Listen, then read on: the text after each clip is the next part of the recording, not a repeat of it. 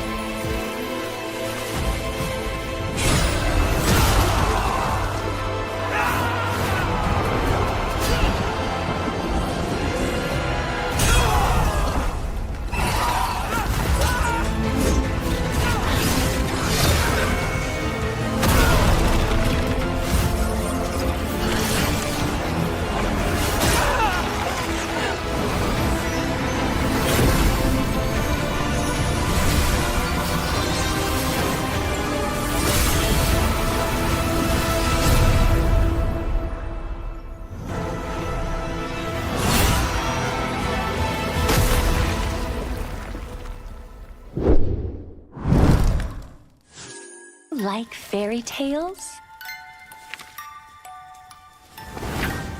Who deserves to live happily ever after?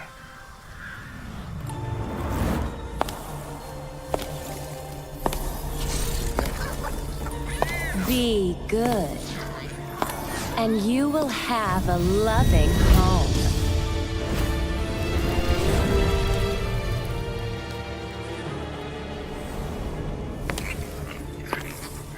Be kind, and you will be shown kindness. Be gracious, and you will find true love.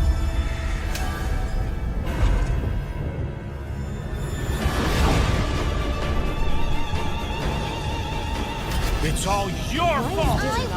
I was just having some fun. Your mother died because of you! What a bunch of drivel.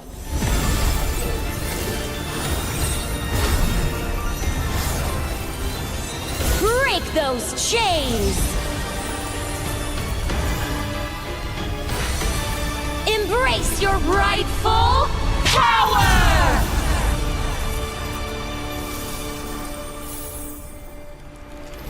I really love a good fairy tale. Who will be the lead of our next story?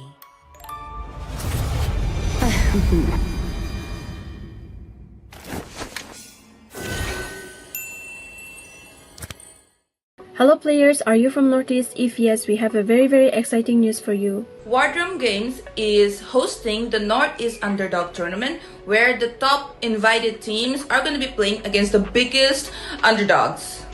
And the best part, Guys, is the tournament format. Why? Because it's starting in a separate bracket and you get to fight with only the underdogs all the way to the finals. by participating in this tournament, you have the chance to win a share of the prize pool, which is 60,000 Indian rupees. So what are you waiting for, guys? Go and register ASAP because the slots are filling up really fast and you're gonna run out of slot if you don't register ASAP. For registration, you can check the link in the description Of the Instagram bio of Wardroom Games. So do follow them and yeah, see you in the tournament and I will be casting too.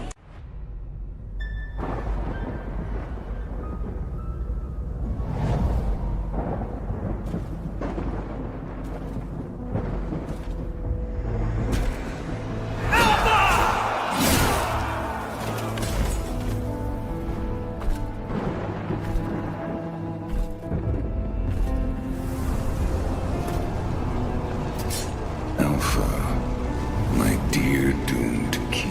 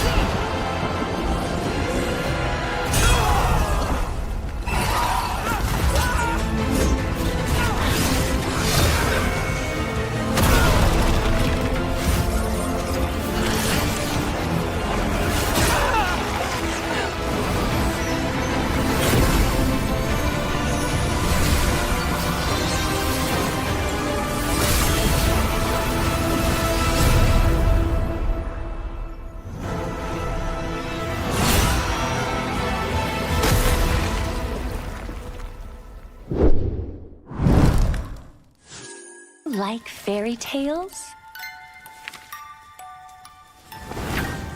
Who deserves to live happily ever after?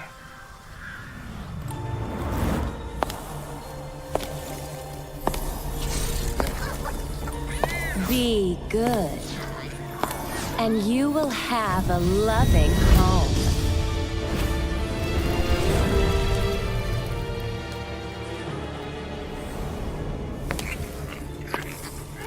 Be kind, and you will be shown kindness. Be gracious, and you will find true love.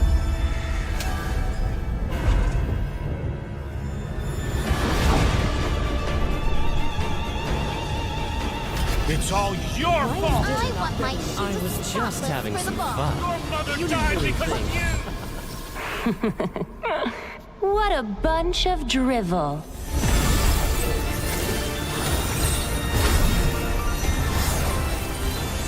Break those chains!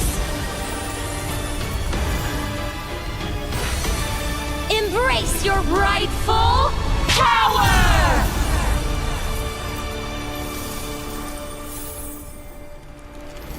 I really love a good fairy tale. Who will be the lead of our next story?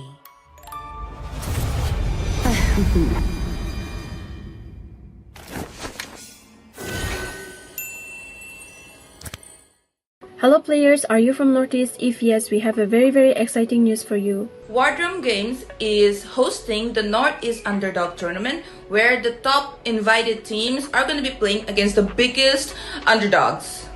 And the best part, Guys, it's a tournament format. Why? Because it's starting in a separate bracket and you get to fight with only the underdogs all the way to the finals. by participating in this tournament, you have the chance to win a share of the prize pool, which is 60,000 Indian rupees. So what are you waiting for, guys? Go and register ASAP because the slots are filling up really fast and you're gonna run out of slot if you don't register ASAP. For registration, you can check the link in the description Of the Instagram bio of Wardrum Games. So do follow them and yeah, see you in the tournament and I will be casting too.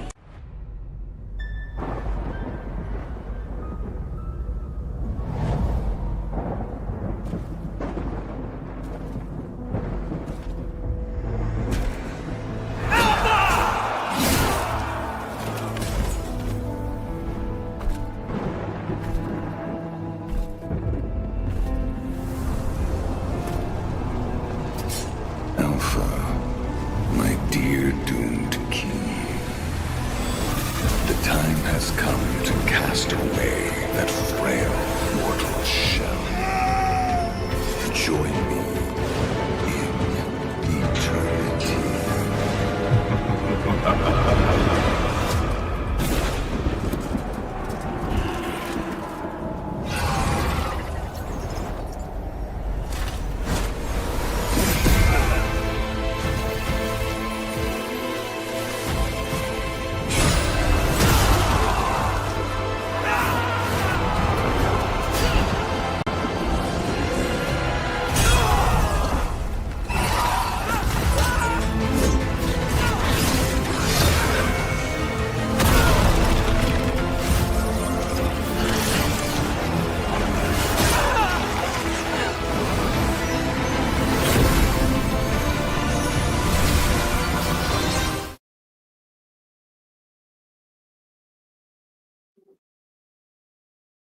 Good evening, everyone. Welcome to North East Underdogs Tournament, also known as NERD, organized by Wardrum Games. And tonight, the first match is going to be between two of the rising teams that we have seen in this tournament, Dads and Sons, going up against Peak to Plummet. And casting here is your boy Fredo. Alongside me is your host Ray. Hello there, Fredo. It's a pleasure to be here every day. Of course, I'm here almost every day, right? Because the teams have been giving us the amazing performances, and we're already like over with the playoff stages. This is the last match that is the playoff, and we're going to be moving to the upper brackets and lower brackets of the semifinals, which is between Team Tartarus, which has been still the undefeated kings, and the other one is obviously like how Bolty likes to say Zofate Zohunt, who has been showing Mm-hmm. that they have been the team that was considered really low tier back then, but right now they're going against the top and they're actually able to come in the top again. So that match is going to be Mm-hmm. exciting, but let's just focus the first match of the evening as well. Team Dads and Sons and Team Peak to Plummet, especially Dads and Sons, because I feel like they have shown really great promise. They were just paired against, Tartarus, which is the undefeatable, but they were still able to push into third game, which I think says something about itself. So I'm looking forward to how, if they can. I mean, I definitely think that they're fan favorites at this point because they have been showing that even through downs, they can still come back up. Yep, I mean it's always the bounce back that matters in the end. And right now, both of these teams they did lose yesterday, but now they have the chance to redeem themselves. But only one will be moving forward. So it will be really interesting to see which team will be giving their best performance tonight. Of course, both these teams they have given their performance throughout the entire league stage as well. So they have been Yeah. performing quite well against every other team, and that is the reason why they've made it to this point. But yesterday in the semifinals, they did lose out. So it raises questions: Are they good enough to, be in the finals? Basically, so right now the questions will be answered. But before we go and head on to the draft section, directly, let's talk a little bit about the teams. Right. First of all, Dads and Sons, they do depend on Doom quite a lot, especially for the early game control that they need, especially Doom. But the thing is, when Doom falls off and when Insane gets targeted in the early game, it seems like they don't have any solution for themselves. They feel like the way they play, they feel kind of lost. And unless they have a like a Fanny or a Moscow, they don't seem to have any other plans other than split push. So what do you think if something similar happens to like what Tartarus did, like going in all for Insane, and after that complete snowball? If something like that happens, then what do you think the Adenson should do? I think obviously the first step is gonna be making sure the draft is completely clear. Last night against Tartarus on the third game, it was a mistake. They just could not give Insane any amount of space to do anything because they gave away the Badang. They Mm-hmm. also traded the Luo V, which I don't know why would you like take it, considering the fact that you do have a fan and you do have the mobility. I feel like the Farsa would have been much better. And obviously having much like they need to realize a thing like Fanny does get countered out by simplest of things, but at the same time you need to consider the top meta picks as well. And yesterday, I mean, it's kind of given. They used Barang against Joseph Fanny and was able to dominate him. So it raised the question: Why didn't they just decide to lock in him immediately? So yeah, that was definitely a big mistake. And the question will always remain: What if they picked the Barang? Maybe they would have won. We would never know, right? Because it's already gone. So Mm-hmm. maybe they can avoid those slight mistakes into the draft today. If they want Insane to have a little bit of a snowball, they need to give him this space. And other than that, I think what else can you say? I think the rotations and everything, it's just similar to actually Tartarus because DNS is no way a mid-carder team. They're also a really, I would consider a top dog team as well. They're just that they're paired up against Mm-hmm. other teams that have been really consistent as well. But I gotta give it out to Insane. Even when Doom kind of falls off, right, and he's targeted, he does absolutely his best and he's able to provide similar results in each playthrough. So I'm looking forward to him improving even more. And I think they definitely have the motivation and the skills to show it off. And Big Deployment, on the other hand, though, yesterday I feel like many people were not expecting them to, what do you say, lose, right? They were thinking that Big Deployment would Mm-hmm. probably be the one winning out. So they lost it. And right now they're into the lower brackets. So a lot of Mm-hmm. things from both expectations from both teams. And it's not just about the fans, it's also about how the community is growing, and it's really nice to see overall, and the competition is brewing. And I think that's about it what I'll say. If basically both of these teams are basically similar, they need to find their own weaknesses and their own strength, and whoever loses out, it's okay, because I feel like they have climbed a lot already, and it's really commendable, right? I mean, this is the whole point of this tournament, to grow the Northeast region, right? That's why the whole tournament theme has been Northeast Underdogs. We could have called it Top Dogs versus Underdogs. We specified underdogs to make sure that we focus on the growth of the smaller teams as well. But obviously, we have to find the first contender from Top Dogs, which has been the theme so far. Yep. And coming to the next question, like which I want to ask you, of course, you answered that question very well. The draft will matter quite a lot in today's match because we know dads and sons Yeah. they don't have the best draft. Sometimes they pull it off really well, even though they have a Yes, bad yes. draft. It's just because of the the amount of Execution. skill Yeah. that they have on these heroes, Yeah. right? The amount of skill that these guys have is insane, and I mean the name insane itself, right?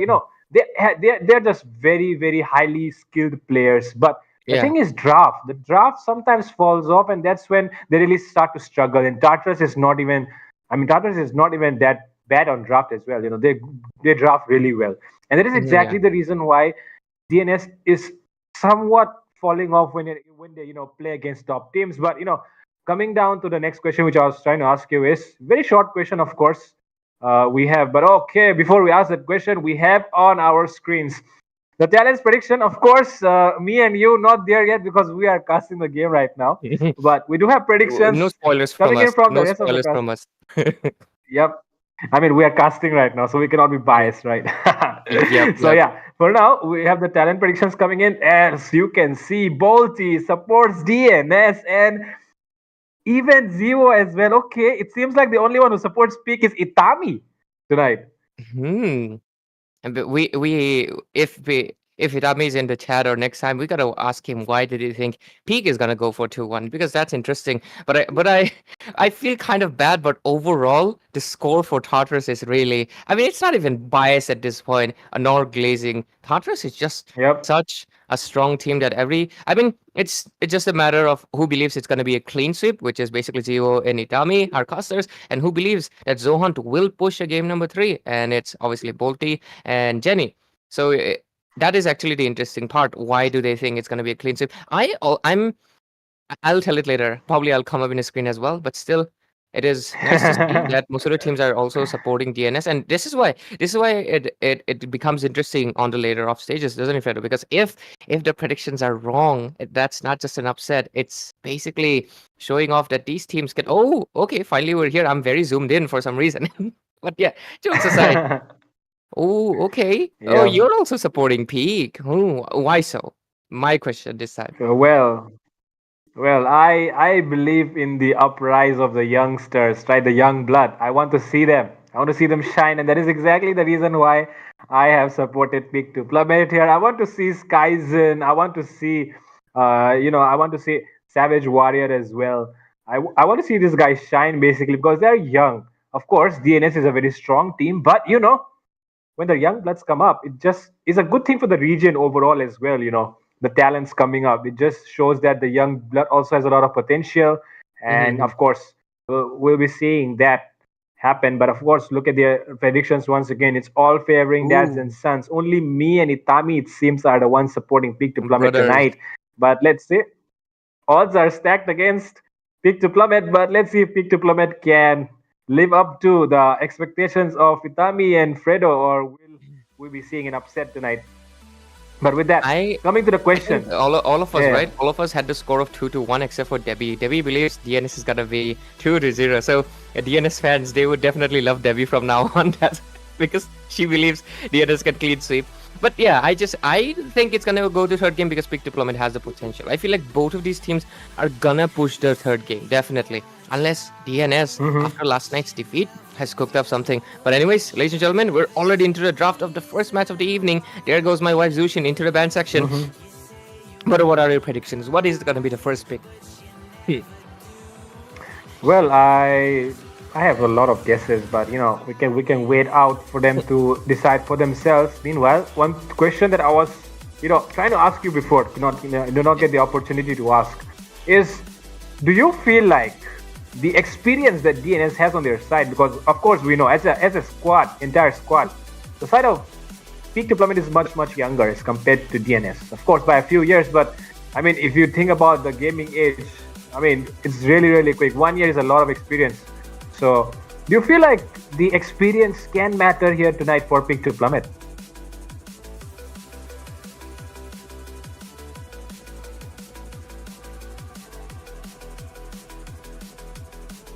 Hello?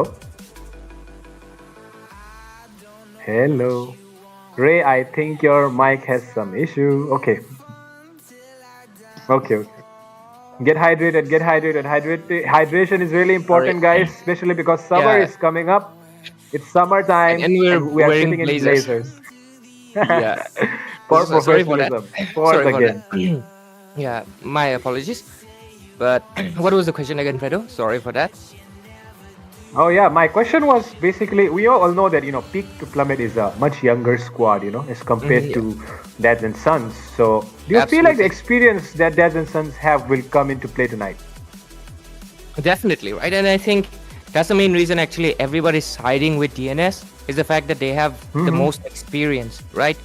And playing against other teams, that's what experience really does to you. Moba 5v5 is just not about excuse me.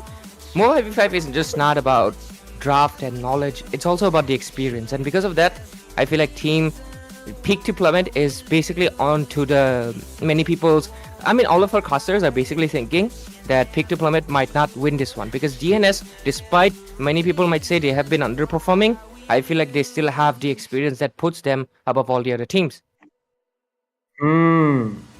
Really important point you mentioned. Of course, they have the experience that puts them above all the other teams. And not just that, in terms of experience, IGN was there, but unfortunately, IGN could not qualify. But of course, we are here right now into the ban section. It's already the last ban coming in from the side of DNS in the first phase. They have picked up the Hylos and the Granger. Now they're moving on for their last ban. We'll be definitely seeing very soon what that ban will be. But considering the draft so far, Peak to Plummet, they seem to be more team fight oriented. What do you think? Yeah, definitely, right? It's the Suyo versus Joy all over again. It's quite criminal how both of these junglers have been appearing throughout almost from the previous patch, from basically previous season to this new season. I'm actually waiting for a new jungler to rise up as well. That would be nice to see. But overall, it's again the Suyo versus Joy. And they do pick up the Hylos, which is going to be providing just a speed utility. On the other hand, though, that Phobius, I feel like a lot of these teams kind of underestimate the Phobius, don't they? Because most of the times, whenever there's a Phobius, he ends up with like at least 3 kills on his end. That doesn't really happen with an EXP laner because EXP laners don't really go for kills. But it's just that he has the damage, he has the sustain, and he's just a menace. So I feel like this guy is going to be an issue, but they do have Hylos to kind of subtract it. So it's going to be interesting. Overall, classic matchup overall. The Suyo Joy and the Harriet versus Granger. We've seen the Harriet sometimes winning it out. Sometimes the Granger, who's actually the one snowballing due to farming up. So it's going to be interesting to say the least. But obviously, X marks the spot versus Kaizen. Both of them are really great goal laners. Yep, X marks the spot, also known as Gami by the people out there, of course, commonly known as Gami. X marks the spot is his IGN.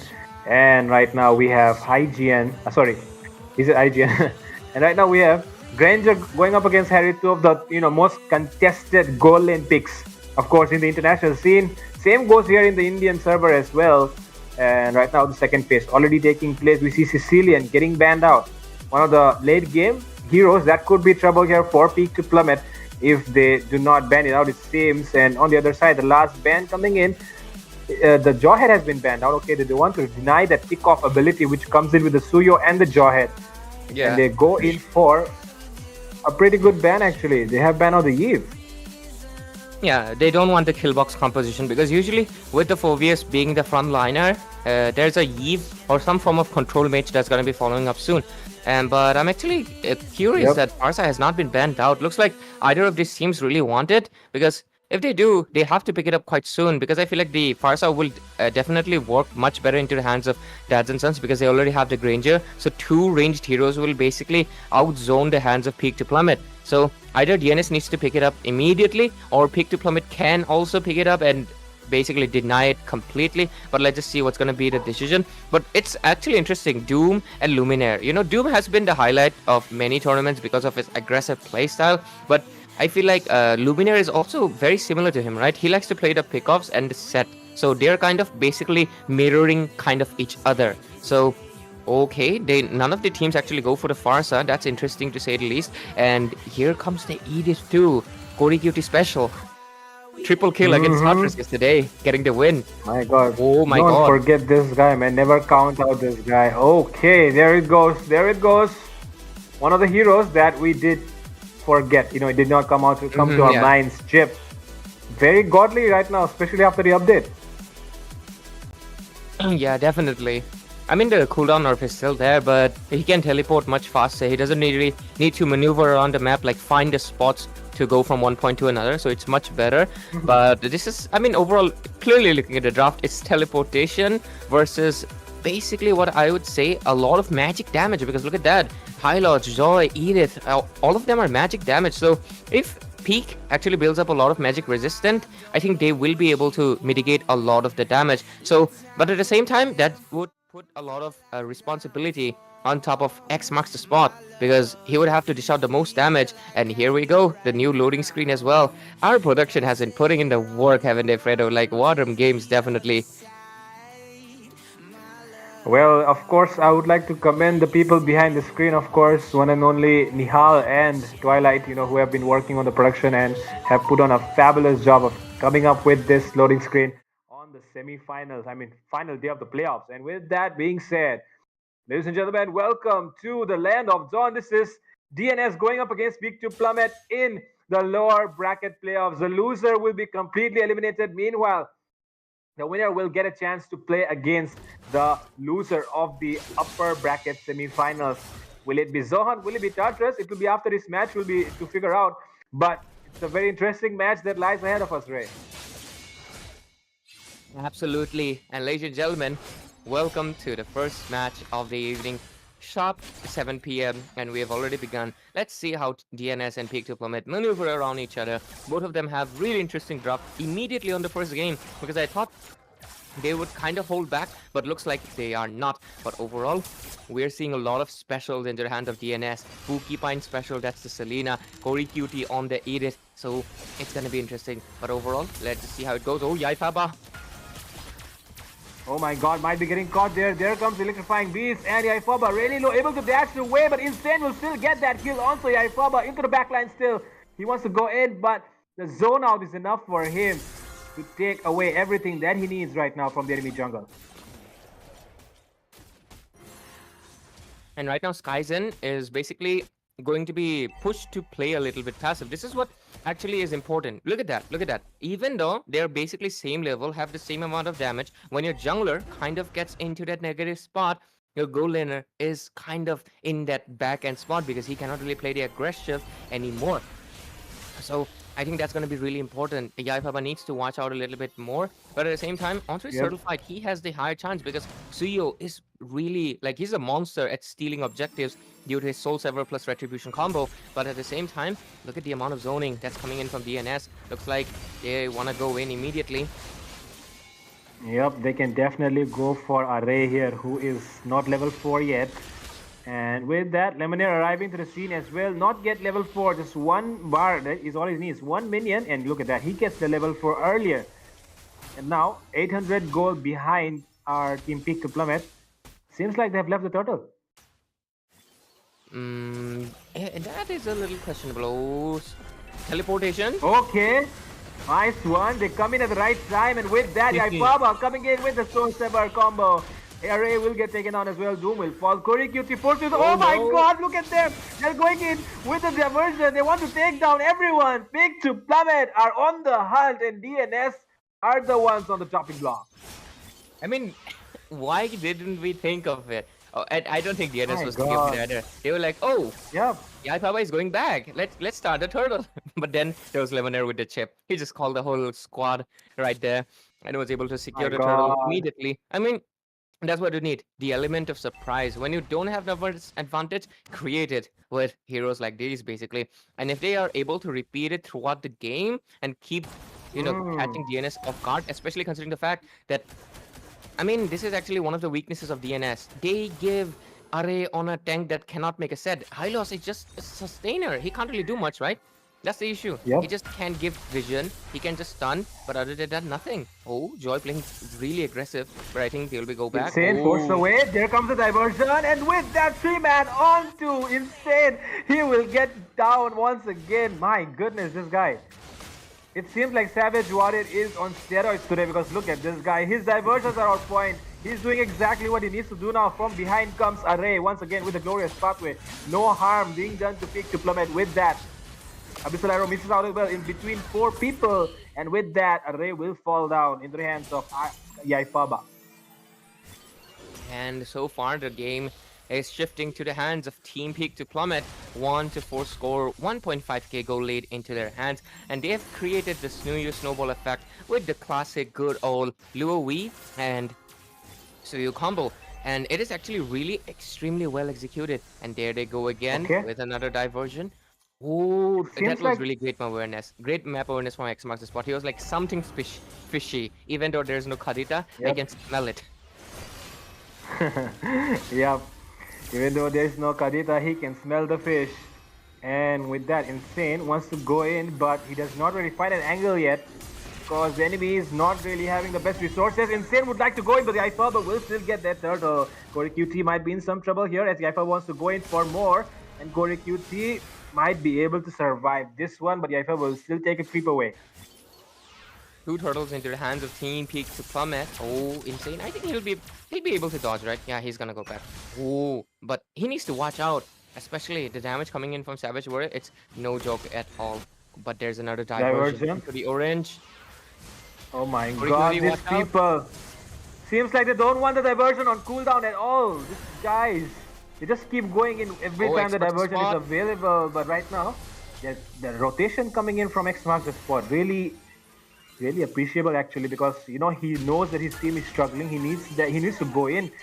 But Yaifaba will still get a tower in the top side. Meanwhile, Insane getting chased down by Skyzen. And Zaman Force being used already, so they will decide to back off. And so far, you can clearly see the clever play coming in from Yaifaba. Immediately went to the top lane, knowing well that X Marks the Spot was onto the bottom, and immediately pushed it, getting one structural objective into their hands. And right now, they're leading with 2 turrets and 3k gold lead. Oh, they're into the purple buff. Oh my god, look at that. There comes the electrifying beast into the backlines though. And with that, there comes the kill onto 2 members. X Marks the Spot will still be able to get a consolation, but double kill for Skyzen. As Peak to plummet still keep marching into the mid lane. They want to sandwich, it seems. Porcupine will not be interested. Corey QT still wants to go in for the defense. 3v2. It might be a little bit too much to ask for here. And they will definitely lose their tower. And right now, 3 turrets down, all tier 1 into the hands of DNS, and losing the mid turret, that just basically means opening the door to more invasions. He almost lost out the tier 2 as well, but Skyzen didn't have any more mana, forced to go back.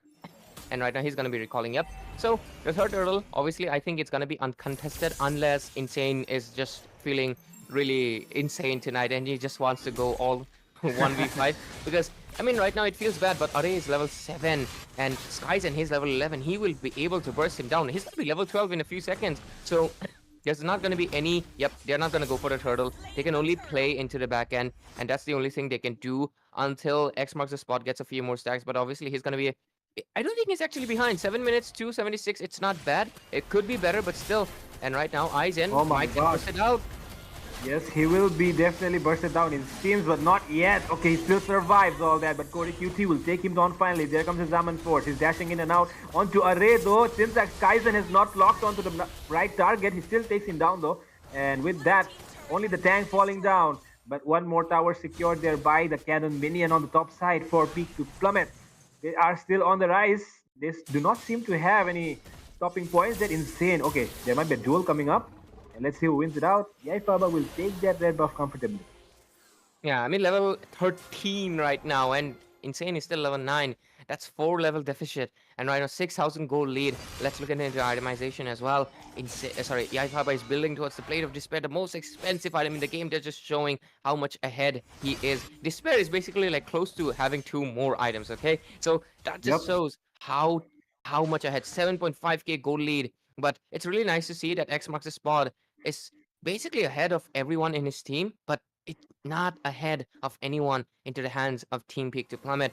He needs to farm up a little bit more. Maybe he can come close to Skyzen, because look at that, 6.6 versus 6.2. So really well job done from X Marks the Spot, making sure that his gold is not compromised. Onto the other hand though, Harith building towards obviously the Blood Wings for that extra shield, building towards the third.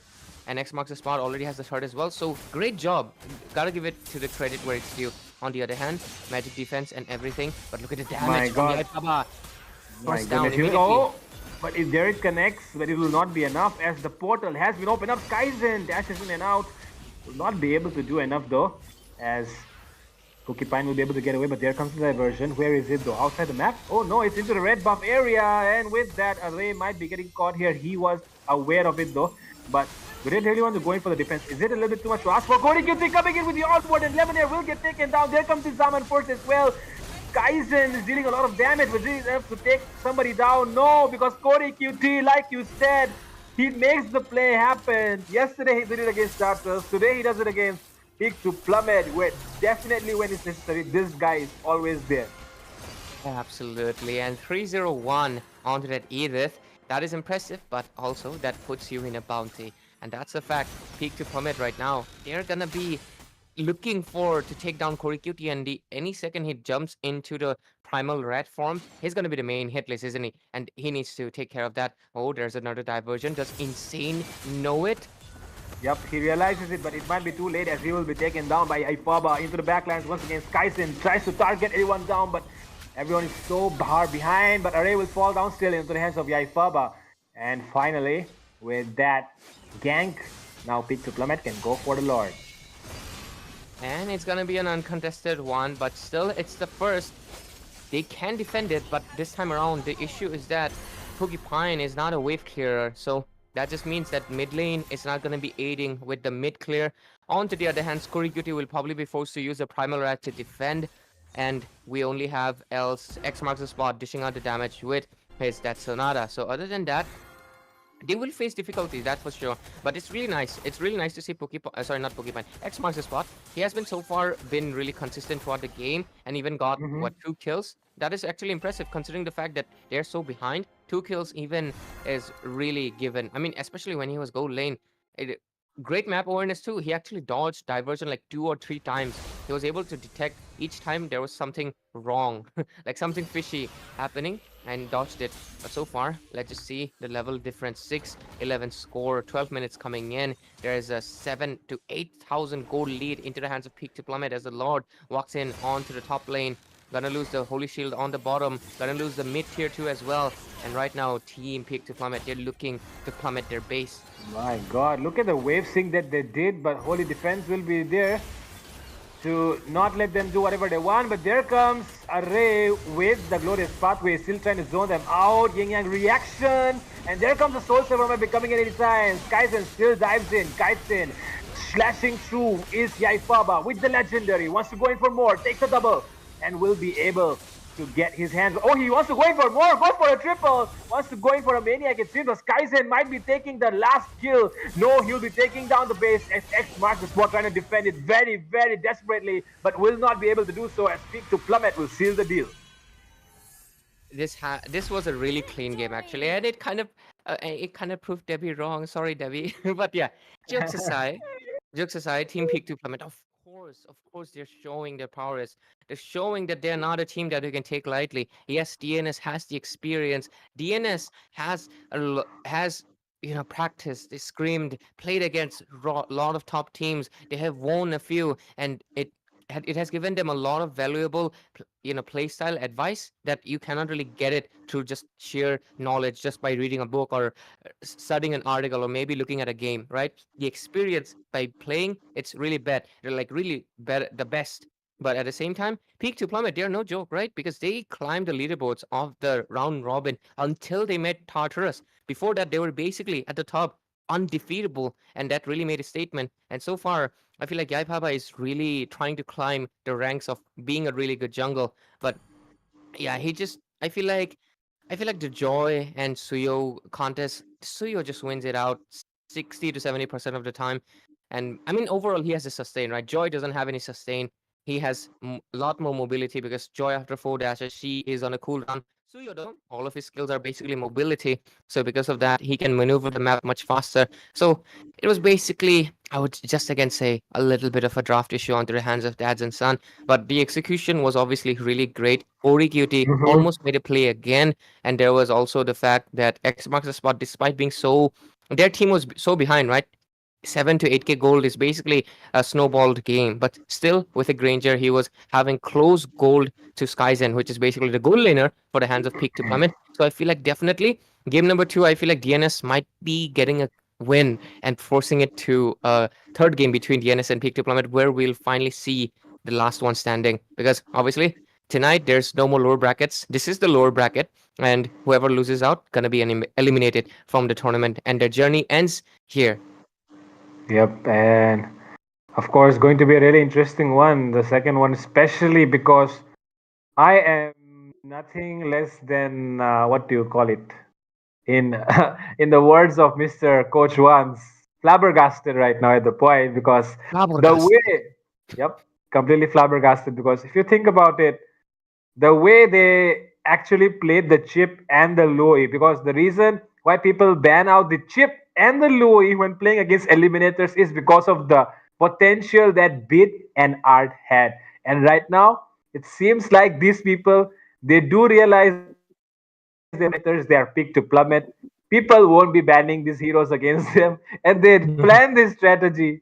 I am sure, I'm definitely sure these people have planned it before because otherwise they should not have been able to play it so smoothly, right? They have practiced with this thing before. They have practiced the chip and the Luo combo, and that is the exact reason why they were able to pull this off because it was so smooth from them coming in from Savage, coming in from Lemonade. It was so smooth sailing, and Yaifaba, the fact that they left the turtle like that, all right, it was a it was a diversion in itself because they sent the chip there because they know the chip can definitely open the portal at the right time. It's early game, you cannot really burst down a chip, you cannot really zone him away too hard because of the abilities that you have, and they pull it off somehow. And after that, it was a it was a smooth sailing. It's what a smooth sailing journey for them. No problems. Yeah, definitely. Let's see. Let's see. Either your prediction comes true or mine, because it's literally 2-1, just favoring different teams, right? I mean, it's interesting. That's why, I mean, our caster does tonight. It's really nice. Either Fredo is right or I'm right. Let's see whose prediction is right. I mean, just a playful thing to do. But anyways, I think we're going to be diving straight into the second game soon, because obviously, yep, there we go. The second game has just begun. And ladies and gentlemen, this is obviously the lower bracket playoffs, by the way. So whoever loses it out is going to be eliminated. Their journey ends here. But obviously, it doesn't mean forever, because there's more tournaments coming in. Obviously, from Wadram Games, there's going to be more tournaments overall in India as well. But I mean, we have to stay tuned for Wadram Games, of course. But still, more tournaments going to be coming in. But at least tonight, their journey will end either DNS or Peak to Plummet. Really great performance, really consistent playthroughs overall. And I mean, both of these teams, it feels really great to witness them all together. But let's just focus into this game. Peak to Plummet, 1 score. DNS on a match point. Either they get clean sweep, which is basically opposite of Debbie's prediction, or DNS comes with a comeback, bounce back, and force a game number 3. I mean, anything could happen, but right now, of course, Peak to Plummet. The thing is, when you start with a victory, it just gives you the momentum to carry on, And when you start with a defeat, kinds of kill that momentum that you came with. But will that be an issue for Dads and Sons? We'll find out in this match, of course. But we do know these people, right? They have bounced back from a lot of games. This is just another one. Another one. We should not expect them to just give up at this point yet, because I mean, we saw what Corey QT can do. I mean, we don't really consider him to be the face of DNS, right? Yes. But we all know what Corey QT is capable of. So that is what happens, right? I mean, even the members who don't really take too much part in carrying the game, basically supporting it but not carrying. But when people like Corey QT, the EXP laner steps up, the mage steps up, Pokipine steps up, that's when you feel like, okay, this entire DNS lineup is activated. So it's going to be really interesting to see what DNS do here tonight. Of course, against Peak to Plummet. Okay, Yaifaba. Yaifaba probably wants to make a statement against Insane. I mean, the Fanny has not been working out for anyone. Okay, yesterday Joseph couldn't make it work, and Insane couldn't make it work either. I think, but yeah, gotta give it to Insane though. He really made it work until the last moment. So credit where it's due. But on to the other hand, a first pick Fanny, obviously, it's gonna come with the downsides. There's the Moskov and DNS. Come on. pick out the oh, okay, the Badang has been banned out. I almost forgot. Yep. I mean, it's That- understandable. Pick to plummet. They did their research. Like, Yep. no, Array isn't getting this. Array isn't getting this. So makes sense. But still, is it gonna be X marks the spot onto the Moskov, which is considered on textbook the one of the best counters for the Fanny, right? Especially into the late game, he can basically win out 1 versus 1 easily. So that's something that the Aitaba will have to take into consideration. But obviously the gold laners are still available. Okay, oh my god, the Granger is open for Skyzen to pick up one of his favorites. I mean, it's literally the hero where he got a Savage and got clipped as well. It's still on the highlights on the short. Do check it out on Watergate. I mean, on this channel itself. So if you aren't subscribed, why not just subscribe as well? And okay, they're going for the classic Vexana and Hylos combo. Hylos, okay. I'm not a supportive of it. I'm gonna be honest. I don't prefer it. I think I see the logic here. I do as well, but yeah. Yeah, I mean, you know what happened to Insane when he played against Tartarus, right? Yeah. So they are expecting DNS to react like Tartarus right now. Big to Plummet is expecting that thing. Maybe that is why they want to, tell the enemy, see, okay, we have a very good early game, so you better not come and invade us. I think that's the message they're trying to send with this draft. Yeah, definitely. I feel like that is the statement. But yeah, once the early game is over, these two kind of fall off, right? That's the issue. Yep, These two, that's true. These two become weak into the later phases. They, especially Vexana, she basically becomes a sheep that can be taken down much faster because she basically is one of the most vulnerable mages. I mean, I love her. She's really beautiful, but it's just that her late game is really weak. That's the issue. That's why I kind of don't like the Vexana, and also considering the fact Hylos has the same issue. Until mid game, this guy is really strong, but once X marks the spot comes online, especially if he has a Demon Hunter sword, Hylos is not going to be surviving even a second into the battlefield. I completely agree with that. But if you think about the lane clear issue, I feel like these two, I think the lane clear is going to be there. Especially because of the Vexana's passive, right? It allows you to burst those minions. Your enemy comes all clumped up together, one minion blast, and it just triggers so many, and it's somewhat of an easier task to basically clear the entire wave. But yeah, that being said, you mentioned it as well. It's really difficult to pull off a Vexana because it's really, really squishy actually, right? Very fragile into the later phases. But in the second phase though, we can see Chip and Harrit respected here. Seems like DNS, they have finally worked on their ego, which was their main issue. They have finally worked on their ego. They're not like, okay, take away the Chip, take away the Harrit once again. We don't care, we'll face you. But this time around, they played more cool. They played in a very, very professional way. They know ego cannot blind you right now. It's very risky. But oh my god, they have given out. I mean, this time, peak to plummet, they give away the Jawhead. Okay, which hero are we seeing here, Ray?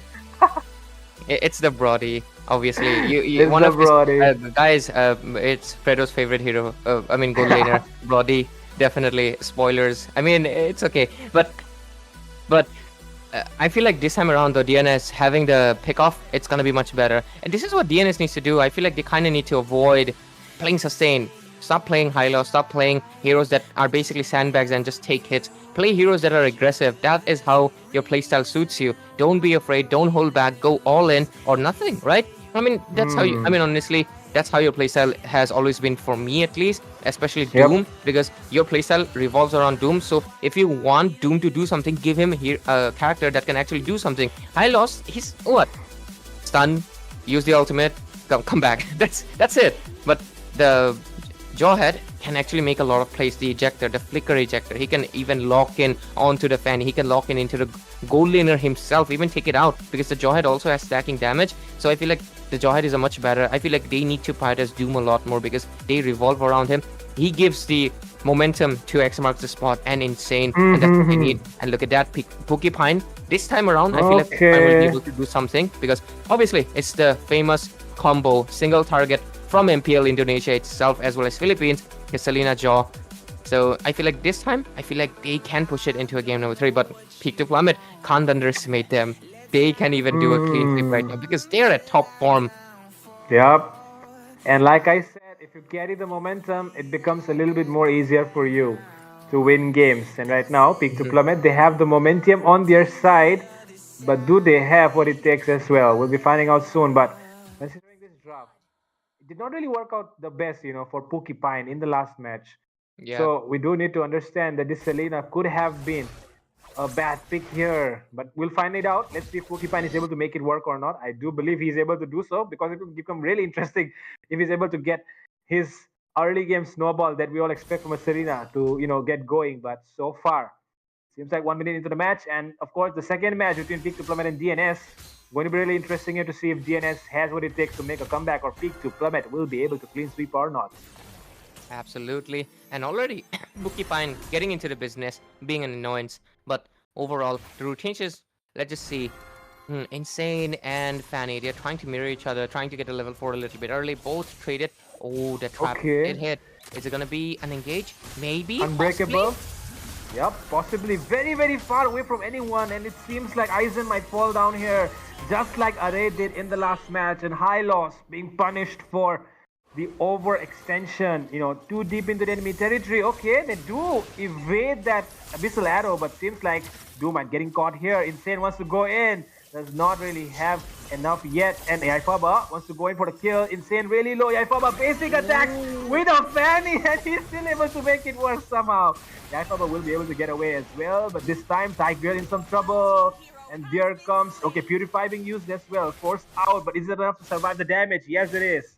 And the Vexana will be able to get away. Yaifaba was low-key desperate there.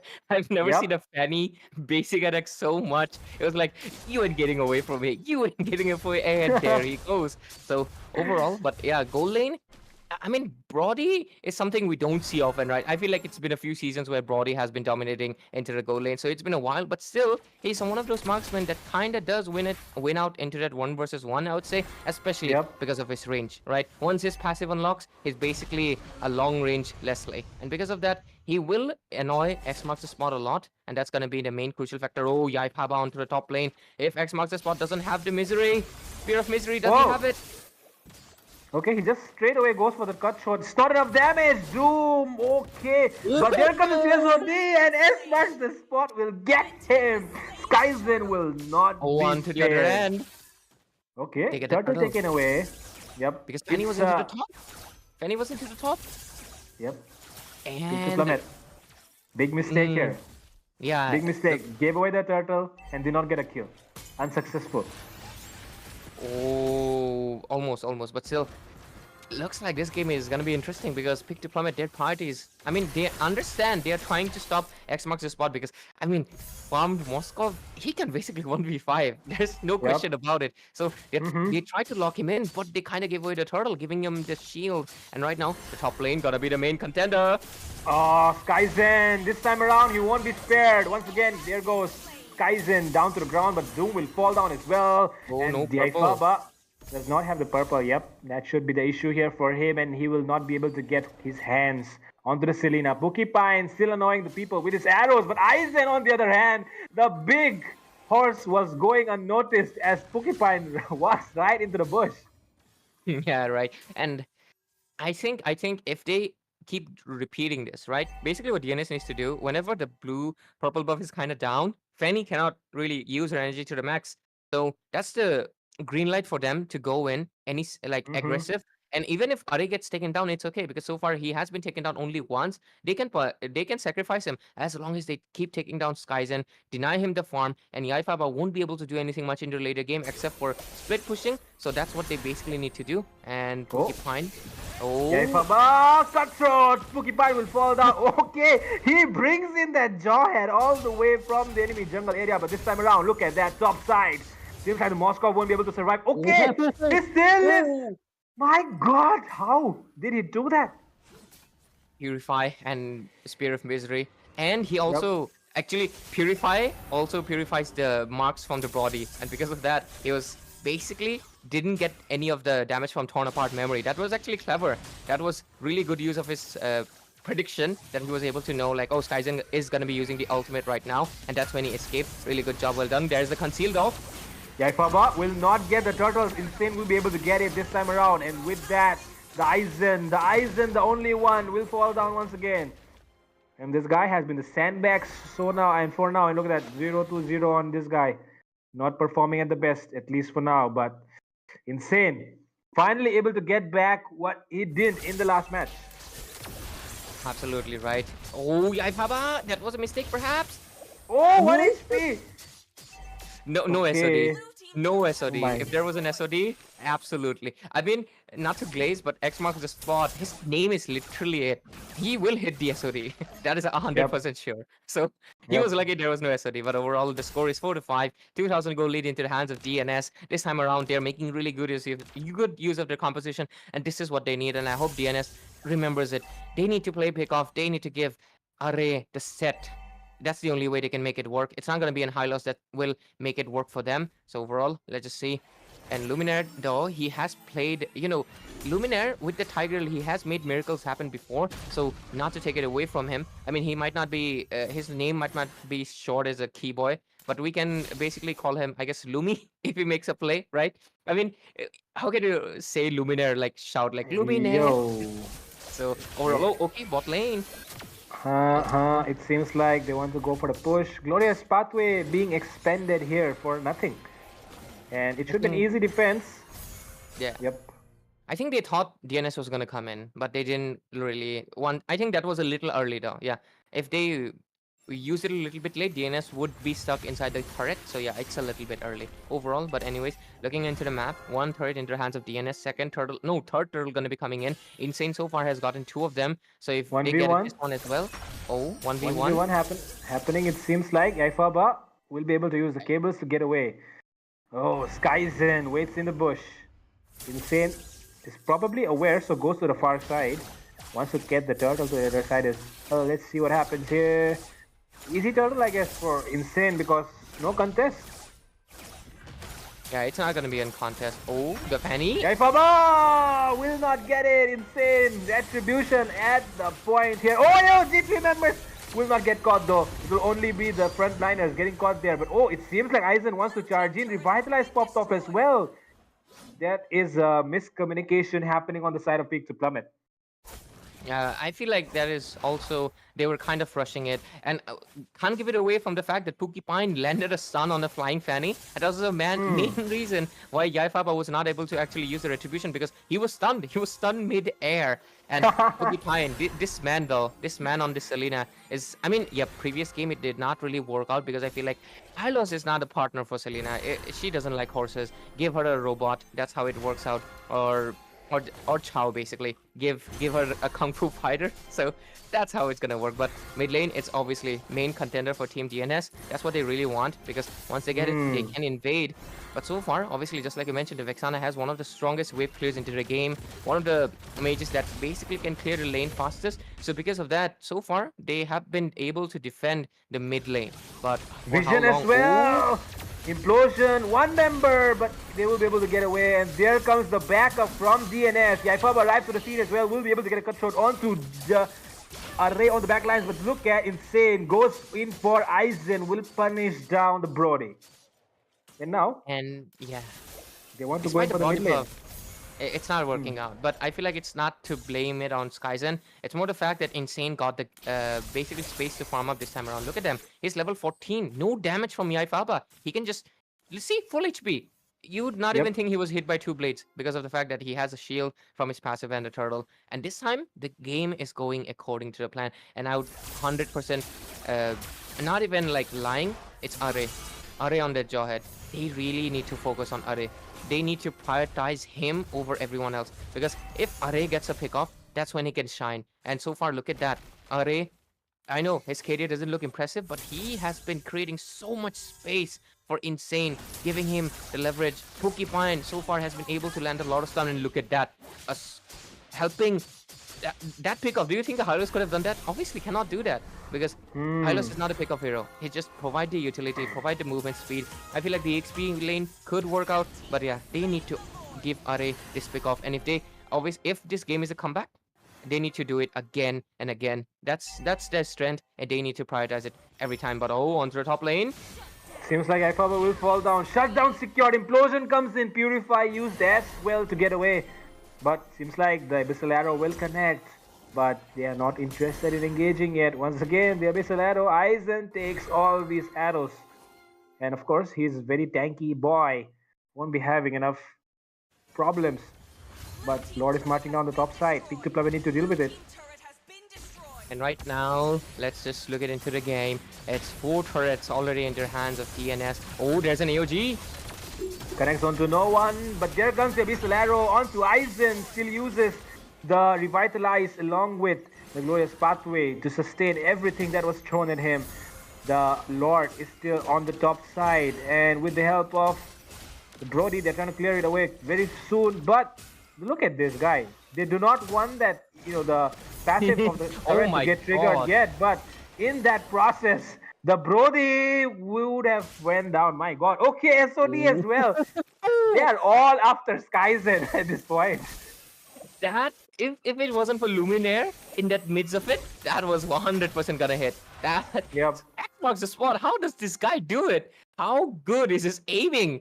If there's ever a, I mean, I know Beatrix exists, but if there's ever a long-range sniper hero, maybe like a Xavier, but for marksman, this guy would be a god in it. But oh, Array wants to go for the pick-off.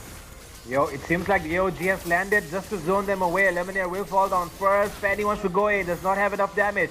Aizen will fall down into the hands of Insane. And there comes the Abyssal Arrow onto Skyzen. Yaifaba wants to take the revenge, and Spooky Pine will fall down. But now 2 members remaining. They're pushing down the base. It might be a cutthroat on the hands of Fanny, but they do not have enough as they are choking down the throat of Peak to Plummet. All the side lane turrets are also under pressure. Will Yaifab be able to do something? I think they can defend it so far, but the damage coming in from X marks the spot. It has been absolutely disastrous for the hands of Team Peak to Plummet this time. And it's just a Fanny curse in Wardroom games. A Granger blessing and a Fanny curse. I think, yeah, definitely. Because we need to check the win rate of Fanny. I feel like it's close to maybe 30? I think it's even less. Because so far, anytime the Fanny is picked, she gets a little bit too hard countered, I feel like. But let's just look at the statistics right now. 8 turrets into the hands of DNS. Only 1 inhibitor standing into the bottom lane for Team Peak to Plummet. 0 turrets taken. 11,000 gold lead into the hands of Team DNS, Dads and Sons. And right now, 13 minutes in, 6-11 score. Team Peak to Plummet did play a disciplined game, but at the same time, Pookie Pine, that stun was nasty. That stun was absolutely necessary at that flicker. It was impressive overall, but I feel like this Lord is gonna go uncontested because their base is exposed. They cannot let anyone, only one person defend it because there's Moskov. SOD connects and it's over for you. Yep, and not just that. The thing is, if they can take down the Moscow, Peak to Plummet, they can have a really good team fight, but seems like Array wants to go in, AOG lands as well, but there comes the Abyssal Arrow. Will not do enough, and safe to say that everything is over for now, but the Lord is marching down the mid lane. Look at the timing of the Lord as well. They knew when to take down the Lord, right, so that it will spawn in instantly. These people are just way too good. Absolutely, right? And we weren't glazing them for nothing. They have the experience, and it's really saying, but oh, look at that. Oh, okay, there's a family pause. Oh, okay. This is like Zawardo kind of thing. Did Peak to Plummet call Dio? Because this is a little bit too sudden. What do you think, Frederick? This looks like time stop. Stop. Let us process it. What's happening? Array is coming. There's Cory Cutie diving in. X marks the spot from the behind. Pookie Pine landing a stun. This is interesting, okay? Funny enough, if this was a feature, stopping the team fight to see what was happening for analysts, that would have been great, right? Yep. I mean, what can we do here? What can we do here right now except talk about the fact that DNS are probably going to end this game right after this pause is over. But who knows? If Peak to Plummet are able to pull it off as well, Skyzen did not really do enough yet in this match. And there are only 3, 2, 1. Here we go, and there goes the marathon run, and everyone is taking part in it. And with that, look at the Moskov. He's the one dealing the most amount of damage. The Lord is left unchecked, and it's hitting the base. Peak to Plummet cannot do enough to defend this, but the Moskov marks down the base, and with that, Dads and Sons will secure the second game in their hands. Victory! That pause was very diabolical. Very diabolical. I've never seen a pause like that. Credit to that is some time pause. But still, jokes aside, I feel like that pause, despite that pause happening, there was no way, right? DNS was No already way. into the base. There was no No way. way. There was no way. Not that split second cannot react, even if you have so much information to you. And X marks the spot this time around, getting the gap, getting the space into the goal lane 306, and not to mention we gotta give credit to him. He escaped like 2 to 3 times from the implosion and 3 people diving on top of him. That was Yep. impressive play. So that was amazing for him. And Skyzen this time around, I feel like he wanted to experiment with the Brody. It just did not work out well. I do understand the reason why he picked the Brody, but yeah, it was on theory. It didn't really come into execution. But yeah, he did dish out the most damage. So that is basically something special. But overall, Team DNS, I just like we predicted, it's gonna be going a game number 3, Fredo. I mean, at this point, our predictions are right. It's gonna go for a 2-1, but the decision maker, it's gonna be the game number 3, where either DNS or Peak to Plummet walks into the next stages, the semi-final upper brackets, to face off against the other teams. Basically, either Zohunt or Tartarus, isn't it?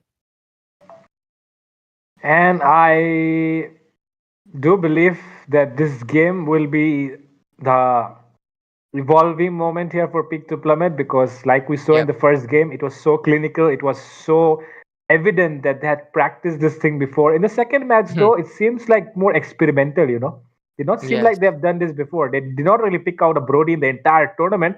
They pull it out of their pockets today. Did not really expect it to work in the first place, honestly. That was my honest thought, and it did not as well. We saw how Skyzen was getting bullied, especially because they focused on Skyzen quite a lot. They knew that X marks the spot should be the key here, because we know that, gold is everything right now in this meta, especially. So yeah, that's what happened, and right now it seems like Peak to Plummet needs to find some more answers to what is being thrown at them by DNS. Yeah, absolutely. They need to repeat what happened into the first game, but I mean, yesterday Jerry said a phrase like every day is not Sunday. Maybe it was just the first game, and obviously they're not gonna get the chip anymore. Possibly not the Louis either, so they obviously cannot recreate that strat again. Yep. They need to find another way. They did try to go in for the Luminar going for the Tiger, going for that set, but the Moskov was, I feel like, a little bit too much. Maybe the Moskov ban is gonna come around this time, because definitely they cannot leave out the Moskov anymore. It's also one of the signature heroes for X marks the spot, and because of that, I feel like a Moskov ban is coming, so DNS needs to prepare for that. They need a different kind of goal lane this time around. They need to recreate what happened in the second game, and Peak to Plummet, they're going to be trying to recreate what happened in the first game, but 100% the Luowi and the Chip is definitely either one. Chip, he's going to get banned out, that's for sure. See? Not even a second, not like My immediate. God. They are not taking any chances. Like, we don't want any Chip business here. Like I mentioned in the last game as well, Ray, one of the key points where DNS has actually struggled is their ego. These are players who are really skillful, so it's obvious they have a lot of ego as well. But the thing is, you should not let that ego affect your games. But the thing is, these guys, they give away picks sometimes just because they want to prove that they're better and end up losing. So sometimes you gotta understand that you cannot let your ego blind you. And in this match, coming into this match, DNS, they have executed that thing very well. They have dealt with their egos, because last game we did see the chip and had it, and right now we're seeing the chip getting banned once again. It's so obvious that Death and Sons have improved magnificently in just one day. if you'd like to say it, yeah. I mean, they have been a really great team overall, right? And their performance against Tartarus was a proof that they're definitely cut above the rest. And I might be even close to say that DNS might be the ones to face against Tartarus again, looking for that revenge. But okay, there comes Array special Doom on the baton. Okay. There's gonna be the Aura coming into the Land of Dawn. The punches are gonna be something that they need to prepare for. Peak to Plummet this time around. They ban out the Fanny. They don't want instead to be picking it up. They go in with the Hylos again. I'm not really sure. But yeah, but I'm really excited. I'm excited to see Array on that Aura. Hurrah, hurrah, hurrah! But now we'll see peak to plummet. They pick up the high loss again. They do remember that it did not work out well in the hands of DNS. It did not work out well in the hands of peak to plummet. They still go with it again. I'm not really sure why. And if this high loss is going to the EXP and if he meets the Badang is going to have a very, very easy time stacking up those Thunderbell stacks. So I don't know where peak to plummet are heading with this draft, but you can take a guess, Ray. Yeah, I am not sure about the high loss, honestly. It's not working out. I mean, it did not work out for DNS. In previous game, it did not work out for Peak to Plummet. He's just being a sandbag. I mean, no offense to high loss players, but it's not gonna work. It's not gonna work every time. I mean, and he also, okay, Porcupine this time around, changing the environment a little bit, and insane also. On the Suyo. Yeah, Suyo, they're changing their strategy this time around, and I feel like Team Peak to Plummet is getting caught off guard. I don't think they were expecting. They were probably expecting the Joy to pop up once again. Oh, okay, Ifaba also coming up with a special, the Ninja into the Land of Dawn. So I feel like this game is going to be interesting. Obviously, Skyzen this time, he gets the Harith, so that also means that he will have a little bit more better time than the Brody. But overall, I feel like the high loss, just like I mentioned, Barang will easy stacks on this high loss on the Thunderbelt, and you don't want that to be happening. Barang stacking up on the Thunderbelt, basically becoming more chunkier and harder to kill, and that's going to be a big issue. Is there going to be a Valentina though? I'm really curious to see, because they have a Luo E, they also have a Badang. Valentina might be coming in from Peak. Okay, they respect the Luo E. Seems like DNS are not going to have their, not going to let Peak to Plummet have their way this time around.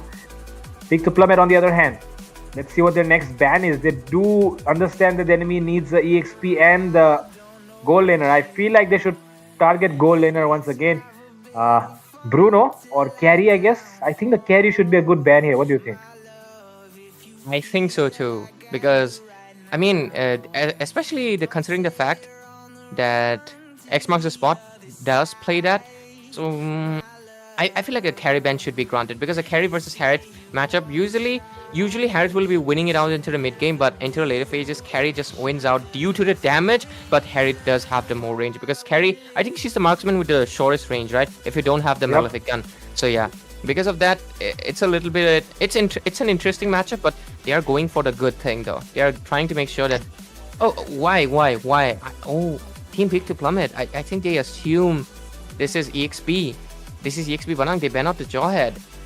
Okay. This Arayon, I'm 100% sure this is Arayon Badang and Curry Cutie. He's gonna commit with the Edith. Let's see if I'm right or wrong.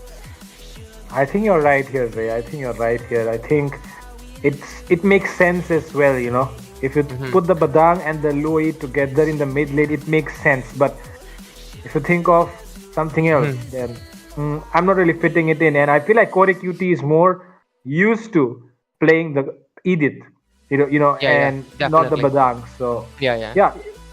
Badang won't be having the easiest time stacking up, but it's still going to be very useful for the team fights. Yeah, and also considering the fact that Barang will synergize much better with Porcupine, because when the wall comes in, if there's two targets, he can easily come up with the RWM, right? So it creates the box for Eve to perfectly land their skills. So it just makes sense that the Barang is going to go to a roaming position. So I feel like the Jawhead ban kind of wasted out. They could have went in for another marksman ban, which is definitely going to be coming up any second soon. Either the carry, maybe the Granger, or maybe something else entirely, because they need to consider something, right? There's the Hayabusa. They need to make sure that the Hayabusa doesn't really has the upper hand. And overall, okay, there we go. The Bruno. It makes sense. Bruno kind of wins out against the Harith. If you remember, Team DNS picked up the Bruno into the first game against Tartarus, where Kyle picked up the Harith. Okay, what is this? Oh my god. What is this, mate? DNS. Corey Cutie. What is DNS this? is going to cook. DNS is going to cook. Okay, we get. They're cooking with a Baxia. I hope. Ray, prepare your seatbelt, bro. We're going on a F-21 jet ride. It's going to be very interesting. It's gonna go. Shh.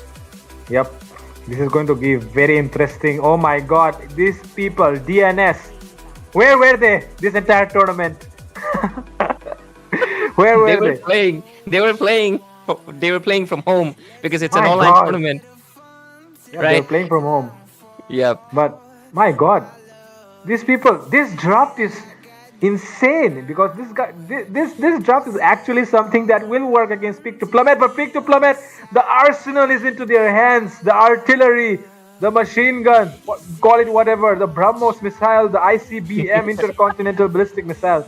Farsight coming in as well. My goodness, it's going to be bloodbath right here, guys. Yeah, Honestly, Ray. like zoning versus zoning, but Farsa wins out in the mobility department. She has much more. She can rotate lanes much faster than the Eve, so that's going to be a really crucial factor. But overall, looking into the draft, just look at the Baxia. The Baxia gonna counter out the high loss, the Gathot, and as well as the fact the Harith anti-heal damage reduction. This guy basically has it everything, and this works.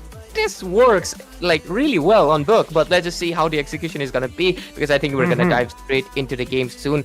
Farsa and Yves, they better watch out, because both of the junglers, Jaifaba versus Insane, this is gonna be a really good matchup. But ladies and gentlemen, already into the land of dawn, this is the last match between Team Dads and Sons and Peak to Plummet.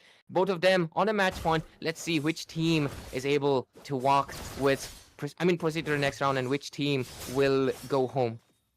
Yep. The last chance here for both these teams to prove themselves if they are worthy. And DNS is, of course, having a lot of responsibility on their shoulders, considering the number of fans that they have. A lot of hearts will be broken tonight if they don't win this out. Big to Plummet, on the other hand, are a rising force. And will be there are a lot of new people, especially of the younger generation, looking up to them as well. Let's see if they are going to. Okay, already a lot of aggression in the top side, as Kaizen will be the first blood secured here by Insane. The young guy has fallen down. And right now, it was just cooking, right? Team DNS, they are not gonna let. They have realized Kaizen, this little boy is responsible for a lot of teams' downfall. So if we just prioritize him, he's gonna have a lot of difficulties. So that's what they're trying to do. So basically, the gold lane and the EXP lane matchup, I feel like EXP is gonna be a 50-50. I mean, both of them are tanky. Nobody's gonna win out anything. But on the other side, Bruno versus Harith. Harith, without the Zaman Force, immediately loses out against the Bruno, because Bruno will stack up, will have the damage, and that's something Skyzen really needs to keep in mind. Once the Zaman Force is out, he cannot engage. But into mid lane, Array picked off. First pick, first blood by Peak. Now, the turtle though is approaching, and look at this guy, Bakshia, going to create some problems here. And there comes the feather airstrike as well. Let's see who gets this retribution right. It will be Cody QT taking down the Ifaba, and instead will secure the first turtle. They're looking for more. As the enemy decides to back off, will they be able to get this blue buff as well? Let's find out. They do not have any of the ultimates yet, so it should be an easy one for them. And it seems like another guy will fall in. It will be Aizen on the Gathot. Ooh, clever retribution timing. Ifaba does secure, making it futile to go for that, but Array immediately picked up the revenge kill onto Aizen for getting taken down, so that's 1-for-1. But the score, 3-1, 2k gold lead into the hands of DNS. They also get the turtle, and so far they've also negated any snowball that could be coming in from Yaifaba on that Hayabusa, and Hayabusa is one of those heroes that really suffers from this. Once he cannot really find that space, he just kind of falls behind. But overall, look at the lane freeze coming in from X marks the spot, really making sure. Oh, Porcupine! That was a mistake. Oh my God. That was a mistake. But was it a mistake? Because Yaifaba, look at where he's taken down. Look at where he's taken down. Yaifaba. Exactly. I don't think it's a mistake. I think it's more of a Yaifaba doing his thing there. Doing his thing there. Doing his thing. The job of an assassin, the job of a hunter, the ninja guy. And now it is the third turtle about to be coming up in less than a minute. This time around, though, Peak to Plummet, they need to focus down on X marks the spot. This guy, if he's left unchecked, he's going to create a lot of problems starting from mid game. Absolutely. The power spike going to be coming in really soon once he gets his items. But I feel like Porcupine needs to be aware. The reason he got caught there is because this is the path, right? This is the path usually where you go to the top lane. And look at that. Once again! Oh again. my God! The shield, the shield saves him. The shield saves him. My goodness! Oh. This is getting personal at this point. Yaifaba just wants Porcupine's everything. But now Look at the other side though, the EXP lane. There has been, not too much action, but it's just obvious that both the sides, even though they try to rotate, it will always be the Bakshia reaching the rotation, first. And turtle taken. There they go. They want to dive in, but they're not really finding the time though, because the minions getting cleared way too early. Lemoner secures a kill. Insane. It comes in with the revenge. Oh, into the top lane. X marks the spot. Porcupine once won again. 1 versus 1. Okay, but this time Yaifaba will fall. Shadow was in a very, very wrong spot, and he will fall down with the help of that wall coming in from none other than Array. And this time around, Kaizen as well. Array, look at this guy. He has been a nuisance for every damage dealer on the side of Pick to Plummet. Right now, Yaifaba, he's trying to look for Corey Cutie as they rotate into the top lane. Oh, Yaifaba looking for a little bit more, perhaps. Let's Needs to try. watch out. Yep, Yaifaba will be able to get that. Oh, AOG landing well, but onto Array. Okay, look at the high loss. Wants to go in for the Pookie, and Pookie will fall down. Yaifaba, on the other hand, is not present in the scene. Wants to go in for the Bruno. Look at the top side. Bruno will fall down. X marks the spot. Aggression being punished by the Bruno. And with that, Pick to Plummet, goal lead is not favoring them. Neither is the, neither is the map control, because the river control is definitely in the hands of DNS with the help of that Badang. Yep, and right now the game is at 6 minutes, Fredo, and the score is 7-5. 2k goal lead into the hand of DNS, and the Feather Strike does come into the mid lane, but I think they will not be able to. Oh, they do defend it because the minion waves were not there. But as we proceed into 7 minutes, like only 1k goal into the hands of DNS, so Pick to Plummet can come in with the bounce back, because so far they have made the trades, but Are really needs to watch out. Oh, Yaifaba wants to go in. It seems like he'll back off, but it seems like Zaman Force has been placed. Kaizen wants to go in. There comes the wall as well. AOG into the backlines, and with that, Feather Strike coming in as well. It might be a lot of damage, but let's see. Look at Aizen. Wants to go in for the Bruno. Bruno will get taken down by Aizen. Soul Saver coming in from Insane. Might be able to get 1 or 2 members down. They're stuck in the middle of the jungle, as the king of the jungle will take them down. Yaifaba wants to go in, but Insane still stays alive, wants to tell the world that I am the king, and there it goes. A double kill once again for the king of the jungle.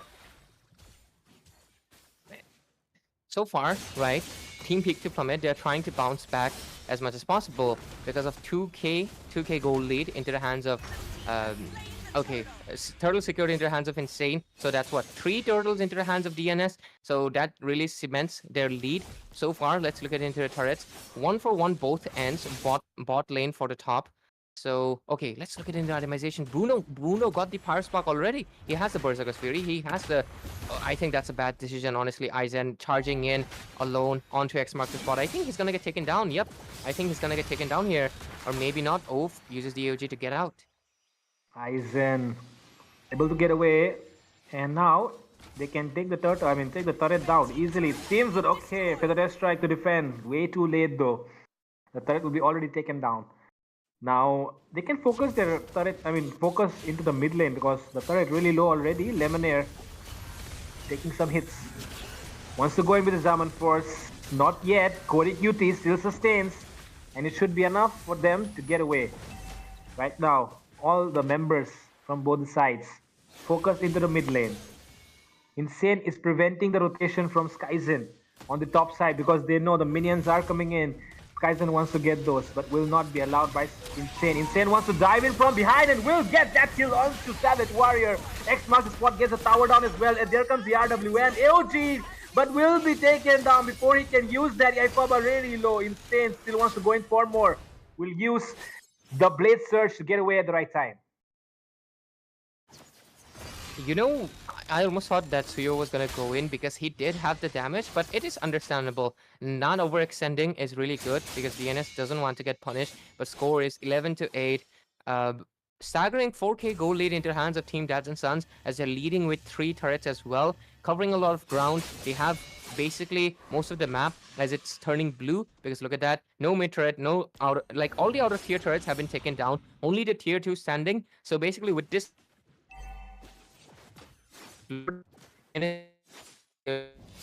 practice. I think they can obviously going for the one and force another with explore. It could be contested because I'm but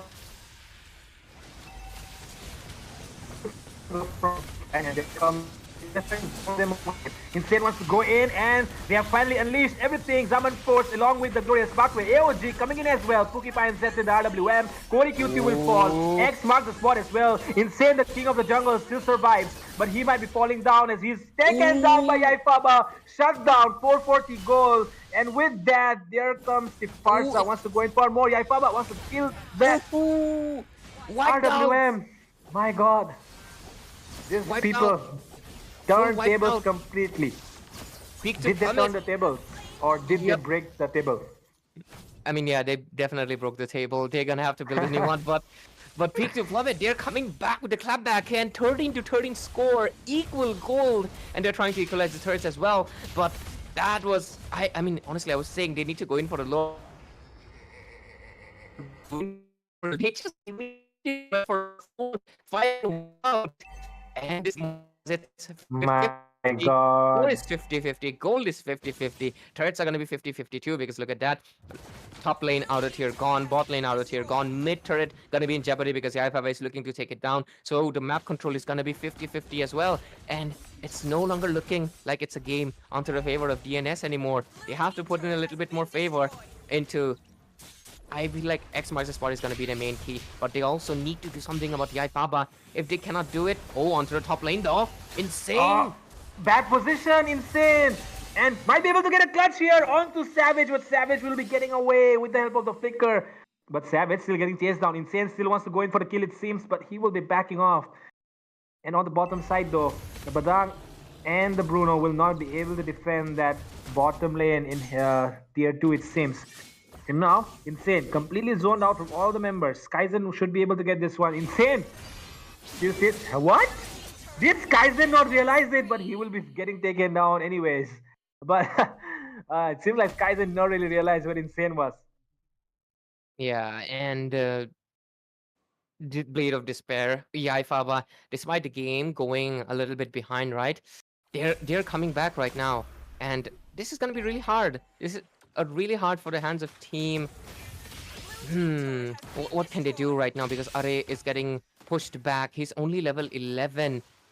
Actually quite same to Savage Warrior, but on the other hand, look at the level for Skyzen as well as Yaifaba already level 15, matching the farm of Insane. And that's basically about it. And right now, they need to do something about Yaifaba. Oh, he wants to go in. Looking for an angle, but connects the shadow onto Are. Should not be going in at the moment.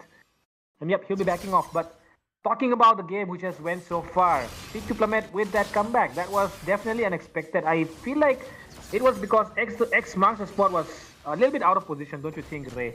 I think X marks the spot. Definitely, He needs to play a little bit more safe because if you go down first, it's not going to be the best thing for your side because rest of the members, the Bakshia is here to... Okay, Feather Airstrike being used. Are, bad position. He might be getting caught here though. Oh, 3 members going in on him and he might be getting caught. Yes, he will. Aizen will be getting that kill there. Even the Worldy will not be able to save this guy. On the other side, Yaifaba, damn, Shadows at the right time, but might be a little bit too late to use that Ubi Shadow kill. And yes, he will be backing off as well. I think that was a waste of that ultimate. He does kind of force back Insane, so maybe buying a little bit more time, but the Lord is here. Yep, that's exactly what I said. The Lord is here. You should have kept it for the Lord, Yaifaba. Yeah, definitely. Let's see the Lord. Oh, Puri QT. Wants to go in. RWM sets in as well. Yaifaba. And there comes the OG into the backlines, able to turn them away as well. Yaifaba really low. There comes Kaizen. Kill on to Cody. And with that, okay, X marks the spot, takes down Skyzen. And now DNS are on the hunt. And there comes the king of the jungle. Insane wants to go in once again. But he is forced out by the artillery. And Insane will get that one. And now comes the guy who we have been talking about the entire time. Doom, where are you? Here he comes. Fist crack, takes down 1, takes down 2. Wants to go in for 3. But will not be able to do so as the flicker will not be letting him reach that bird. But with that, That was we're good. finally DNS is finally back once again.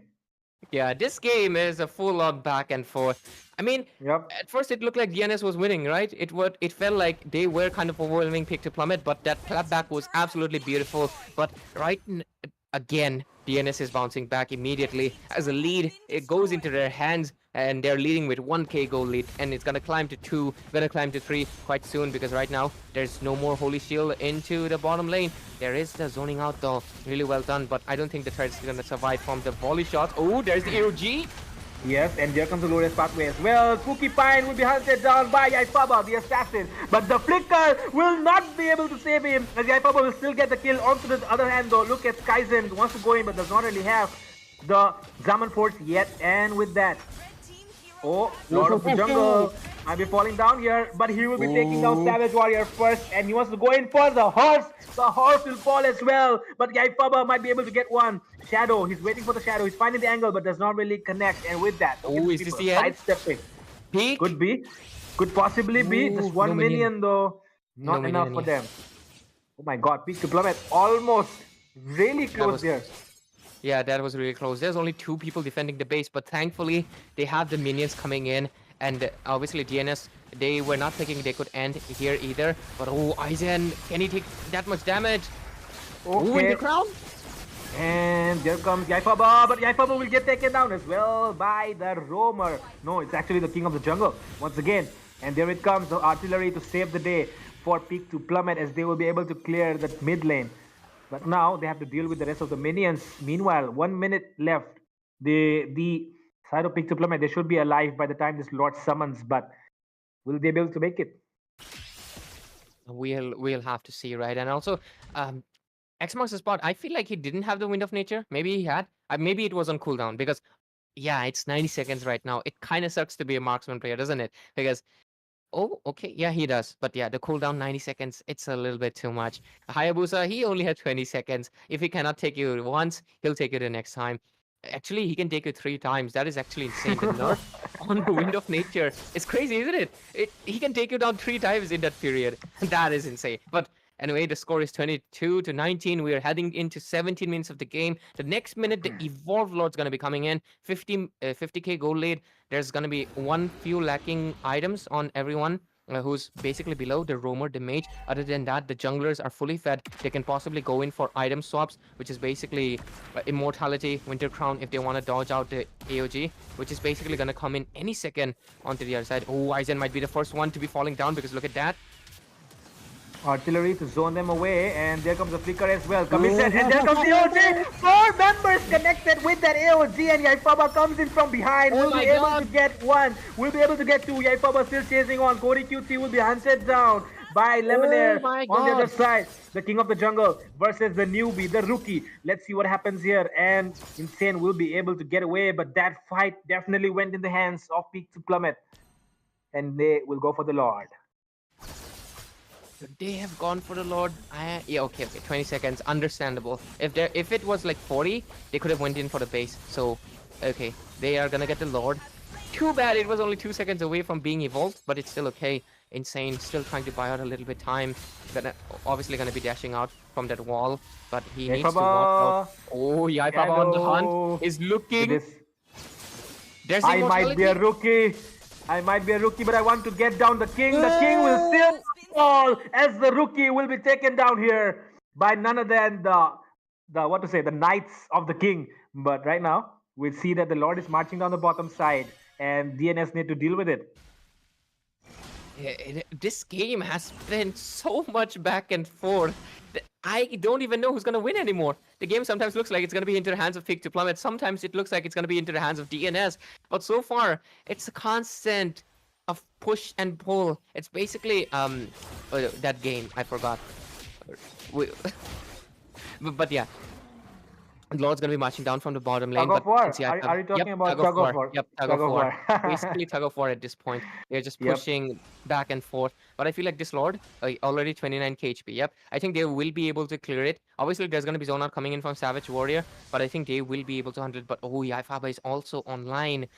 So they need to. If Yaifaba comes out on time, Bruno really needs to watch his positioning. But that's the issue. There's a zoning out. Gonna be forcing him to Yep. go back. And they still have the AOG though. And with that, there comes the AOG, and there is the real manipulation as well. Yafaba runs at the right time, will be taking shut down. Might be getting a triple here, but no, he'll be backing off at the right time. Savage Warrior still gets down the tower. Ooh, Skyzen Xbox gets is- down Cody. Wants to go in for more, goes for a double. Can go for a triple here, and will go in. He might be going in for a maniac. But this guy, will he want? Oh my god. Oh my god, that was so close Oh here. my god. But Oh my god. DNS, that is the kind of mistake that you don't want to make when you're on the brink of elimination. But Itami they blessing. Itami blessing peak to plummet. make a fatal mistake here. Yep, Itami blessing it from the heavens. Of course, he lives in Sikkim where the mountains are the highest. You know, He's not he dead. talks. Yeah, he's in Sikkim. Yep, he's in Sikkim. Oh my god, but what a game this was. I don't My think God. anybody was expecting it, but I mean, what can you really do? It was such a 50-50 game. It was anyone's game at the end. Few positioning mistakes, but can you really call it mistake when the zone out was coming in from the hands of team Peak to Plummet? This Farsa, I feel like, honestly, we have to give the main credit. I know Skyzen dished out the most damage. Yaifaba was the one who was always on the hunt, but gotta give it out to Savage Warrior. And I think Yep. the Farsa was definitely the main key maker here. X marks the spot on the Bruno. The Bruno only has one weakness, that he needs to position himself to keep collecting his balls, right? He needs to use Yep. his volley shot to keep collecting. You cannot really do that when there's a basically feathered airstrike coming in an area. And because of Yep. that, he took down 50% of his HP. And because of that, they got taken down. I just kind of feels bad because I was definitely, obviously, I really wanted DNS to win, but just like you said, Peak to Plummet, they're the new team that is rising the ranks, and they have shown that they are not to be taken, lightly. They're basically a Yep. team that needs to be taken serious. They're a team that has the potential. They're basically the dark horses of this tournament so far. They were in the leaderboards, right? First until they met Tartarus, and I think it's not going to be DNS who's going for revenge. It's going to be team Peak to Plummet who's looking for that play again. And what a team. Like, just like the name says, peak. This was a peak experience. I don't think anybody expected this, but I mean, you did. You and Itami did. You the only ones who were supporting. So gotta give it out to, Fredo. Yeah, you're on this side. Why do I always get it wrong? But yeah, still, it was a great game. I mean, I am not surprised at all because I did expect Savage Warrior to pull this off, like you mentioned, the Farsa pick. Yeah, Did yeah. not really talk about it, did not really get too much time to talk about it, did not really get too much time to discuss. But we both know it from the beginning, Ray. In this recent patch which hit, the Farsa is going to be the ultimate weapon that everyone will Mhm. like to have on their side but will not want to face it. And the thing is, the zone out that comes in, especially because of the fact that and the thing that they paired it up with a high loss and a Gatot. I mean, you don't want a high loss and a Gatot on the same side. Because Mhm. unless you have a carry or something, you cannot really Yeah, melt yeah. these two down. And they went for the Bruno because, And of yeah. course, the Bruno Yeah. will have a better time against the Harit.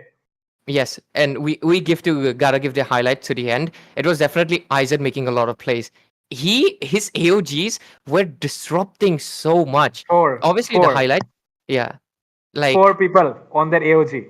The last one. the Farsa, My God. zoning out. I mean, obviously the MVP goes into the hands of Skyzen because this guy is fast. He's dishing out the most damage. The I5 are looking for the backline.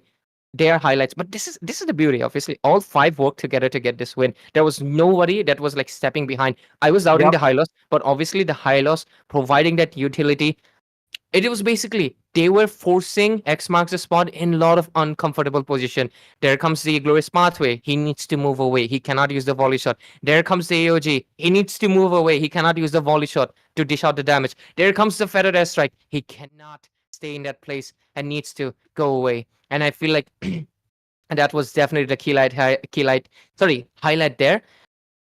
All 5 of them work together, and that is actually how this game is supposed to be. This was really well planned from their end, and I think gotta give credit to their whole team. There was no one single player carrying the whole game. It was planned.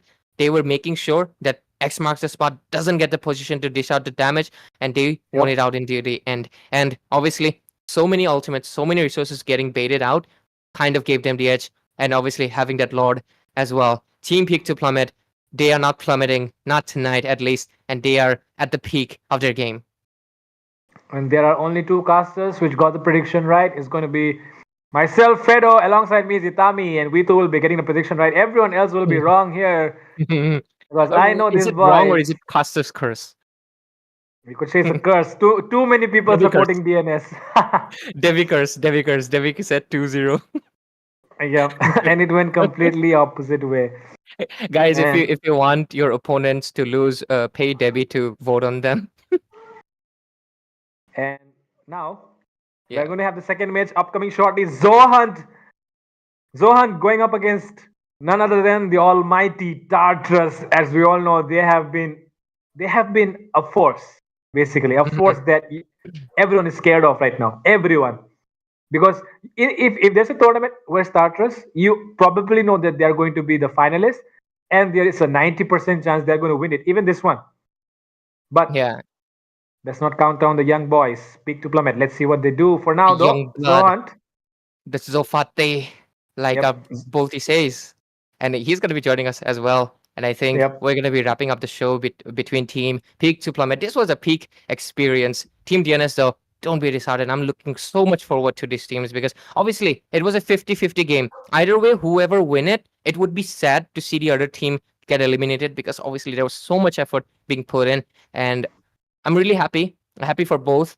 Congrats to Peak to Plummet for basically being that dark horse throughout this tournament. Something that not many people were expecting. Probably doesn't have the most fans either, but is able to climb the ranks. Happy for them. Congratulations. And I hope to see DNS into the next seasons of this tournament, as obviously other tournaments as well, come stronger. And they might even be a face that Tartarus would be scared because we want that next team. We want the team that can face off against Tartarus. I mean, I think even Tartarus wants that, a competition. They want someone who can defeat them and put them basically like, we need to be better. But anyways, that's about it for this game.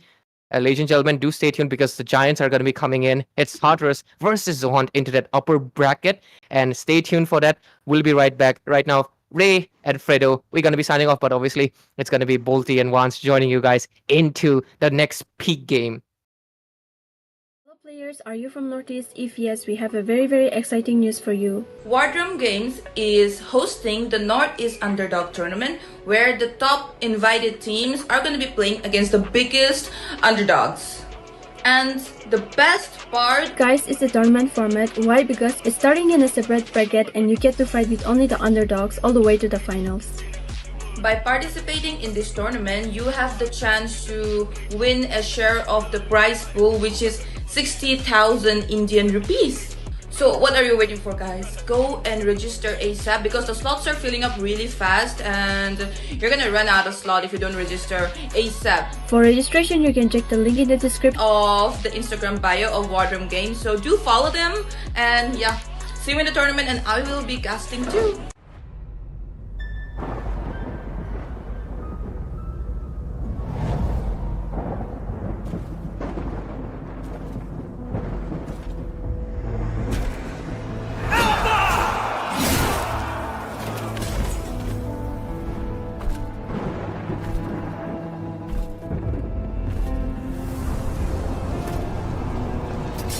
Alpha, my dear doomed king.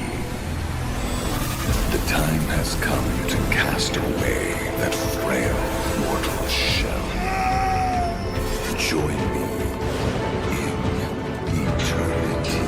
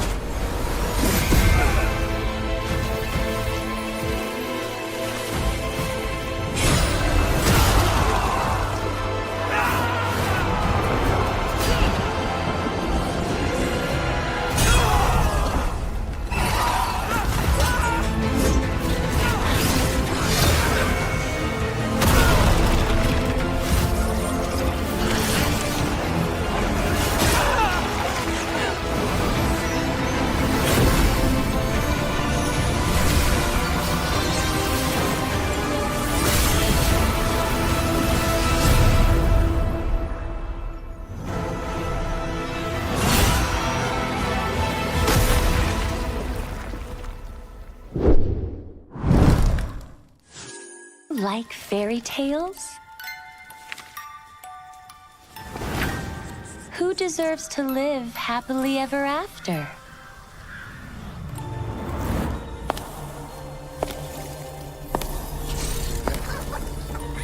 Be good, and you will have a loving home.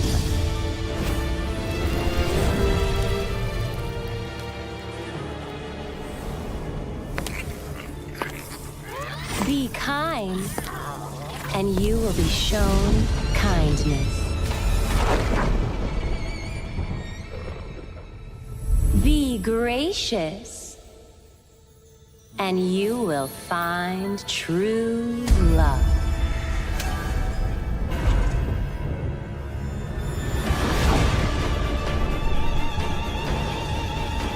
It's all your fault! I want my I was just having some fun. Your mother died because of you! What a bunch of drivel.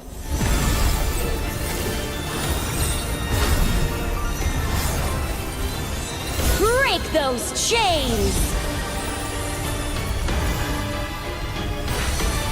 Embrace your rightful power!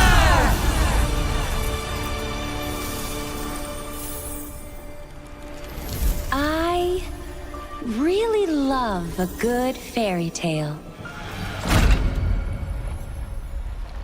Who will be the lead of our next story?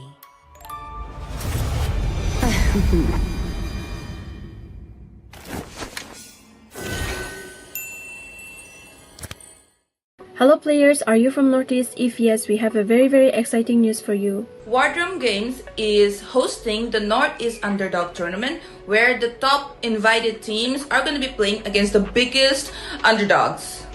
And the best part, Guys, it's a tournament format. Why? Because it's starting in a separate bracket and you get to fight with only the underdogs all the way to the finals.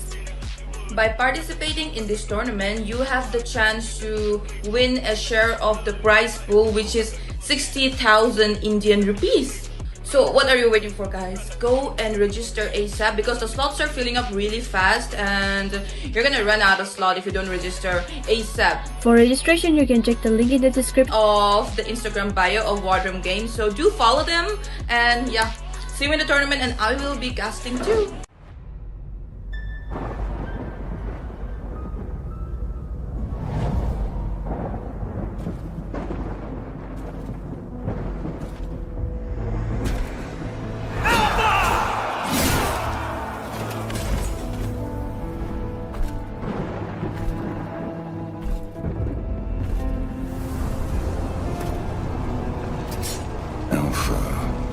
My dear doomed king, the time has come to cast away that frail mortal shell. Join me in eternity.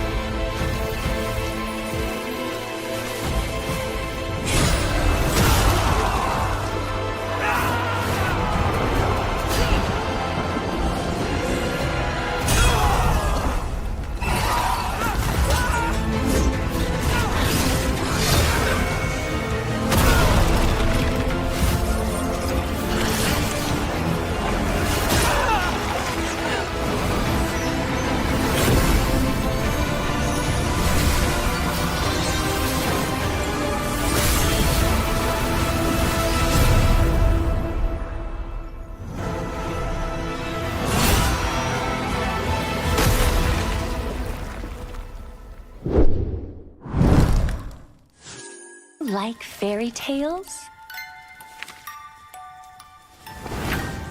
Who deserves to live happily ever after?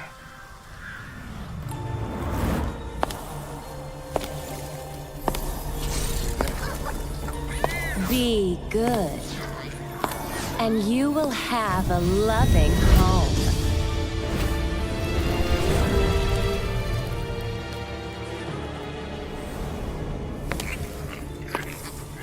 Be kind, and you will be shown kindness.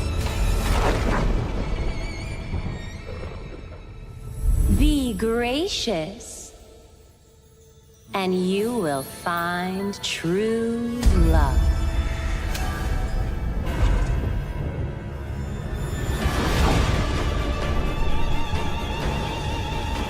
It's all your fault!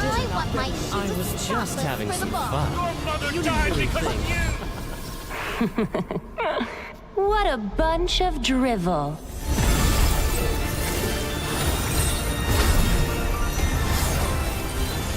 Break those chains! Embrace your rightful power!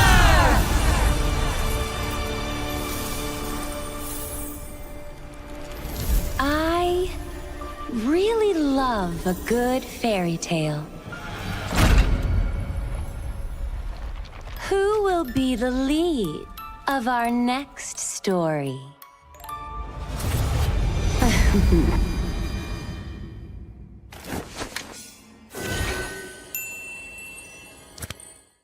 Hello players, are you from Northeast? If yes, we have a very exciting news for you. Wardrum Games is hosting the North East Underdog Tournament, where the top invited teams are going to be playing against the biggest underdogs. And the best part, Guys, it's a tournament format. Why? Because it's starting in a separate bracket and you get to fight with only the underdogs all the way to the finals. by participating in this tournament, you have the chance to win a share of the prize pool, which is 60,000 Indian rupees. So what are you waiting for, guys? Go and register ASAP because the slots are filling up really fast and you're gonna run out of slot if you don't register ASAP. For registration, you can check the link in the description Of the Instagram bio of Wardrum Games. So do follow them and yeah, see you in the tournament and I will be casting too.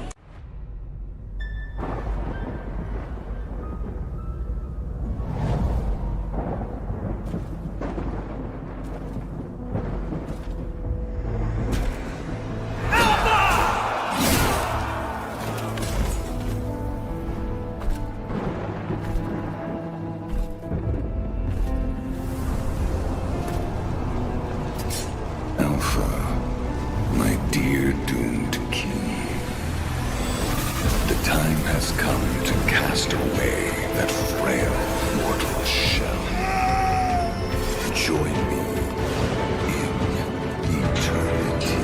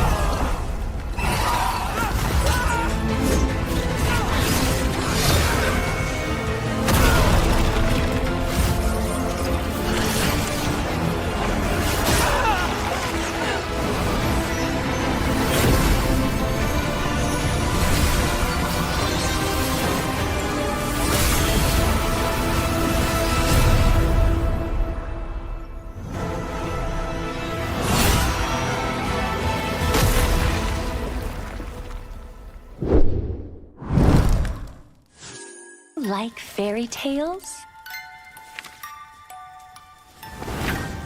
Who deserves to live happily ever after?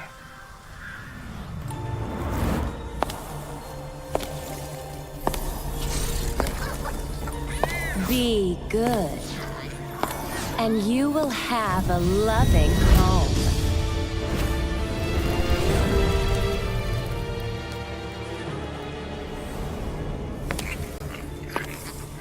Be kind, and you will be shown kindness.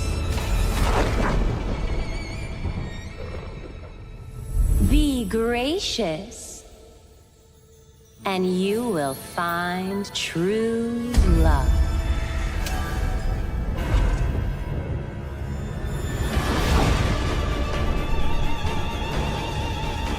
It's all your fault! I was just having some fun. Your mother died because of you! What a bunch of drivel.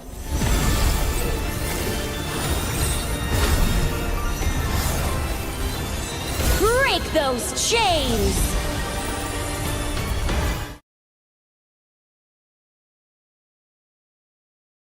Hello again, folks, ladies and gentlemen, kids and pets and whatever. Welcome back to the Northeast Underdogs Wardrum Esports presented by. So, the previous match, Fredo, you were there.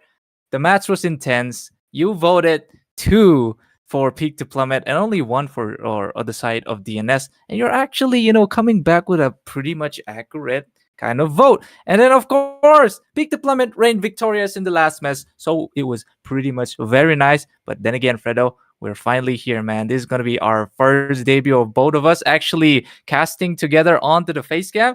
Our first was when the NEC happened, right? I was like the host, you were like the caster, and then it was all good. So anyways, welcome back, man.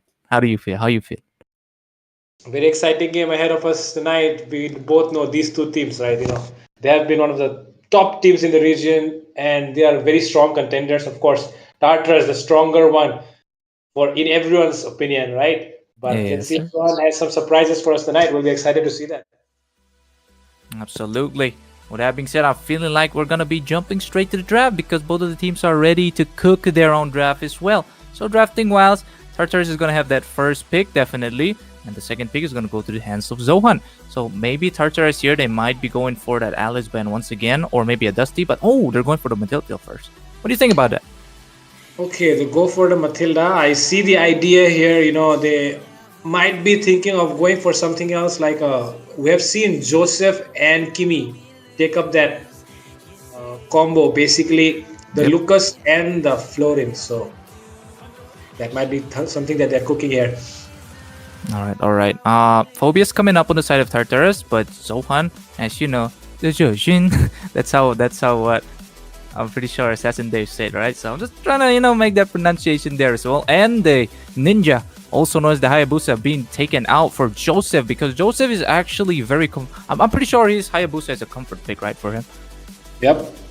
I mean, like Ray mentioned yesterday as well, when he feels like he needs to unleash his beast within, he likes to pick up the Hayabusa. Okay. And of course, we would like to see Zohunt respect that, because tonight we won't be seeing any teams having any egos, because right now they all know it's like the last match for them. They're on the verge of elimination, so they will be not bringing their ego. They'll be keeping their ego aside for tonight and banning out the respective heroes. Absolutely. But they're definitely, Tartarus is just going for that Valentina ban. I'm feeling like Tartarus maybe are kind of going for a Lucas pick, or I don't know about the Valentina, because being on the ban section, that is just usually for like a counter pick against a kind of a Lucas, basically. But okay, we're seeing Kyle with his signature as well, a Harriet as a first pick gold laner on the side of Tartarus. How is Zohunt going to respond to this? Well, the perfect way for responding to a Harriet is definitely going to be the AOG, and on top of that, if you can add some light wheels, basically the carry, it could do a good job, but they'll be securing the jungler first. Of course, Dusty likes to play the Suyo more often than not, so he'll be picking that up for himself. Meanwhile, Tartarus left to pick up the two heroes right now. I feel like they should lock in on a Joseph's hero, because looking at the ban section so far, they have banned out Joseph's hero, so it will be a wise choice if they do decide to go for Joseph's pick right now. Yeah, absolutely. 27 actually locking on to the Hilda for now. It seems like they're going for kind of like a jungle invade composition first. I'm pretty sure 27 is the EXP of Tartarus, so yes. Is it going to be a Hilda, Roam, or EXP? I'm pretty sure it's going to be EXP, right? No doubt. It's probably going to be EXP. I think the Hilda should not work the best if it's played into the Roam, because once you start losing, you cannot really take back control with the help of Hilda. But the fact that Tartarus have the Far Sound, their side Eden is going to play a major role in this match, especially for the zoning potential that this guy has. But he has to be really careful not to use it up too early, or else there will be the Gatotkacha landing on top of him. Absolutely, absolutely. But this time, Ray's not gonna love this pick on the side of Zohunt. I mean, two of the tanky boys are picked on the side of Zohunt, but as you know, the Hylos pick is kind of like doubtful actually. But I feel like Peak also made it up in the last game. But anyhow, that's gonna be another range pick on the side of Tartarus with the Feathered Airstrike as an Eden. But this time they are taking off the CC because they don't want him to counter the Hylos, right? On the side of Zohunt, yeah. Yep, that's the reason why they've banned out the CC here. Now Tartarus though, they can go for the gold lane bans considering they already have a Harriet on their side. The carry should be a good ban here, even the Bruno, if you'd like to say. And so far, there have been no Granger bans. So Yeah. it could be another potential ban coming in. So, okay, they'll be going in for the mid lane instead. Wow, absolutely. Mid lane, Louis. I mean, signature. Oh, another Joseph focused ban on the side of Zohan. But I'm feeling like Zohan are also prone to like picking the carry. But I don't know. Prime, I don't really think he's very comfortable with the carry. Especially last time when he was playing on the carry, he kind of like lost it out. So, I mean, what is that? A Granger is up, but it's not really that good against a Harriet, of course. But then again, Zohan, they like to play risky. They might go for that as well because they have a pretty good, frontline composition here because they have the family problem and also win onto like a very good, frontline role. We can just basically just keep the Granger safe unless Eden is gonna be raining them down with an artillery basically. So it seems like no more. Just they're stopping Faden from picking a very good mage over here, and that is gonna be the Sicilian ban on the side of Tartarus. Yep, a Sicilian ban. And looking at the ban section of Tartarus, they have decided to focus down onto the mage here. So Faden on the target.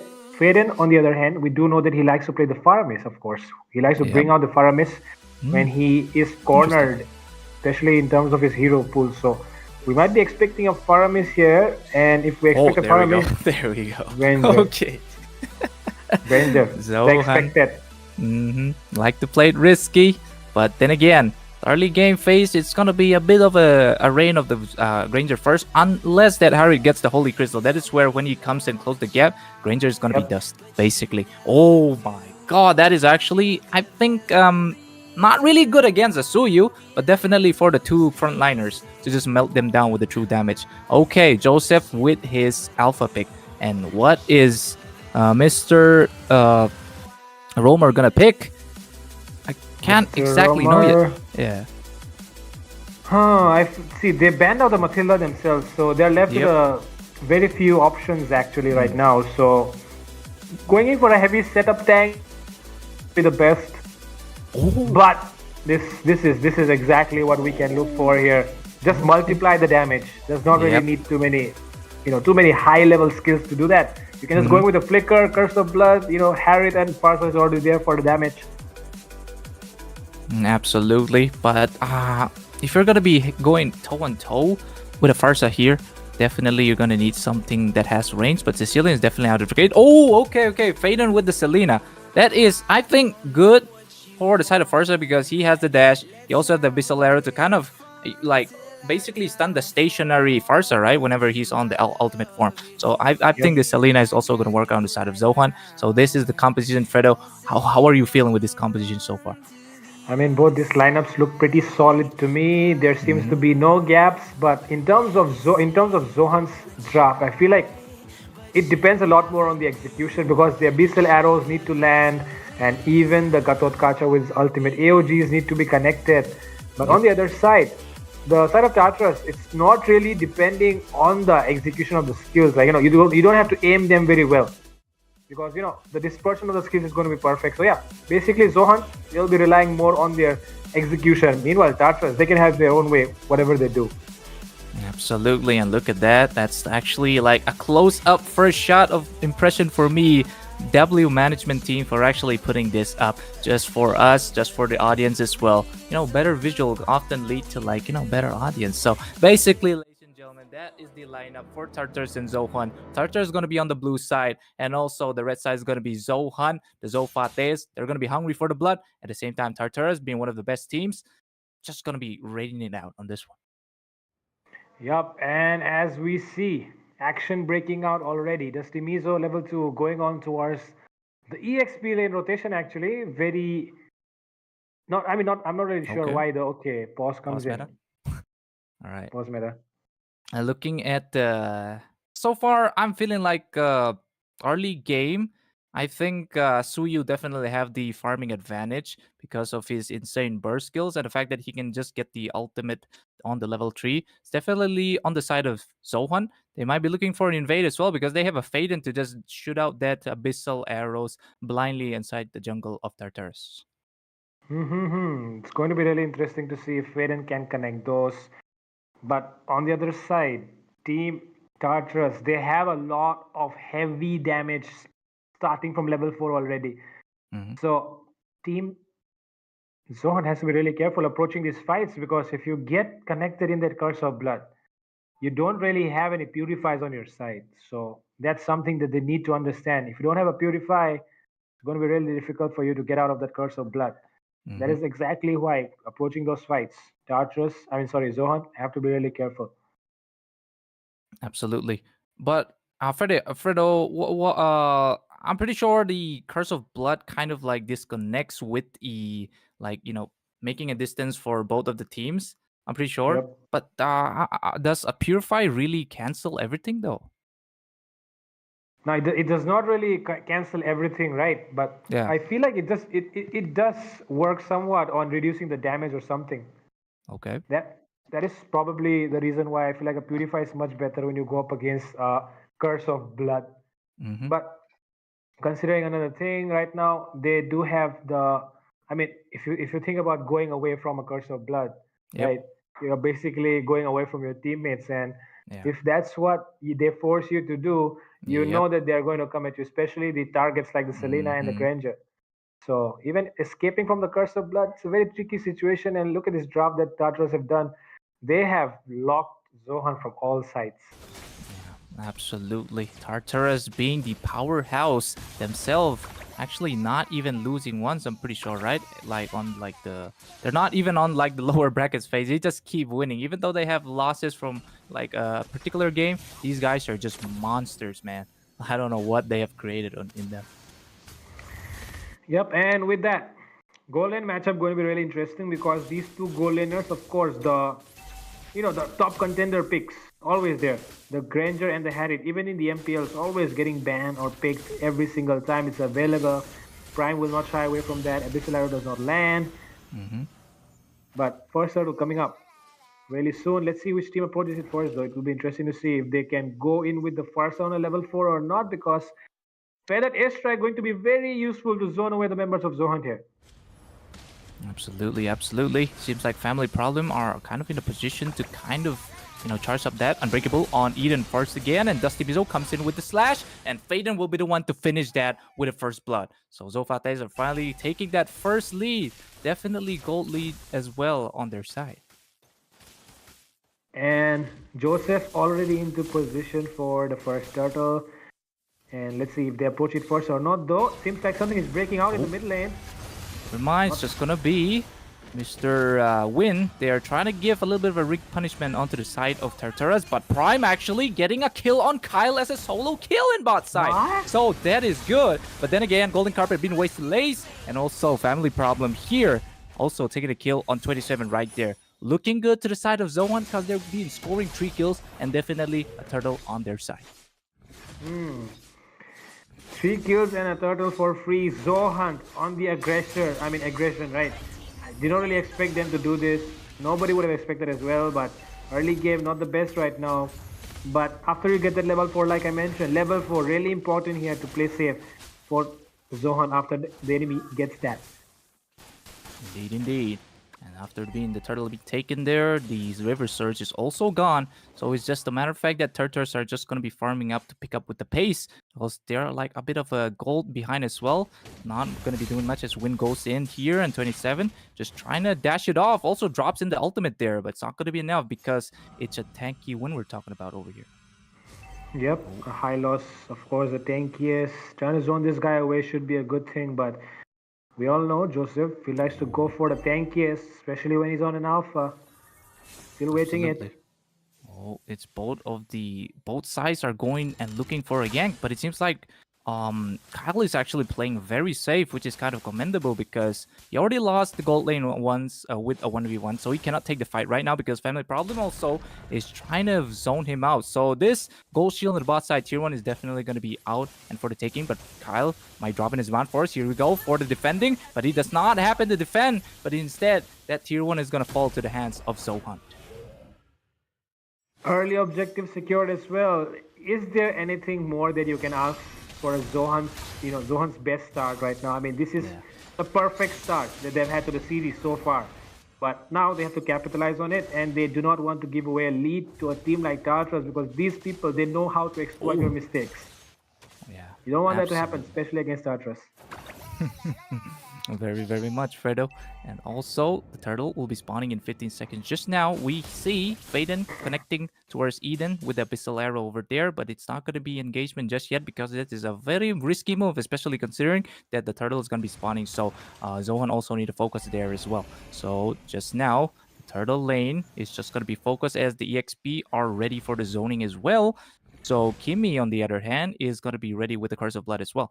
Trying to be on the mid bush, trying to give vision so that Faden doesn't give too much Abyssal Arrows. But look at this, on the side of Zohan, they're just kiting away the turtle on their side. And also, we are seeing Mr. Joseph here trying to come in here. I'm pretty sure Joseph changed his name to Lazy Boy Moy Joseph, but oh, look at that. Prime is going to be one to get the kill on Kimmy right here. And also Win trying to go for more, but Prime is going to survive that. AOG popped into the mid side over here, but 27 lives to see another day, another turtle for the side of Zohan. Basically, with that, Dusty Mizo secures it, and also it's just 4 kills on the side of Zohan at this point, but also Prime here taking the tier 1 using the term of the turtle to just take away divergent plays. And that's good for the side of Tartarus. Prime, though, he has been farming up. Look at this guy. Taking the bottom side, the mid lane, now the top side as well. Every single minion. Look at this guy. 246 stacks already. Just 5 minutes into the game. That's huge on a Granger. Because usually we see 7 minutes, 300. So, I mean, it's very good actually. A good start. I mean, like I said before, this is the perfect start that Zohan can look for. They just don't want to give it away right now. And that is exactly what they're playing for. Yep, absolutely, absolutely. It's just going to be Prime here. A bit vulnerable, but Family Problem seems like it's scarcing it all. But there we go, the stun at the same time. Faden will be the one to pick up the kill on Aiden.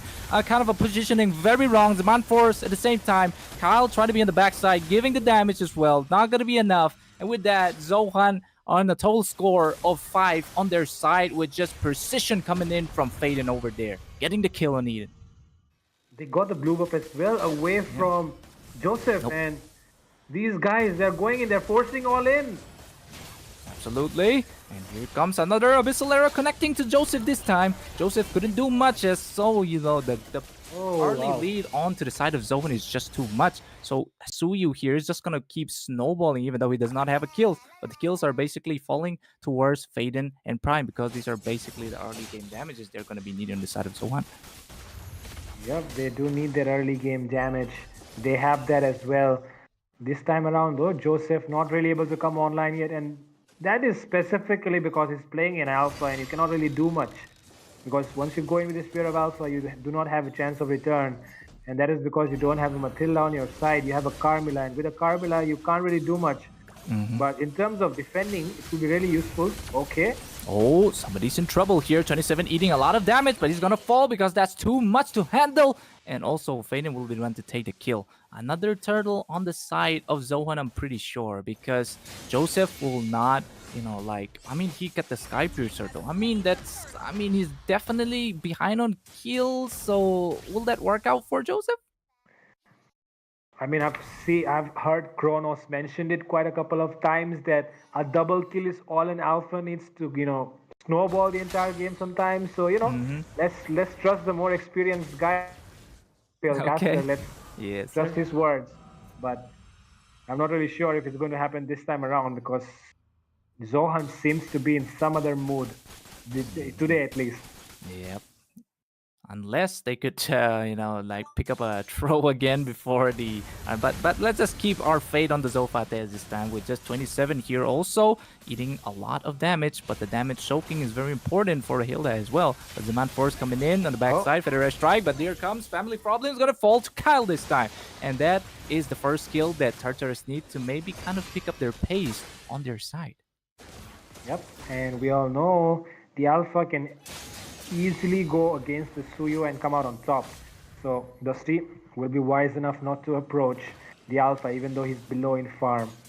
And now, if we take a look at the items, we can definitely understand a better thing or two about how the game is progressing so far. And as we can see, 1k gold ahead right now in the jungler. And if you look at the gold laner, 2k gold ahead, Zohunt.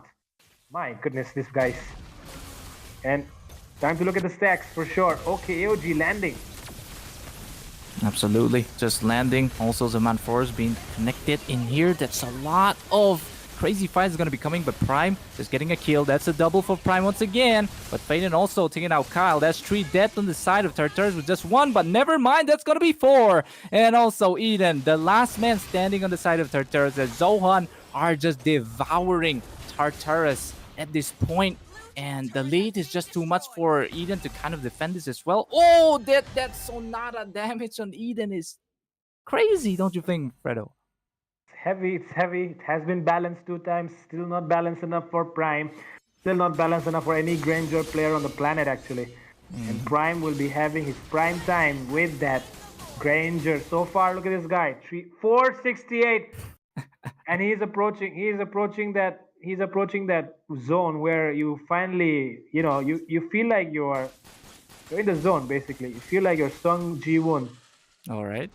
Level 100. Okay, brother.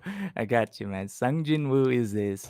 But definitely to a point, of course, to, keep leveling up and basically get the 600 stacks as soon as possible. But I'm pretty sure 600 can like fire like 6 to 7 deaths on us, I'm pretty sure. Yep. All right. And now, Mm-hmm.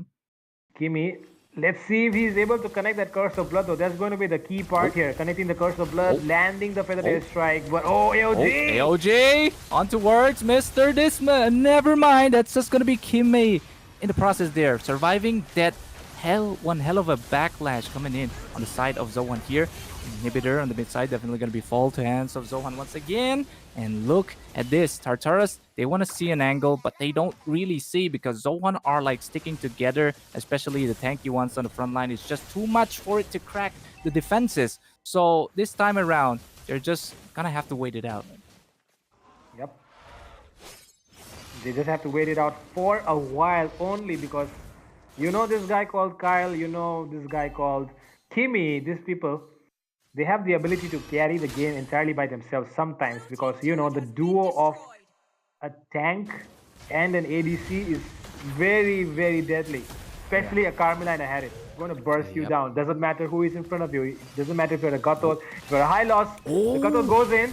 Actually, pretty good. Coming with the family problems, trying to zone it out, but there's not going to be enough zoning as he gets taken out instantly. And Prime will be the one to get the kill on Kimi. Kyle. Both of them are kind of trading off with 1-1 each, but it seems like it's just going to be Zohan's side. I mean, they're just going to be getting off the better trade over there. Yep. They do get a better trade, but they don't get the objective that they went for, right? Yep. They wanted to get that inhibitor. They could not crack it open, and it should be a, what do you call it? A head itcher, a brain itcher. Okay. I mean, they'll be itching their heads for a while. Scratch your head, right? How did we not get that one? Yeah, scratch your head basically for a while, but they'll be coming back once again and try to crack that inhibitor open. But before that, they'll be going for the Lord already. Prime being given every single thing that's up there and available for Zohan to take.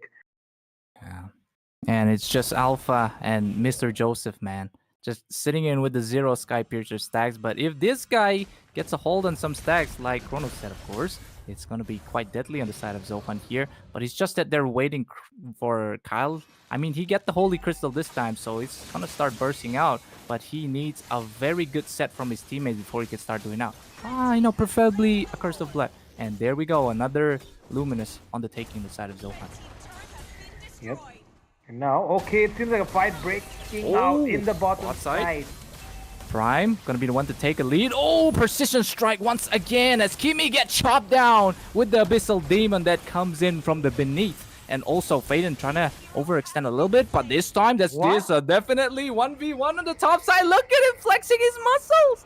He's flexing it, Mr. Joseph. Then again, he needs to defend because that Luminous Lord is going to be coming up. So no retribution inside of Zohunt. Then again, they still have Prime with a poking with the Death Sonata as well. But here comes the Godlike coming in from Mr. Prime once again. He's not going to get taken out by 27 once again. But he's just...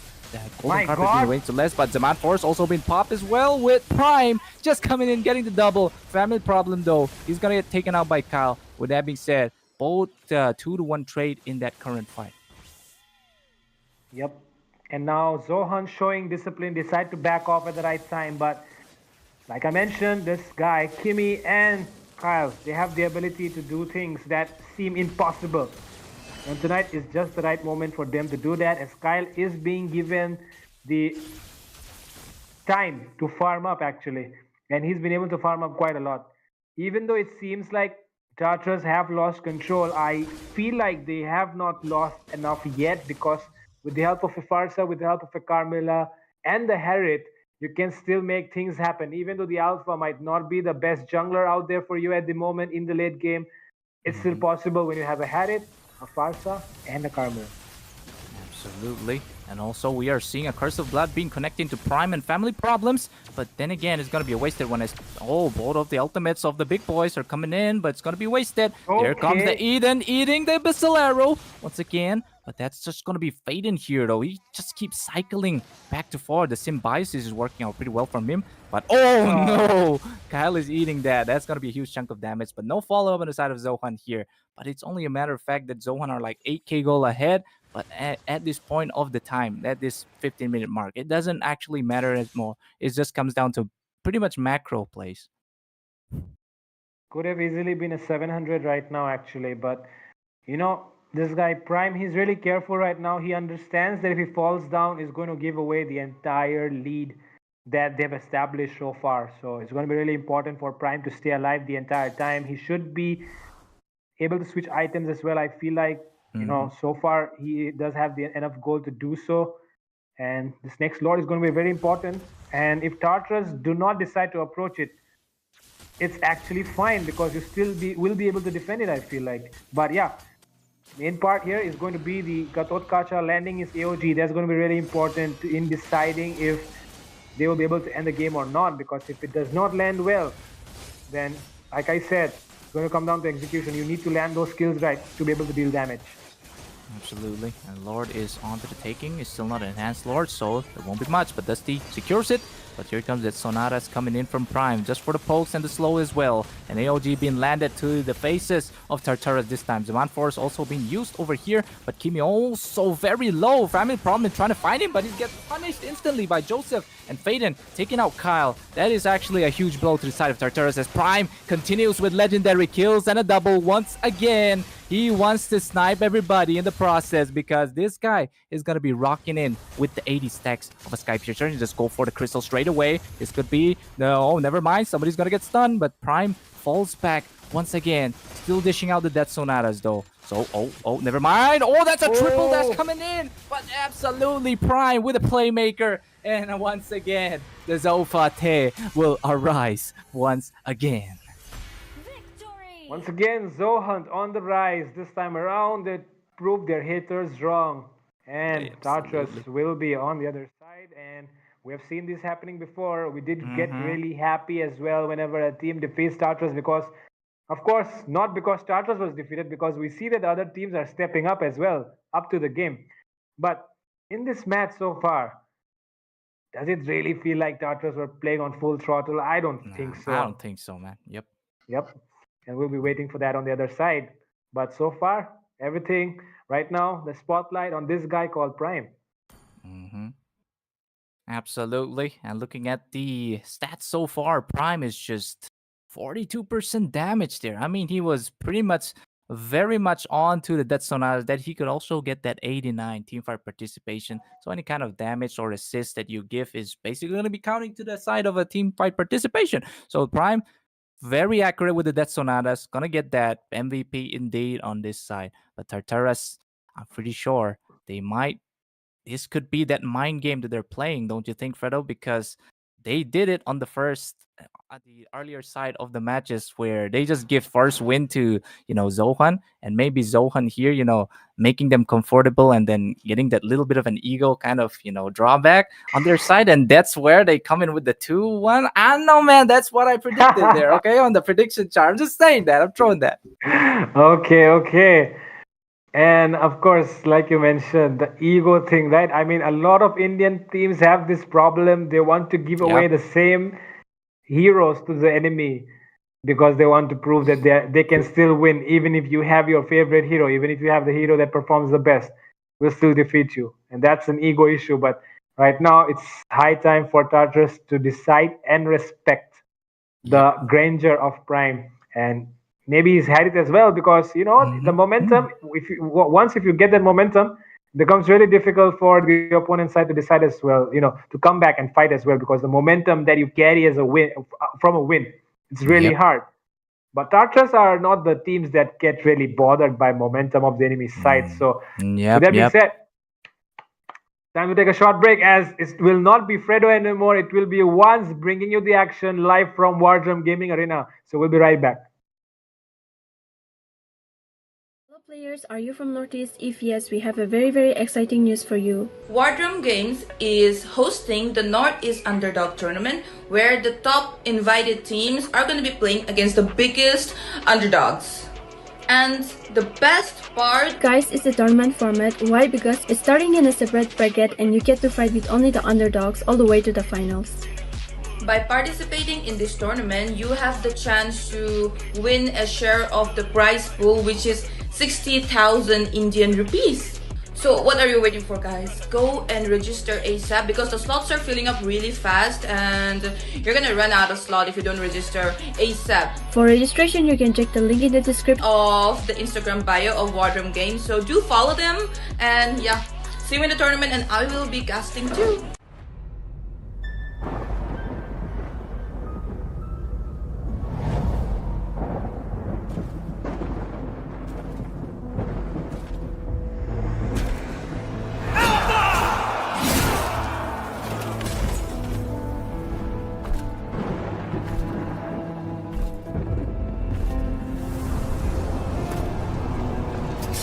Alpha, my dear doomed king.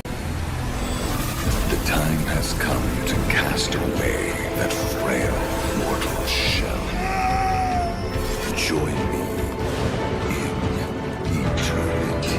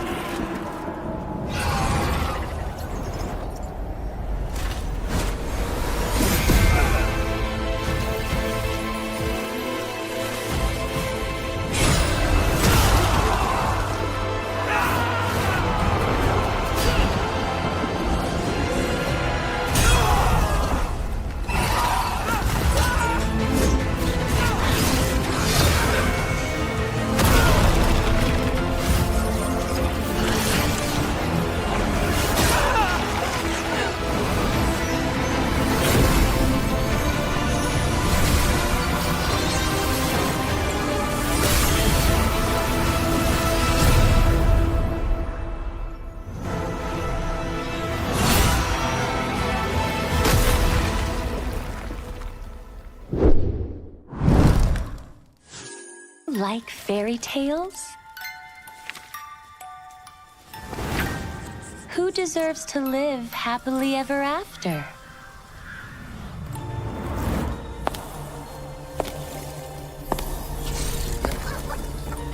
Be good. And you will have a loving home.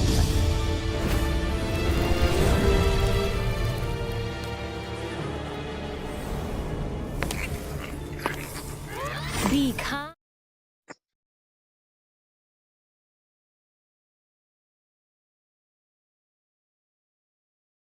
Hello once again, we're back, and of course, I did wanted Bolty to cast the match because we all know how fun it is when Bolty gets paired up with Wands. But I'm sorry to say, but Wands is sick right now, so I hope everyone in the chat can pray for Wands at the moment because I want him to recover as well, right? We all want him to recover. We all know how fun it is when Wands casts. But tonight it'll be me, Fredo, replacing him, and we'll be going into the action once again, as we know. Zohunt are definitely in a good mood to face Tartarus tonight. Absolutely, as we are seeing that absolute domination on the first half of the game. So maybe if Zohunt can keep that up, then maybe they could do something that no other teams in India, do. Fredo?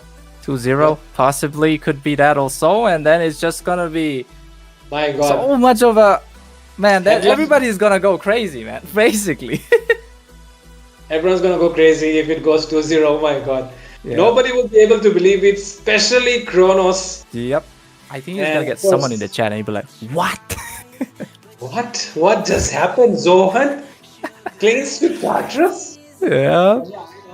This time around, Zohunt will also be on their on their toes because they know they have made the wrong people angry.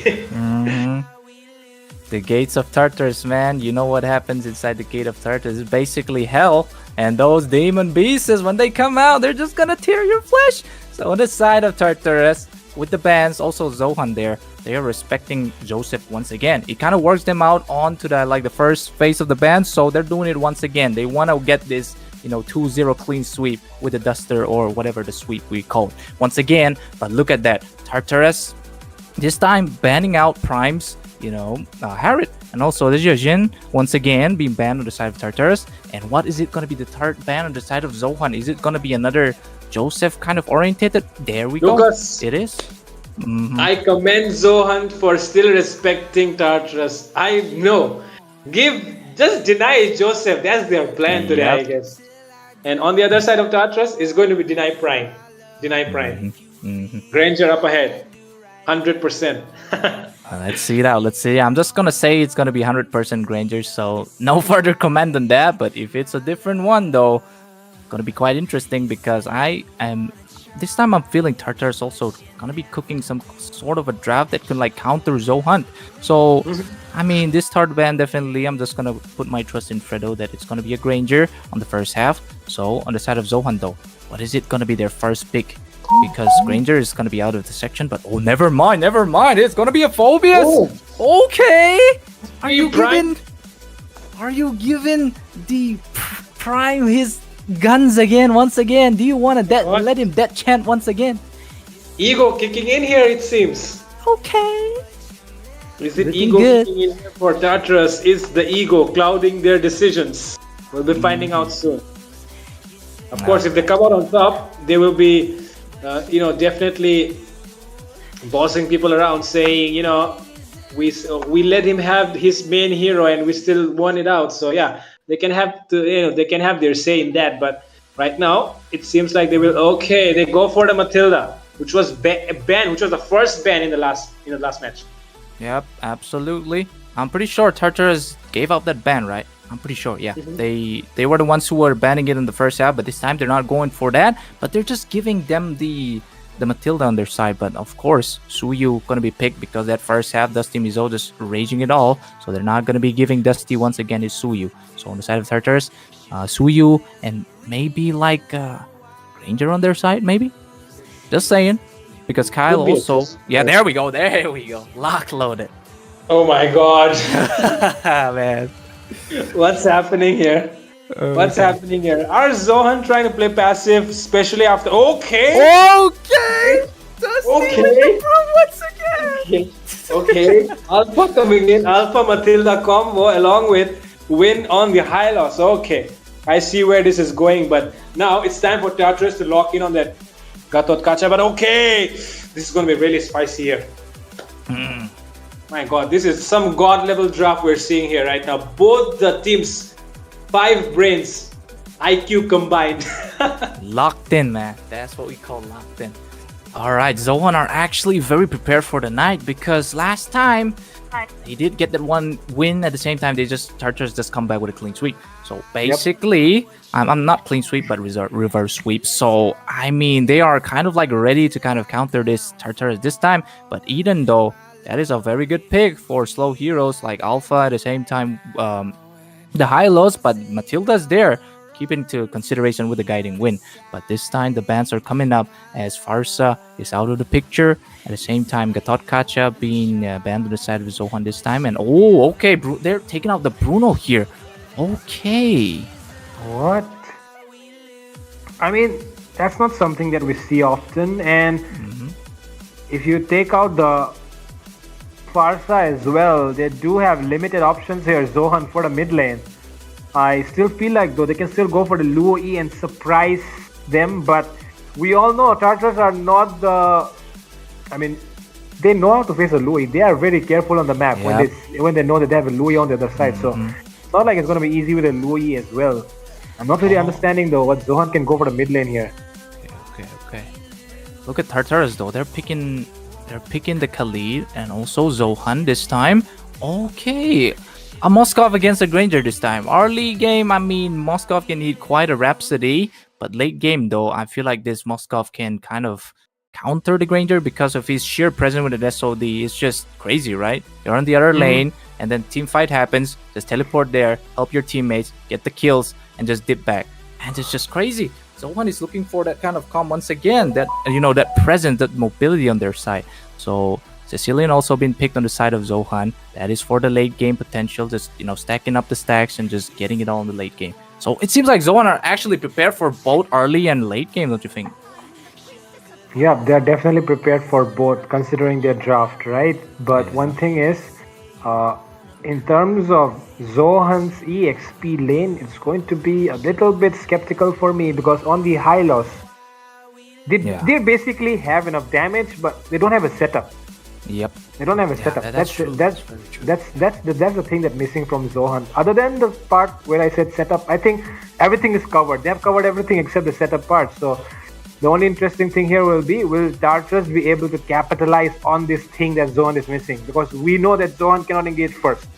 If they engage first, unless it's a pick-off, it's going to be messy here for them. Yep. It's really important to see if Zohunt will be going in for those team fights. Absolutely. Yep. Now that you say it, crowd control is a bit lacking on the side of Zohunt. Then again, Tartarus, they have the initiation tool with the Khalid. At the same time, they can go for the Flicker Art Shatter with the Edit again.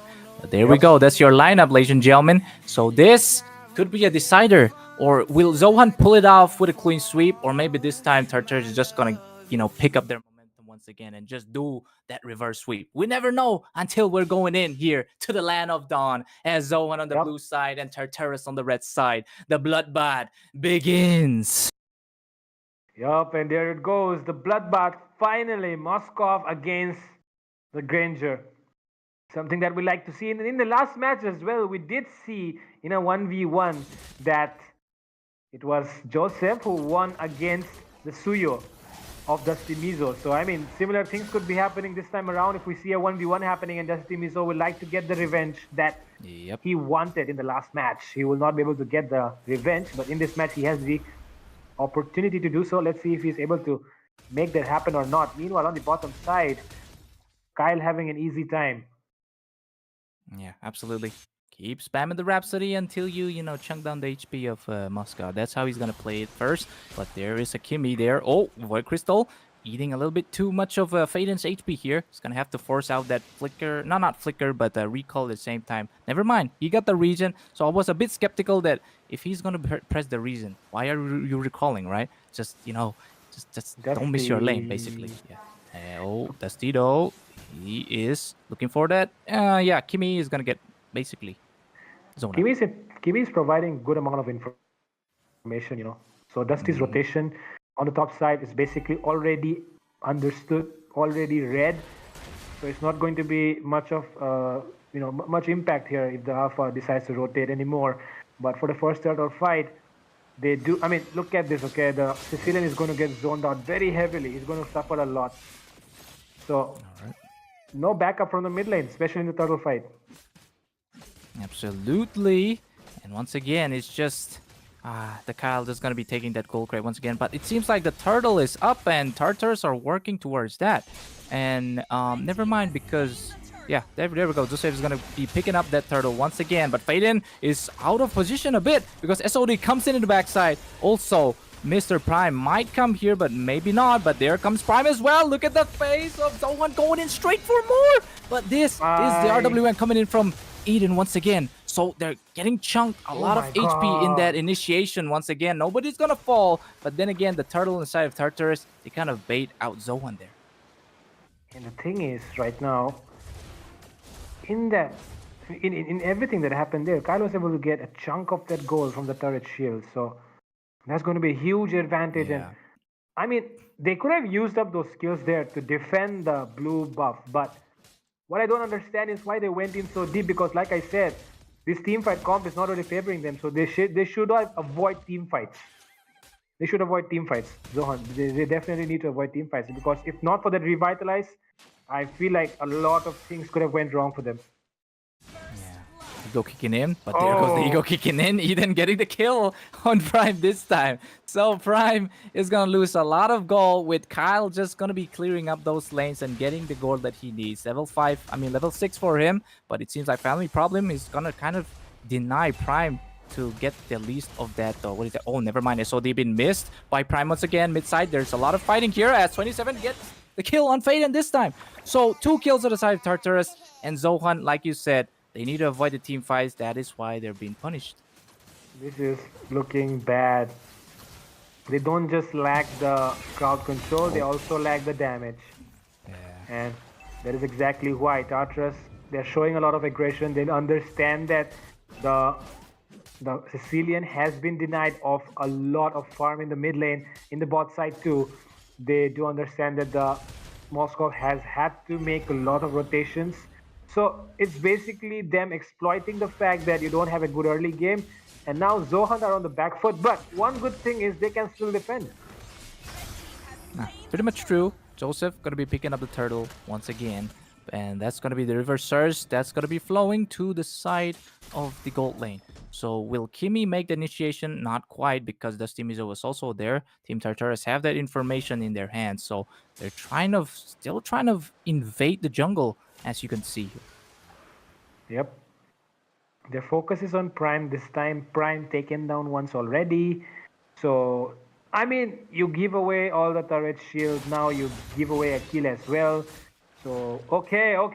Prime. Oh. Prime needs to be careful here. Really careful. 5 people Zach. onto this guy. Kind of goes back in the bush, but I think bot lane is our main concern here, cameraman, because Prime falls once again to Kyle. And that is where the gold lane gap is going to start gapping over here. And the tier 1 falling finally. And that is Tartarus making the comeback that they need over here. My goodness, this draft is not favoring Zohan at all. If not for the Sicilian, they could have had better options, and specifically if they had that Faramis, a lot of outplay potential definitely there. But I mean, they could have went for the Vexana Aurora as well. It's not a bad option, as compared to Sicilian. Yep. But I've seen it a lot of times. Whenever there's a Sicilian Eve matchup in the mid lane, it's usually the Sicilian losing out. Yes. Absolutely. Oh, another pause meta before the tier 1 falls is just delaying the impending doom that Tartarus is going to be giving to the side of Zohan here, right, Fredo? So, as we are saying here, the Sicilian's not going to be working out because it's a very late game hero, but I'm pretty sure that Tartarus are also very aware of that information. So they're just kind of like doing, basically giving out the snowball to the side of Zohan. Yep.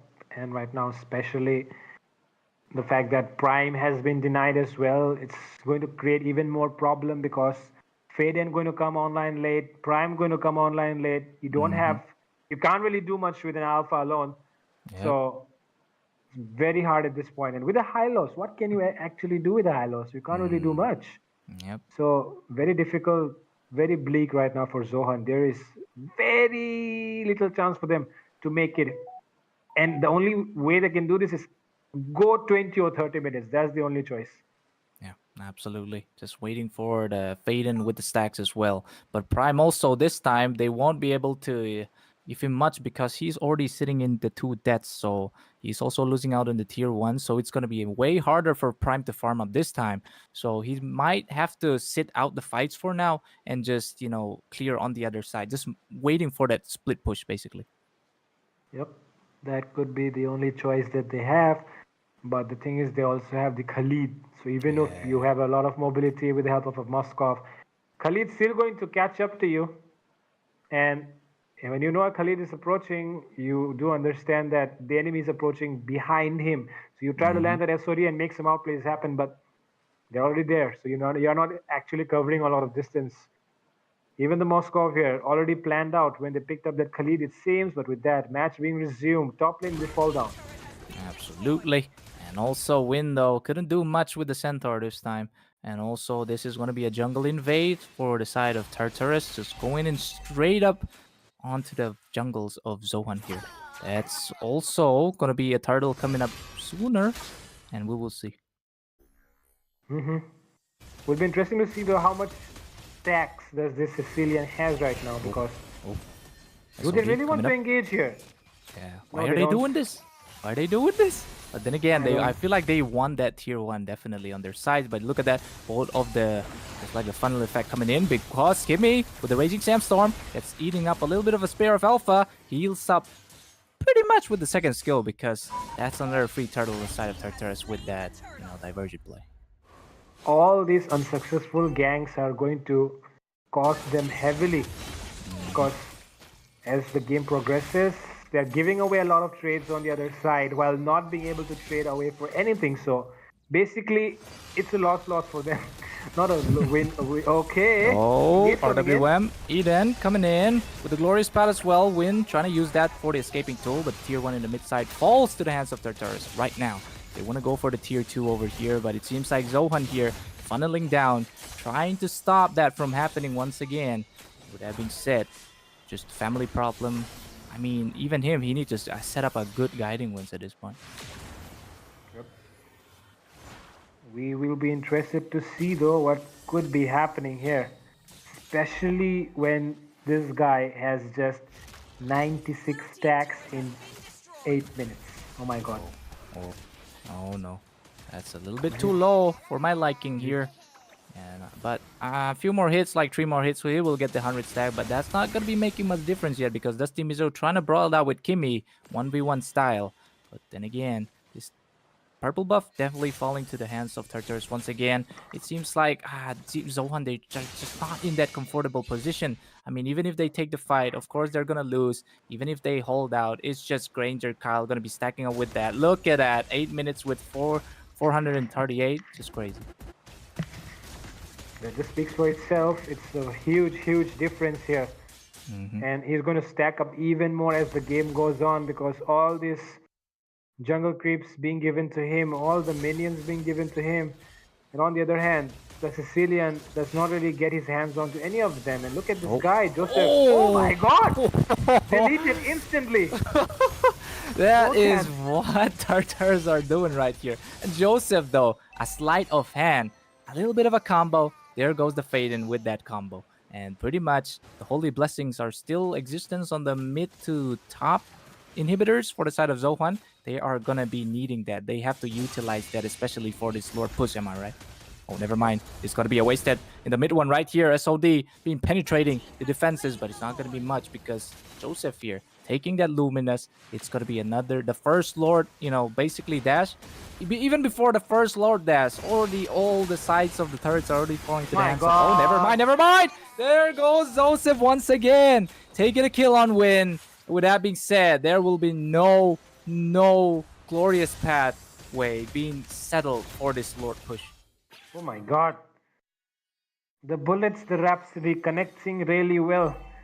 Family problems, having a lot of problem here. He's the only one who's undead, but For what reason? Still wants to go in, it seems, but will not be able to do so. Dusty Mizo getting dusted right here by Tartarus. Absolutely dusted. And also, there's the inhibitor finally falling. But also, SOD gonna be using, but no connection gonna be coming, I'm pretty sure, as Dusty Mizo will bite the dust with Kyle, giving the shots. Not the back shots, but it's gonna be the front shots over there, ladies and gentlemen. And there we go. Tartarus just looking it with the... Is it gonna be a 6-0? It better not be. It better not be, because that will be so much event. And also coming in with Joseph once again, killing spree on towards him. And there we go. That's a 7-0. Wow. That just shows how much Tartarus are bodying down Zohunt with their draft. This was a completely...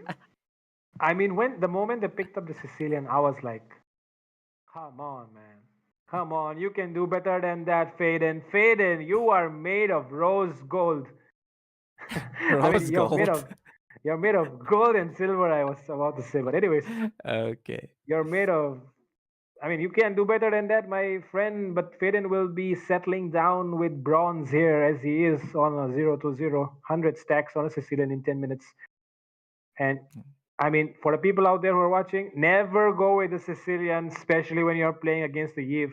It's going to be a losing game for you. Absolutely. And as you can see, 0-0. Definitely going to be a bronze for Faden.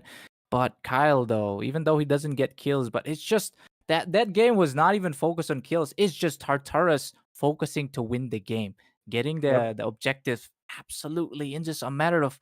How many minute was that? I'm a bit not shown. About 10 minutes. Yeah, pretty 10, much. 10 something, yeah. Yeah. But yeah, that's exactly why Tartarus, they're known for this. They're known for their clinicalness, right? They like to execute the game the way it is. They don't beat around the bush. Yeah. No unnecessary kills, no unnecessary fights.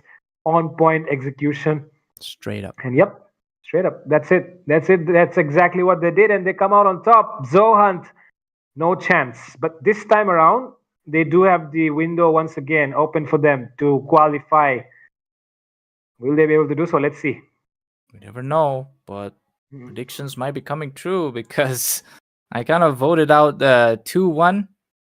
Tartarus on 2 and Zohan on 1. So even though I'm a pretty fan of the Zofates, but sometimes you got to stop the glazing, man. Got to stop the glazing. Look at that.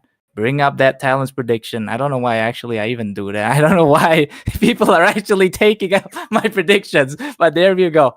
Kind of lost out on my prediction in the first half, because I was actually voting for DNS to win, but no, Peak the Plummet proved me wrong, man. I'm kind of a bit shameful that I'm kind of like not leading to our skies in this time, but look at that. Jenny also making the same kind of predictions as me. Zewo this time, Tartarus is going to 2-0, but yeah, you're wrong now. But definitely also, it's just all wrongs, man. All wrong.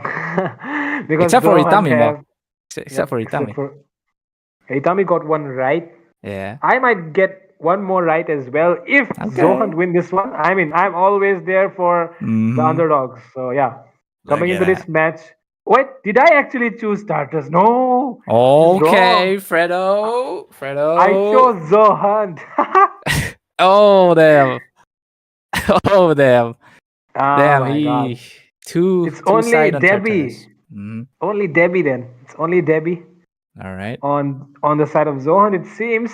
So Debbie left there all alone. She did curse the first one, 4 deaths and sons. I hope she does not curse this one, because I actually want Zohunt to win. But yeah. Actually, yeah, absolutely. Let's see though what happens right now, because the predictions have been going good so far, and it has favored... The first match did favor me and Itami. Let's see if the second one does as well. But honestly speaking, it was 2-1 for Zohunt, not for Tartarus. Absolutely. And that being said, I feel like the draft is going to be coming up anytime soon. But maybe after this match, even after this match, there's going to be so like we're finally get to seeing the underdogs, right, Fred? I'm pretty sure underdogs, and that is also something to actually look this time, because that's going to be the underdogs. Was it like semifinals or finals? I'm pretty sure it was like finals, right? It's finals. It's finals of the underdogs, basically.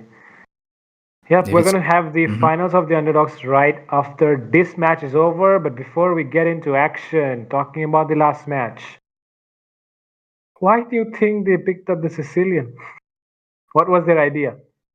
I don't know, man. Zohan, I mean, they're good. They're good, but I'm like they're a bit bold on like drafting side. Okay, they are not actually picturing what the side of Tartarus are going to be thinking, right? Instead, they're just going for that what is meta, what is not meta. Just throwing that Sicilian right there for the late game, but they're not thinking about the crowd control on their other side. So pretty much, I mean, when it comes to this, they might need somebody who's actually doing like an insights. I know that Tartarus, I'm pretty sure like Grisel is there to kind of guide them as well. So, anyways, I don't know, Fredo. I don't know. You're the analyst. I'm the hype caster. But then again, we're gonna be definitely heading to this final match. Winner takes it all.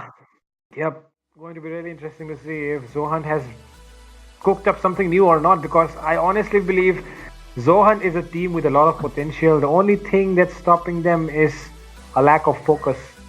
And this time around, they need to definitely focus their minds into the draft section, because this is exactly where they lost the last game. They can't, I mean, they're very skilled players who have a lot of potential. The only thing they need to execute right now is going to be the draft. The draft will decide how the game will go, and they have to, draft well. That's it.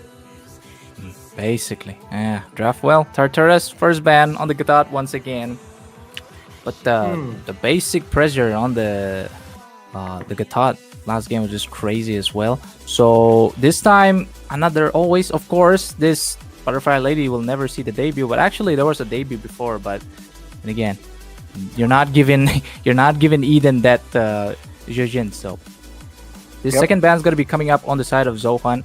Most likely gonna be focusing onto Joseph but you can't skip out the other teams, right? Because each of them are skilled individually, but then again, they're still going to be going for the Joseph ban once again. But on the side of Tartarus, they're focusing onto like the initiators here. Yep. And if they're focusing onto the initiators, it does mean that they want to go for the Lucas. And Zohunt should be wise enough to ban the Lucas, because we all know the havoc that Joseph can create on the Lucas, even if you have a Valentina on your side. So it would be wise for them to ban out the Lucas here and give the Granger away, because I feel like Zohan still has options to deal with the Granger. I feel like taking up the Farsa quick will be a good choice for them if they give away something precious, like, okay, they go for the Harriet ban, respecting Prime here.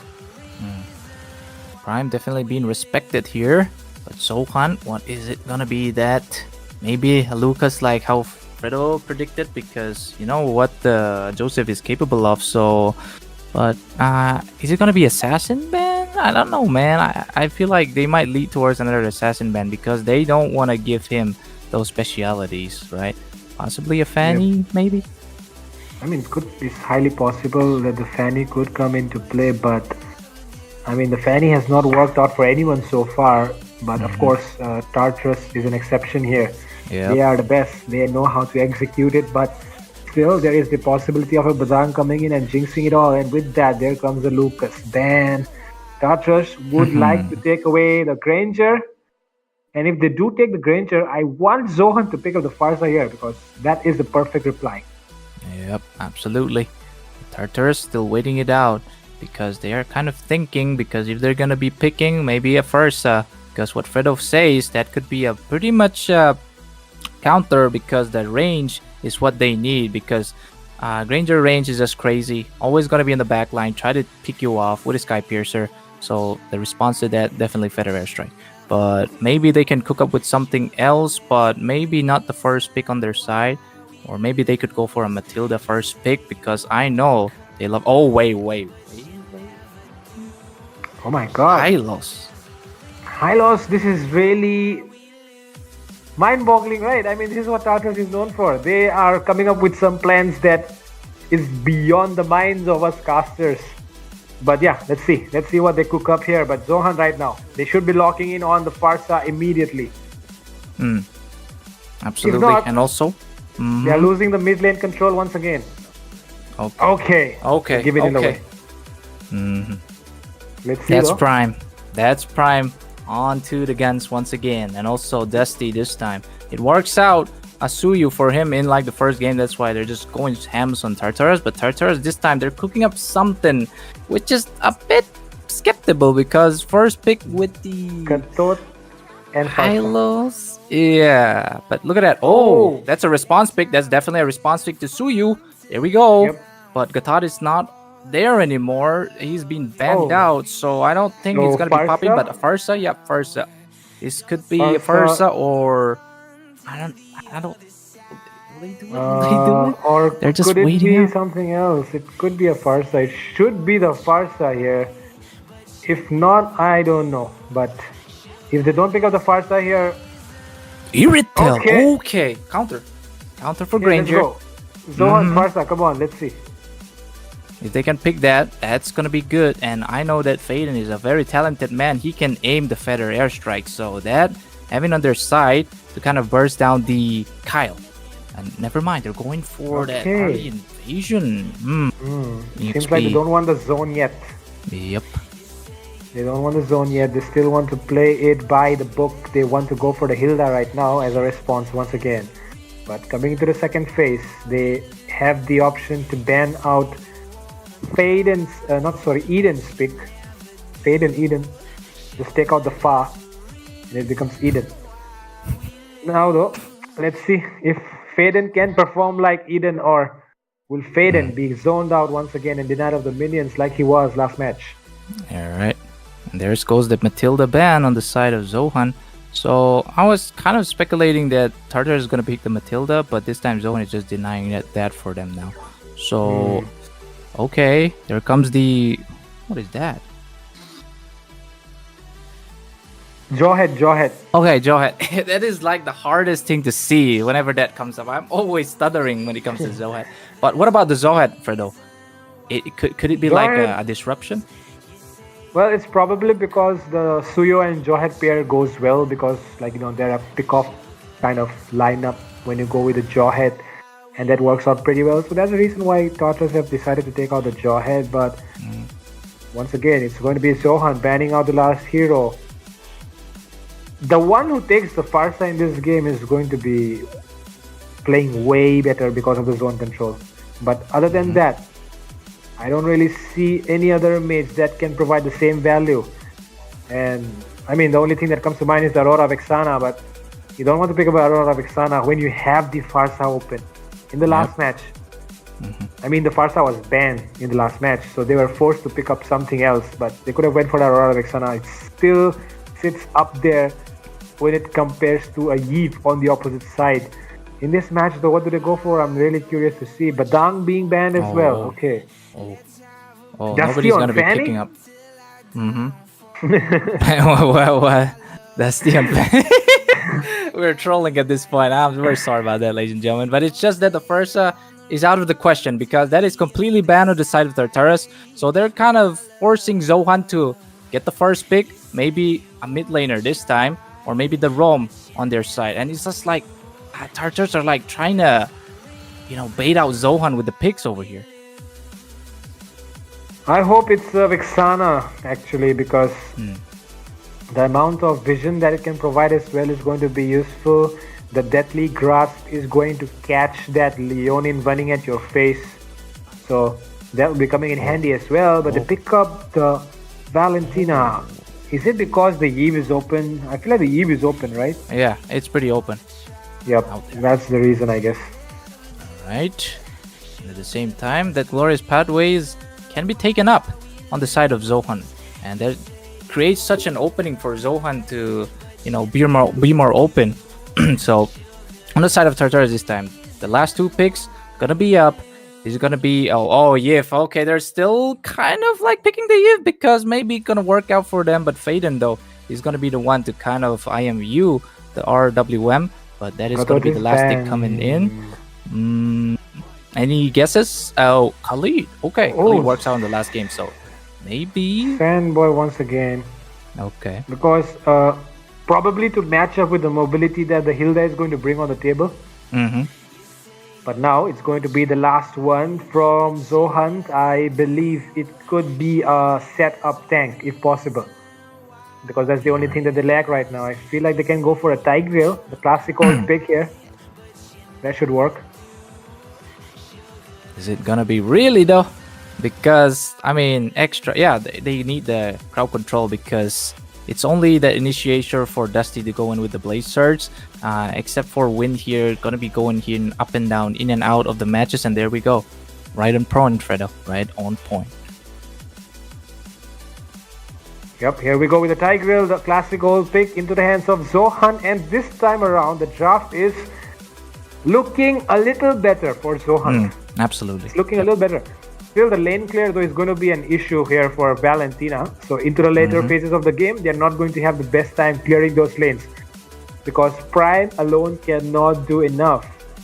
So it's really important for Zohunt to take the early game like they did in the first match, because otherwise it's going to be really difficult for them going up against the lineup that Tartarus has brought here.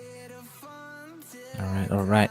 With that being said, ladies and gentlemen, we're going to be heading to like the final game for this match over here. Is it going to be a 2-1 on the side of Zohunt, or is it going to be on the side of Tartarus? It's quite questionable, but definitely this match will be the decider of who is basically going to make history again.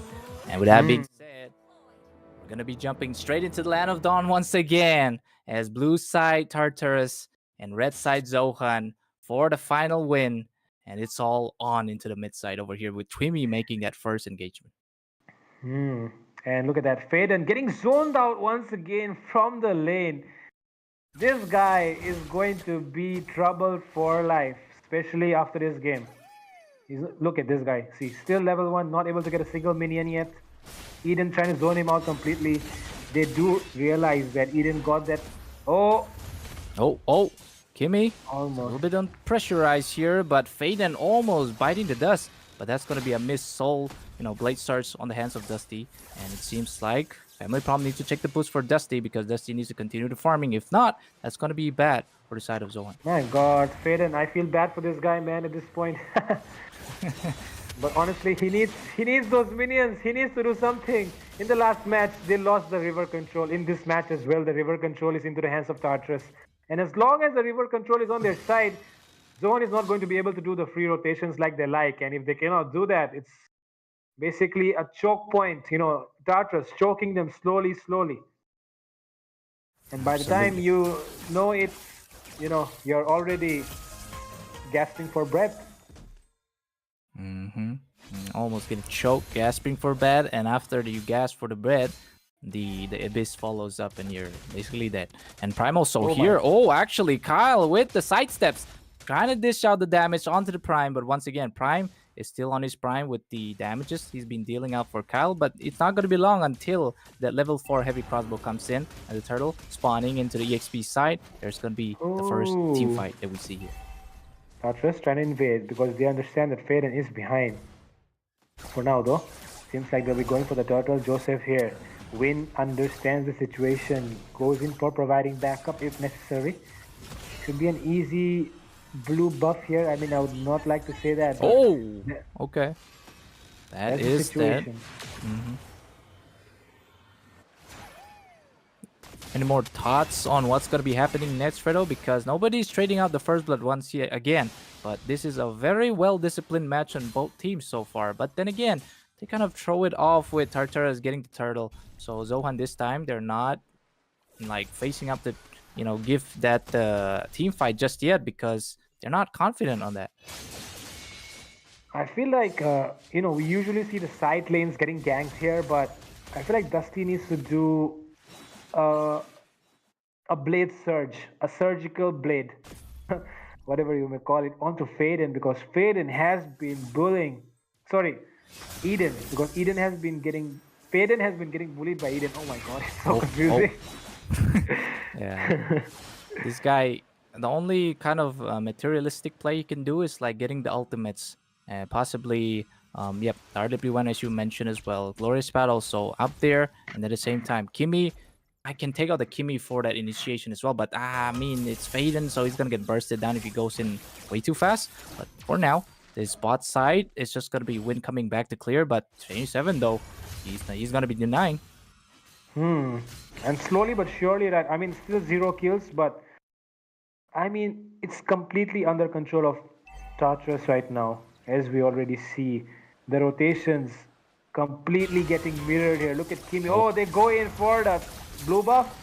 Yeah, That'll that's be the blue first buff. Retribution being used as well. Once again, here comes the initiation coming in from Kimi over here. Backside, first blood onto the hands of the Sand Glacier. And also comes in with a double kill as well. Kimi is on point, but will he sustain this one? Yeah, absolutely. But Prime though, 27, trying to sidestep it up, but it's a Prime, so he's gonna get taken out right there. Yep, and with that, finally, it seems like the blood fest has just been announced, and Tartarus got 2 out of it. Still not too much behind those Zohunt, but this turtle should get them quite ahead right now. Yeah, absolutely. Turtle taken to the side of Tartarus once again. So they have 2 turtles on their side now with 2 kills, but only 1 kill on the side of Zohunt. A bit. That's not that upsetting yet, but still, there is always some sort of comeback because the tie is not too much long. But it seems like Joseph gonna go in with the Electrine Beats. Has to be pulled back once again because if he goes in too much, he's gonna get punished. Yep. And with that, right now, you can see that in the bottom side,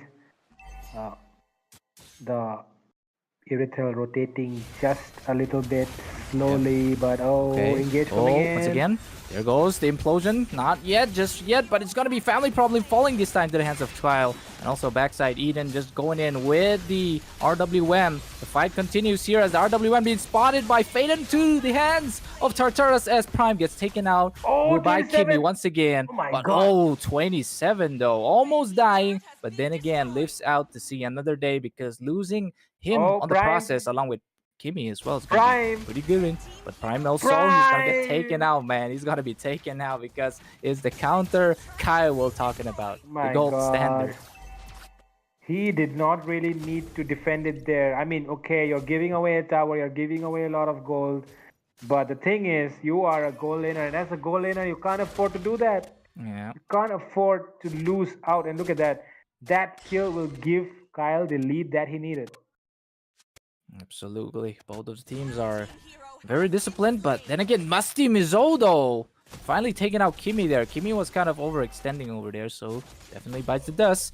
But right now, it's all to the fact that Tartarus here in the mid side can make a blunder, or maybe not. Family problems being zoned out a little bit by 27. Then again, both of the teams are going off as Prime picks up that Piercer right now with 228 stacks. Yep, and now though, if we can take a look, they're trying to test out Team Zohunt at this point, just waiting for them to engage first. Not actually doing something first, but waiting for Zohunt to make a move, and after that, they'll be going in for the response. This time around, 27 coming in. The flicker play from Kimi himself. And also, then again, Faden also takes up the initiation as well, but the flicker comes in, the pops in as well, but Win is gonna be taken out. Eden on the process over here. That first inhibitor is not falling just yet as Dusty trying to thirst out Kyle here, but Dusty will be the one getting thirsted back instead with killing spree. 2-2 trade on both sides. Fredo, 2-2 trade on both sides. That was some good play, and I mean, we are alive to cast these kind of matches, and I'm really excited that it's happening right now. I mean, these kind of matches are all we want, right? High level play. High level play. Kimi with that setup. Yep. Joseph follows it up with his electrifying beats. They still managed to get away and get Joseph down. Yep. That was some insane play. Family problem. They have to watch out from his implosion as well, because that's just a straight up crowd control. And talking about AoE crowd control, it's broken in this game. And once again, Kimi also trying to use that sand to kind of zoom around the jungle of Zohunt once again. But family problem is going to be the one to check the boost on his side. But Prime going to be, free stacking, basically. So with that being said, is it going to be another engagement in the mid side, or is it just going to be both of the team dispersing once again? Okay. Yeah, and anything could happen at this point. We can't take out the possibility that Zohunt can still make it, because if you take a look at the... I mean, they don't really have the goal, but okay, it seems like they decide to engage first. Oh, comes in, and Prime still getting the kill in 27 though. Kimmy want to trade it out with family problems, but Prime this time is gonna get that double on his hands, and at the same time, oh, though Joseph double kill goes in straight for the penetration into the crevices of Zohunt, and Kyle survives the Death Sonata that's being dished out by Prime. But then again, 4 people on the side of Zohunt falling, and that is basically a green light for Tartarus to just devour the Zoes at this point. Man, oh man, this is looking interesting. And this is looking spicy as well because Zohunt, they are behind by a lot at this point. Still seems like though that they have not really completely lost the control because we all saw that Prime is still able to dish out quite a lot of damage, right? He's not really behind by a lot. Yep. Still significant, but not a lot. But for now, though, oh, another engage coming in. Oh, Kimmy. Yep, made it out. One. And you know, those green lights will be really important right now to determine the outcome of a team fight because these ultimate skills that all these guys have. And honestly, it's going to be Faden as well. If he has that RWM and if he sets in at the right point, it's going to be really interesting. Oh to see no, if Joseph making a risky play here. Oh, never mind. Winnie is going to be the one getting punished here, but maybe not. Glorious pathway to save the win. But here comes the implosion. This could be the implosion for Prime. He's going to be the one to try to clear it up right here, ladies and gentlemen, as 27 also punishes Zohunt once again. 2 people falling there. So close. We almost see Zohunt with a comeback, but this time Tartarus are just proving themselves to be the worthy representation over here as the Lord also on the bot side. Gotta go coming straight, but Prime also is a bit out of position. If not, he can kind of get caught out over here, but here comes Kyle in with the heavy crossbow. He wants to get the kills, but then again, he needs to back out before that. First inhibitor is going to be falling to the hands of Tartarus on the bot side over here, and also the golden carpet being used up again. And what is it going to be next? It's just going to be a little bit of a slither for inhibitor on the mid side of Zohunt. Yep, and now they need to deal with the top lane side. They don't want that turret shield, the holy defense to fall down. Prime will be arriving as well to take in charge. But now they need to deal with all the super minions coming in. Yep. That is the only hope that they have. And look at the stacks as well. Prime, decent enough considering the early game. Oh, 27. There goes the initiation. Win is getting caught. He's going to get taken out over here by Joseph, indeed. And that is one EXP laner falling to the side of Zohunt once again. And also, oh, the triple implosion coming up, but that's not going to be setting anything because there's no follow-up for that. Family problem, baited out an implosion. Inhibitor is going to be falling right now as Tartarus going to look for the crystal or maybe not for the kills. Kyle. Oh, because Kyle is just going to be dishing out damage, but it seems like Tartarus are wanting the kills. Don't want to mark it onto the crystal because Joseph here, electrifying beats to the face. But here comes the hit. This is going to be the quiet setter as 27 being pushed back by Win once again, and nobody's gonna fall, but the one falling will be 27 with the Prime taking the kill. Kyle also traded out with a Win once again, gets a double towards Dusty, and this is looking bad for the side of Zohunt. They kind of defended out, but then again, I don't know, man. Never mind. It's just they're just letting it disperse for now. Let that sink in. Yep. For now, though, they need to focus on Kyle. When his Purify is in cooldown, okay, Joseph wants to go in. Faden, really low. Oh, Faden almost dying. This is looking bad. Oh no! Kyle will be the one to grab family problems. So no more implosions to the side of Zohunt because they don't have the set to kind of set back on the backside, right? Basically. So this is Kimmy just looking back because the Tartarus here are just going to be grabbing that Lord.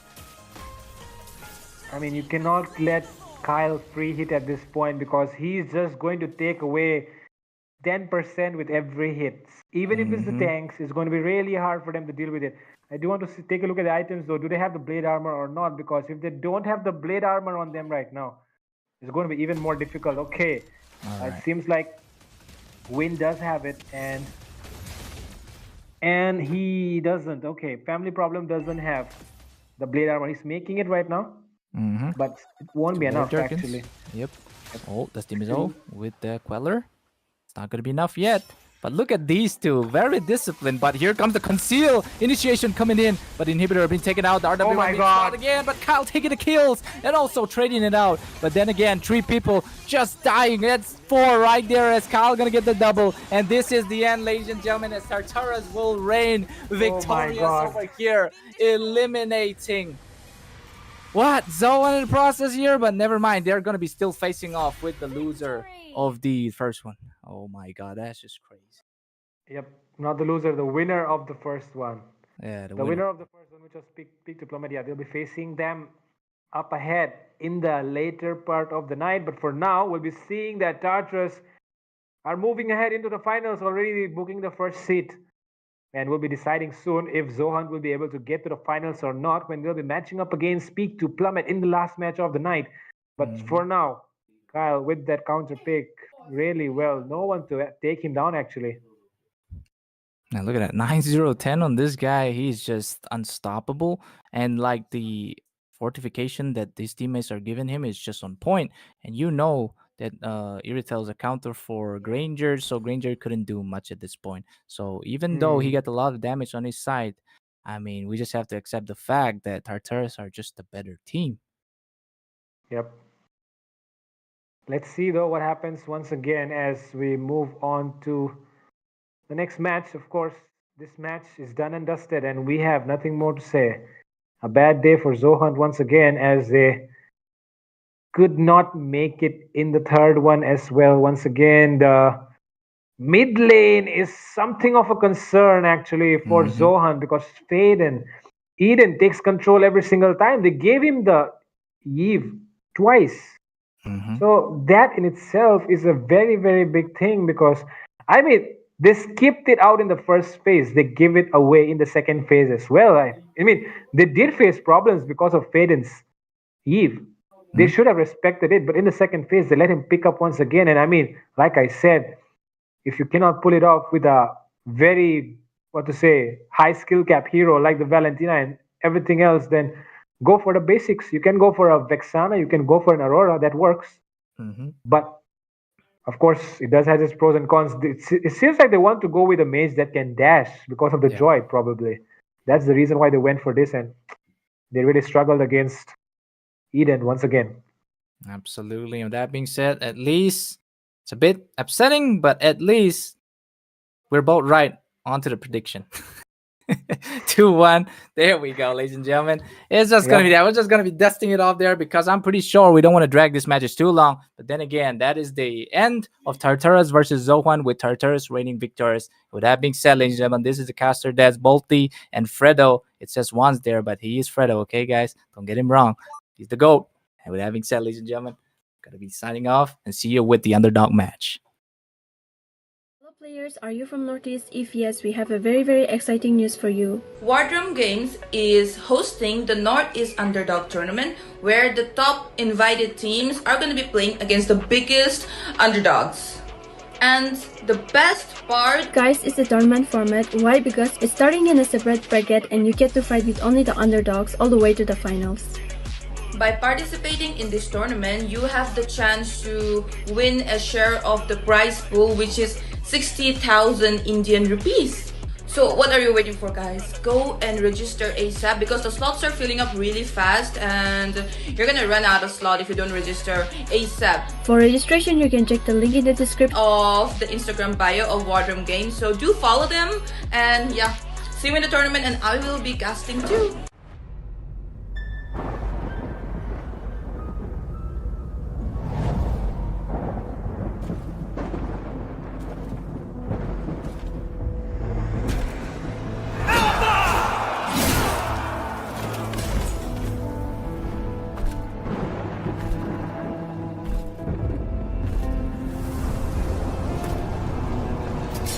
Alpha, my dear doomed king. The time has come to cast away that frail mortal shell. Join me in eternity.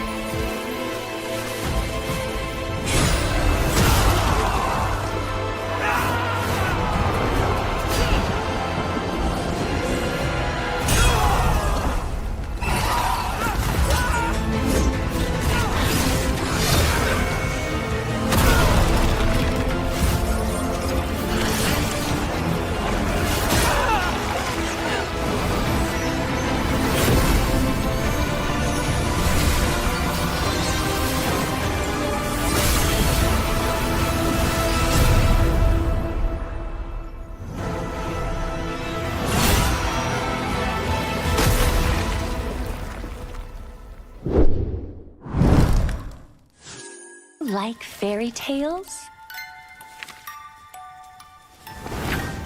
Who deserves to live happily ever after?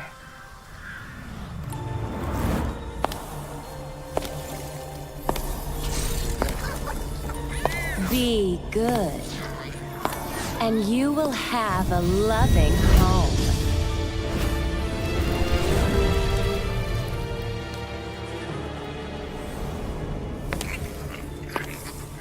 Be kind, and you will be shown kindness. Be gracious, and you will find true love.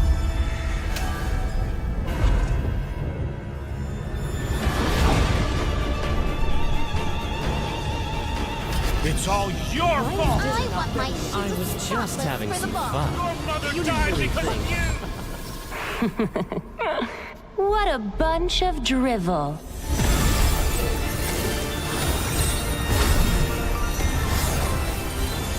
Break those chains! Embrace your rightful power!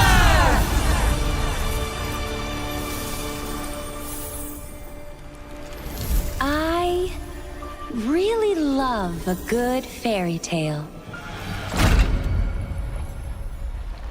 Who will be the lead of our next story?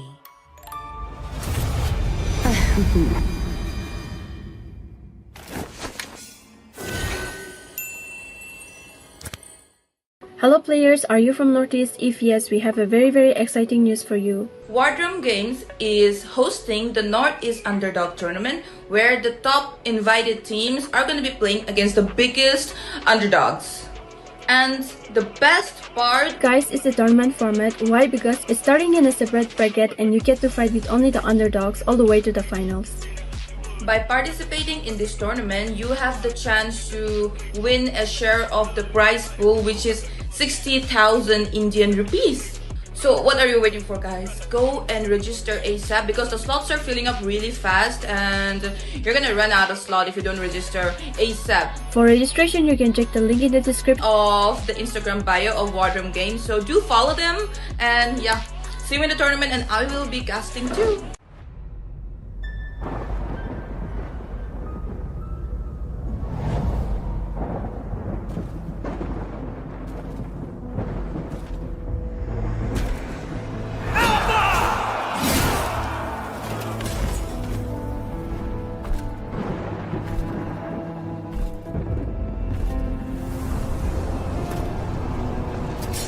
Alpha, my dear doomed king. The time has come to cast away that frail mortal shell. Join me in eternity.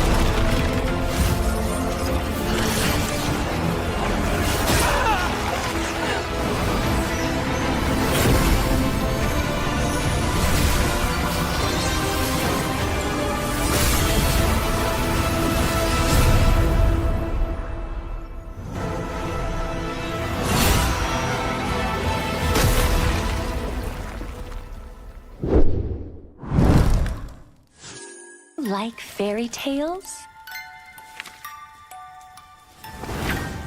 Who deserves to live happily ever after?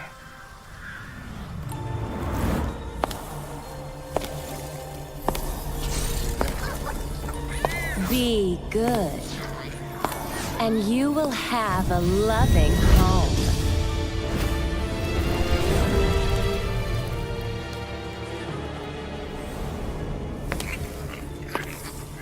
Be Be kind, and you will be shown kindness. Be gracious, and you will find true love.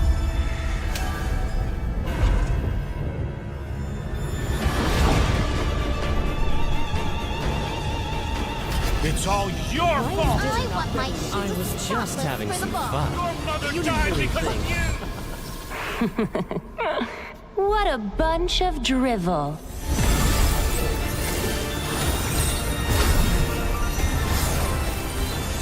Break those chains! Embrace your rightful power!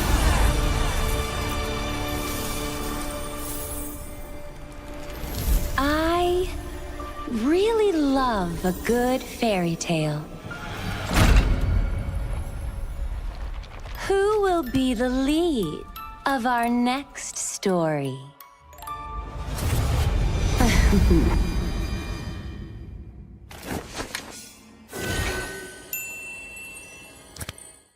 Hello players, are you from Northeast? If yes, we have a very exciting news for you. Wardrum Games is hosting the Northeast Underdog Tournament, where the top invited teams are going to be playing against the biggest underdogs. And the best part, Guys, it's the tournament format. Why? Because it's starting in a separate bracket and you get to fight with only the underdogs all the way to the finals. by participating in this tournament, you have the chance to win a share of the prize pool, which is 60,000 Indian rupees.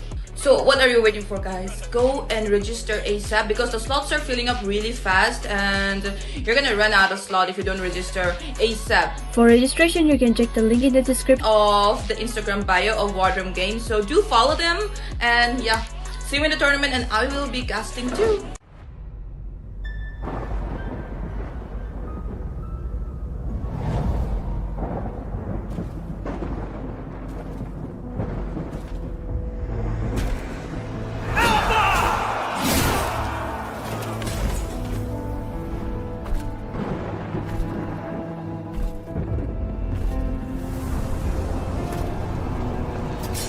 Alpha, my dear doomed king. The time has come to cast away that frail mortal shell. Join me in eternity.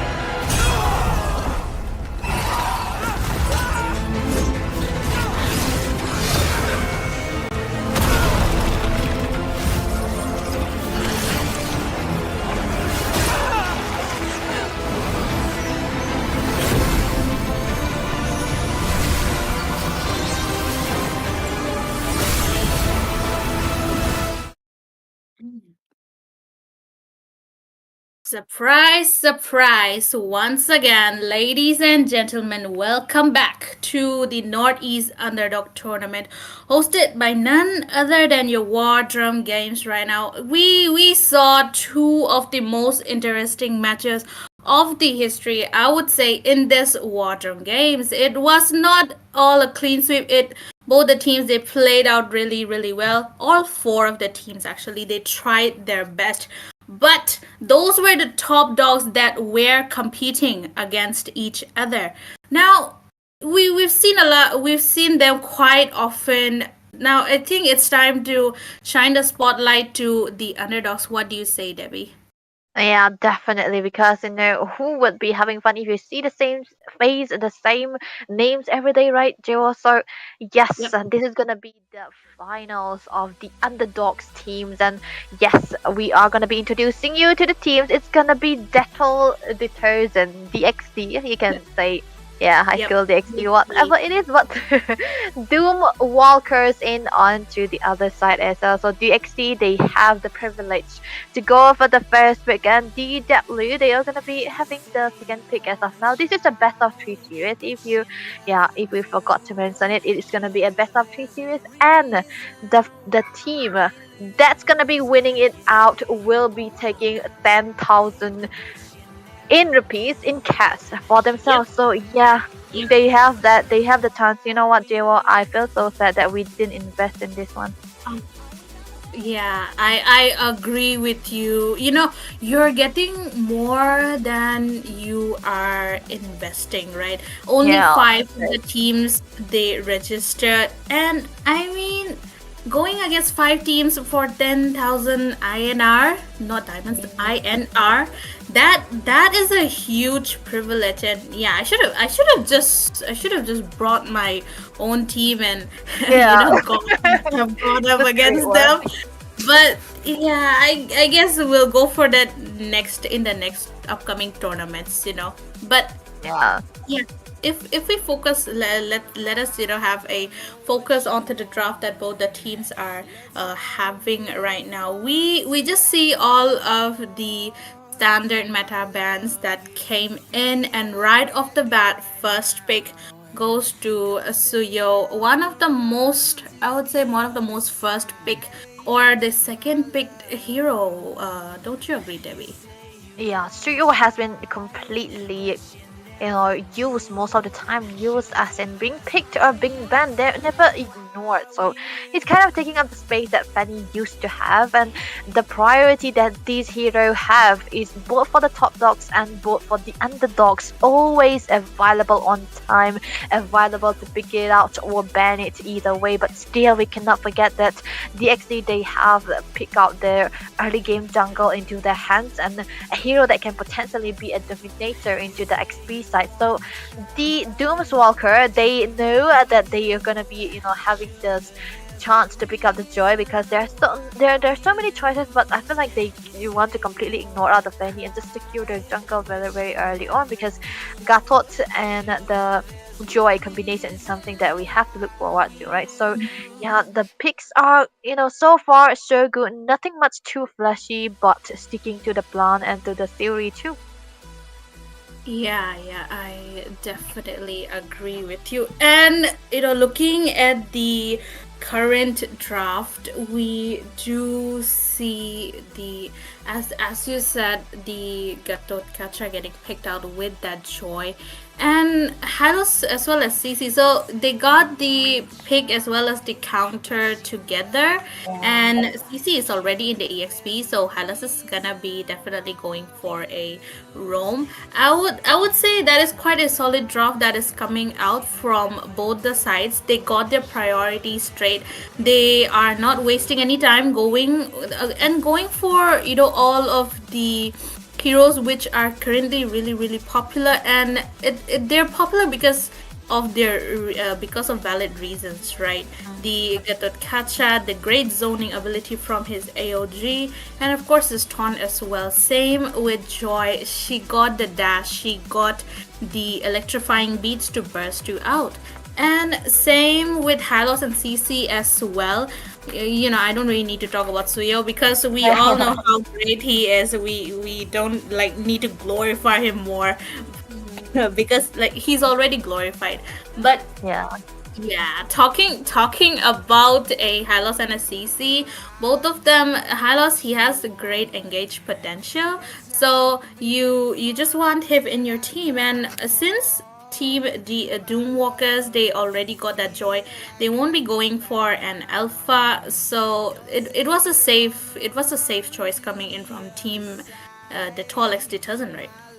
Yeah, has to be. But then one thing I'm not sure about that whole Detergent is that why did they ban out the Versa when Doomwalkers, they already got their mates into the mid lane side. The Vexana has already been picked up, or maybe that it must have been something very unusual. Maybe they wanted to pick it, but they unfortunately banned it out. That has to be the sole reason. But still, Doomwalkers, and they pick out this Guinevere.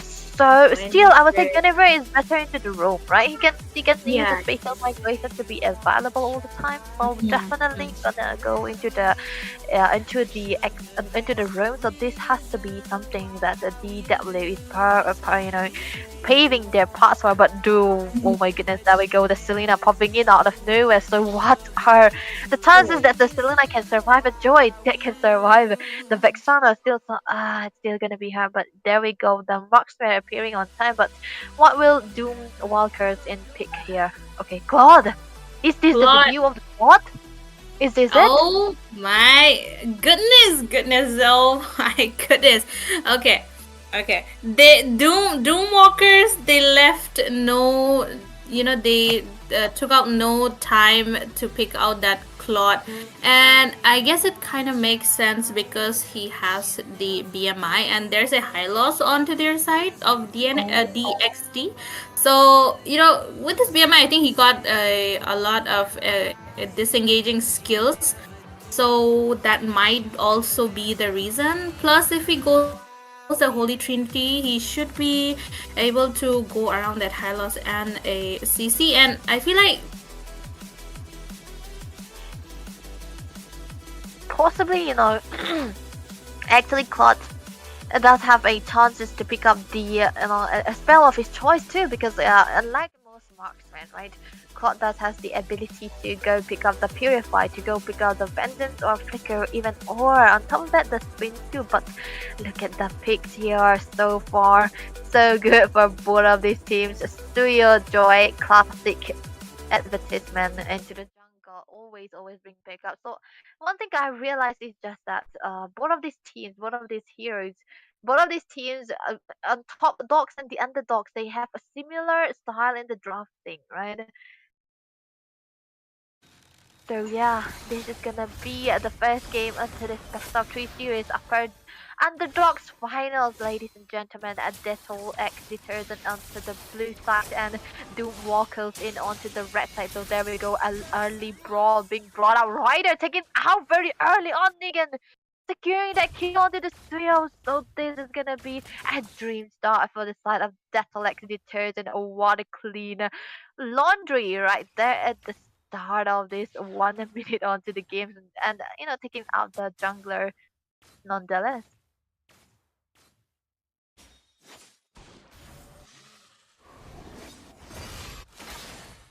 Okay, this is back to the farm we go, and yeah, both of the teams are ready to be farming up, just trying to catch up with the lost goals that they had onto the Zoe as well. And to the studio, yeah, he's gonna be having the perfect timing, right? The perfect time where he already got out the kill, so this is a great start for him on top of that. So the rotation wise as we speak, Joy is not gonna be having the greatest of times in comparison to the studio. So yep, early game death is something you do not want to see here, but at this point the turtle is already up, and J6 is in a position, is not in a position where he can try to look for the set. But look at the bot side. bottom side though, Zone Fiat Manchi would be getting taken out in the hands of Selena. I mean, I was kind of skeptical about that Selena, as so we all were, because of the team composition. But I guess it's working out really well. But look at J6 though, goes for the spatial migration, but Joy comes in, steals the turtle, and takes out Suyo as well. Now the electrifying beats is up, and CC, she will be escaping with a slither of HP, and that was a successful steal. But look at that, Carrie just goes for the flicker, takes out the Claude in a 1v1. So both the teams, they are having the equal traits right now. Why don't you think, Debbie? Yeah, equal trades because just because of the gain onto the top side, but still economy wise as we speak, the XD does have a better economy. So yeah, I feel like the Claude and the carry laning phase is definitely gonna be into the hands of the carry, because yeah, he have the better chance in the hitting, and BMIs when it's wasted, yeah, that's gonna be where the carry comes and just trying to take you down bits by bits, and still the rotation on top is definitely gonna be started. But look at that, Negan driving in. Yep, Ningen does go for the Joy. Joy is there, electrifying beat gets used up, but Vexana would be taking that kill with the Curse Blast upon herself. I would say if I were Joy, I would have I would have been really furious. But a win is a win, so A it win is works out for it. He wants the kill, right? He wants to have the kill, but look at that, the retribution being popped and the current calls just to drone away. But yeah, still okay. Look at the top side. My goodness, Valid Queen gets hit on. Selena goes for the abyssal arrow, tries to go for Guinevere, but she would be flickering out of there. Quite a close call for Guinevere because of that Selena. Oh, that was a good start, and I feel like this underdogs this is where the defense comes in, right? They can try to brawl it out in how the top dogs were playing. The underdogs must has much more cinematic starts, right? They are going for fights here and there, even if the objective, even if the start of the objective and after the objective, this is kind of fun to say the least. No more Brady heavy composition, but yeah, we have to focus onto the builds. But okay, already Hunter strike into the hands of Negan right here, but you know what? He's already falling down 2 times into this game, so not the best case scenario for a CEO. But yeah, another focus is that already a steal, a defense item for carry onto the top lane. So this has to be, giving him a good time if he goes against the cost. Oh, look at that, the spatial migration. Does connect, but they would be escaping from that. A team fight is definitely breaking out near the turtle pit. Look at that, Joy goes in with the electrifying beats, but he will get caught up in the middle. Ooh, spatial migration hitting on point yet again. 3-man AOG comes in. Same with Claude as well with his blazing duet, but look at that, a lot of bodies falling here and there. 3 people already gone for the side of Team DXD right now. Ryder escapes with a slither of HP, can have a sigh of relief, but never mind. Ninian comes in and he takes Joy out of the way. Now with Joy gone, the turtle might be in the hands of Team DXD. This is actually a good read coming out from Negan right there, and the power of the trio, right? You can have a dive, you can have the damage on top of that, but look at that. J6 and Sion, he's just, they're just trying to join up. Oh, look at the sun. Oh my goodness, Abyssal Arrow was the downfall. Abyssal Arrow was the what do you call it? Doom of Doom of Wedding here. But yeah, top lane the Claude will be getting taken down. It does a 2 versus 1, so he definitely had no choice there. Yeah, there was there was an inequality gang coming out from the side of the XD, but still looking for a trade right there, just trying to steal out onto all the buffs of the side of Negan here. Maybe just looking for a compensation for the loss onto the top lane side, but still look at that. It's just Negan. He's just looking for a respawn. Oh, look at that, the spatial migration.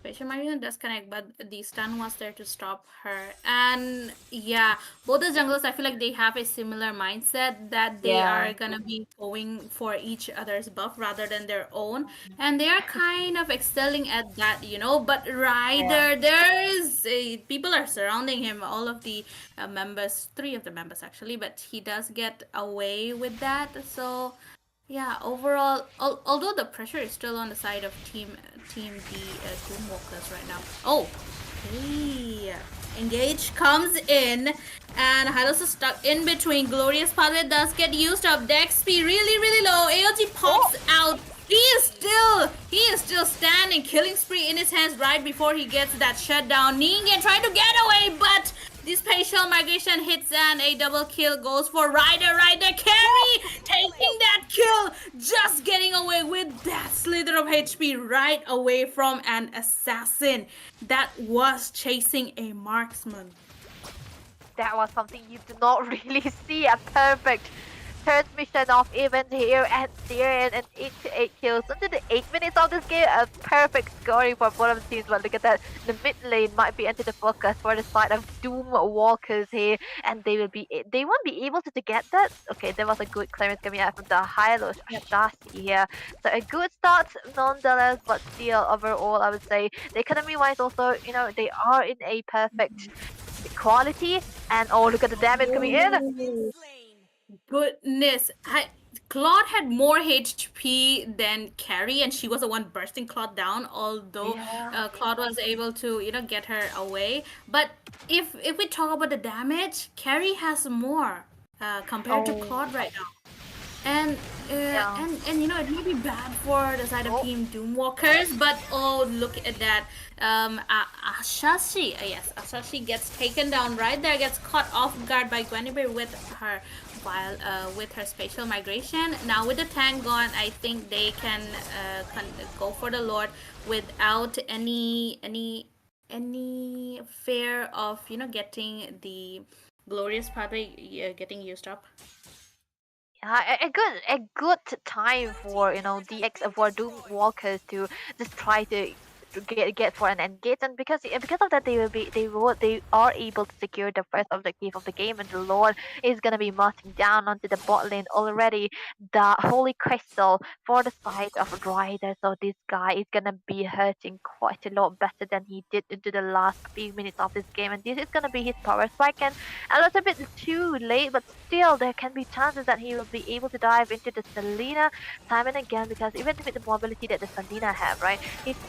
The mobility coming out from the Joy from Rider is gonna be much more of a threat here. But look at that, glorious part away. Yep, first one to get used up, but won't be a follow up. Rider tries to go in with the electrifying beats, but won't be going so far. Asashi yet again trying to look after Dexp, but look at that! Spatial migration comes instead with that AOG connecting on two people. Chill Shine takes 2 kills in his hands. That is a triple kill. Goes for a maniac, but he won't be because he will be escaping from that massacre. And Ningen go, look at that, 0 HP actually. J6 flickers out, takes him away. 4 people down in that team fight for the side of Team Detoll Detergent. Oh, the fall, they are falling like dominoes for DXD, and what a good greet and what a good entrance coming out from Chill Sign here. He's been the chill guy, right? He's just stopping time and time again, and it's just that whenever he dives in, he just knew that skill of the side of DXDs are wasted, and when he goes in, there's no one who can stop his blazing duet. And look at the sprint too. So much dive potential coming out from a hero that is a marksman, and look at that, the conceal play, something might be up. J6. Oh, J6 does connect the spatial migration, same with the AOG. Now that is back-to-back knockup right there. Chill Shine just taking the honors of getting the kills on his hands so that he can farm up more. I would say Hylos, he was pretty beefy, but he was not able to stand all the damage that came towards him. That was a good read to say for J6, that he knows that he'll be able to take down the tankier frontliners, because his marksman Chill Sign has already 5 kills onto his hands, and he's been free farming all the lanes time and again, and that does mean that he's gonna be having enough crit, enough damage, and that's what they were doing here. And my god, what a good clapback coming in from DW Doomwalkers. Their name says they are the doom for the enemy. They are the doom for Detoll and Detergent. Yep. Yeah, they have to find something how to clear out, how to wash away the dooms in their name. So yeah, there has to be something here. But still, look at the position of Negan. He might be onto something. Yep, he might be, but okay, J6 goes for, oh my goodness, another AOG comes in with that spatial migration. Joy she can't really escape there, she got caught up, she will be getting taken down. It was a CC, yep. And same with Ryder as well, but look at that, they are just going for a full-on brawl fight around the Lord Pit. Guinevere gets stunned out, but she will be escaping with a spatial migration yet again. There are a lot of escape skills for the side of Team Doomwalkers right now, but no, not for Vexana. She will be getting taken down, but Dexp would be paying the price of taking out their beloved mage. Now the Lord is in the hands of Team DXD, and that is a shutdown again. A full team wipeout, I would say, but J6 trying to go for something, trying to go for the Lord, but he will be arriving quite late. Yeah, the only one surviving at this point, but look at the stun coming in. Selena, yeah, this is just a tankier member, so they do not want to fully commit into it, but look at the clapback coming in from the side of DXD. They want to have that lore. They want to have their spacing back that they had into the early stage of this game, and they are successful in doing so. Look at that, the mid lane onto the focus. Goodness, overextension comes in from J6. That might be the downfall, but Flicker gets used. Her Eternal Guard gets dropped down. But Carry goes in with that Flicker. Goes for Vixana. That's a double kill in his hands. Ryder gets taken down again. The Lord is marching on to the top lane for the side of Team Doomwalkers. And this time, they are the ones getting their Doom walked on by Team DXD. You know what I think? DXD, they want to have the prize. Oh, look at the blazing duet. Oh, big use, but Atrasi too tanky for just one member. Oh, the glorious pathway. Glorious pathway. I feel like it was a little bit early, but goes for the special magician. AOG pops up yet again. Asahi gets taken down, but the same with Carry as well. But Dexby will be falling down once again. The base is wide open, but they won't be able to pop it out on time. Abyssal Arrow comes in, but they won't be committing as they lost two of their most important members. That was a good, setup, but still a bit of a, of a statement coming out from the side of DXD. They have the target to have another comeback, but look at that, the change in the momentum came in from them, and none of the inhibitors have been standing up for the side of the WSF now, and we can focus that trio. Ningen already got his 5 builds, a very very expensive, but with penetration and T-heal on top of that. So this guy, he just wants to burst down the side of Doomwalkers time and again, and we cannot forget that Zoe already gotten her main items. It's the holy crystal on top of that, the blood wings. So this is gonna be extra damage onto his kit and a little bit of sustain too. So that has to be it. But we cannot forget that the tankier the members are, the more he's gonna be hurting when he got the whistling lantern onto his kit already. So this has to be something we can look forward to, because into the another 3 minutes of this game goes on.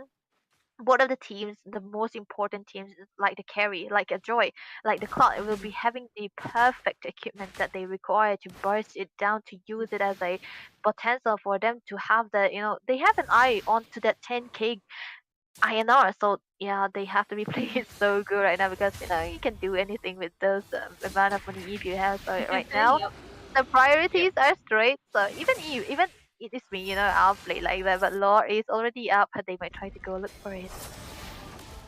Yep, around the Lord Pit, of course, the fight might break out, because J6, he's trying to go for an engage, but not really getting the opening to do so. Instead, Hylos pops out his glorious pathway, tries to go in, the Guard gets popped out, Ningen gets taken down, but staying with Chill Shine right there, one after another. A lot of people falling here and there. Asashi does get his immortality on time, will be escaping with a set of HP. Same with Joy. Now both the teams, they lost 2 members, and most important members as well, in my opinion. So they would be backing down, waiting for them to get back up and go for a full-on team fight again. I feel like Doomwalkers, they have to potentially clear out the minions time and again, because if you look at the minions onto the far lane, it's actually for DXD who's just, shoving into them. And yeah, even if they try to be aggressive and stop the Lord, they have to have one member that always need the clear. They do not want to waste out, so they do not have any inhibitors left. They need at least one person to clear out the minions as fast as possible, because yeah, DXD, if they even have the vision onto the side of Doomwalkers, they will be, trying to shut down the Lord, because they already have a carry. They already have a trio who can burst down the Lord time and again. So this will be a very intense Lord team fight. Oh, look at that! Go Meteor into the hands of that, but real. So yeah, it's gonna be another aggressive carry we are gonna be seeing this time around. If they could reset the Lord, they could go for the level 8, level 2 Lord, but another engage comes in. Carry gets taken down. Ryder will be losing his life. Vixana takes that Lord with her mini Lord, of course. So this fight was definitely won by the side of Team Doomwalkers, even though they lost 2 of their members. Vixana's Eternal Guard really made up for that one missing member. Yeah. Yeah, there's another member on the side of Doomwalkers, and they know that they're gonna on the lead, and a lot taking a lot of words and irony. So there we go. The win is for Doomwalkers here, but the mid lane is clear out, just for the side of DXD to have a better chance in the clearance. But yeah, the Lord is already spawning too fast for the side of the Doomwalkers. Well, look at that China. What a Oh my way! What a it wasn't all what position. Oh, look at Oh, that! That's another. the top up of skills, the combination of skills still get used up even if it's one person. They do not want to take any chances of letting him slip away, and they know that that Guinevere and get that catcher combo. It Oh, was really it was peak brain moment. I yeah, would big say brain move.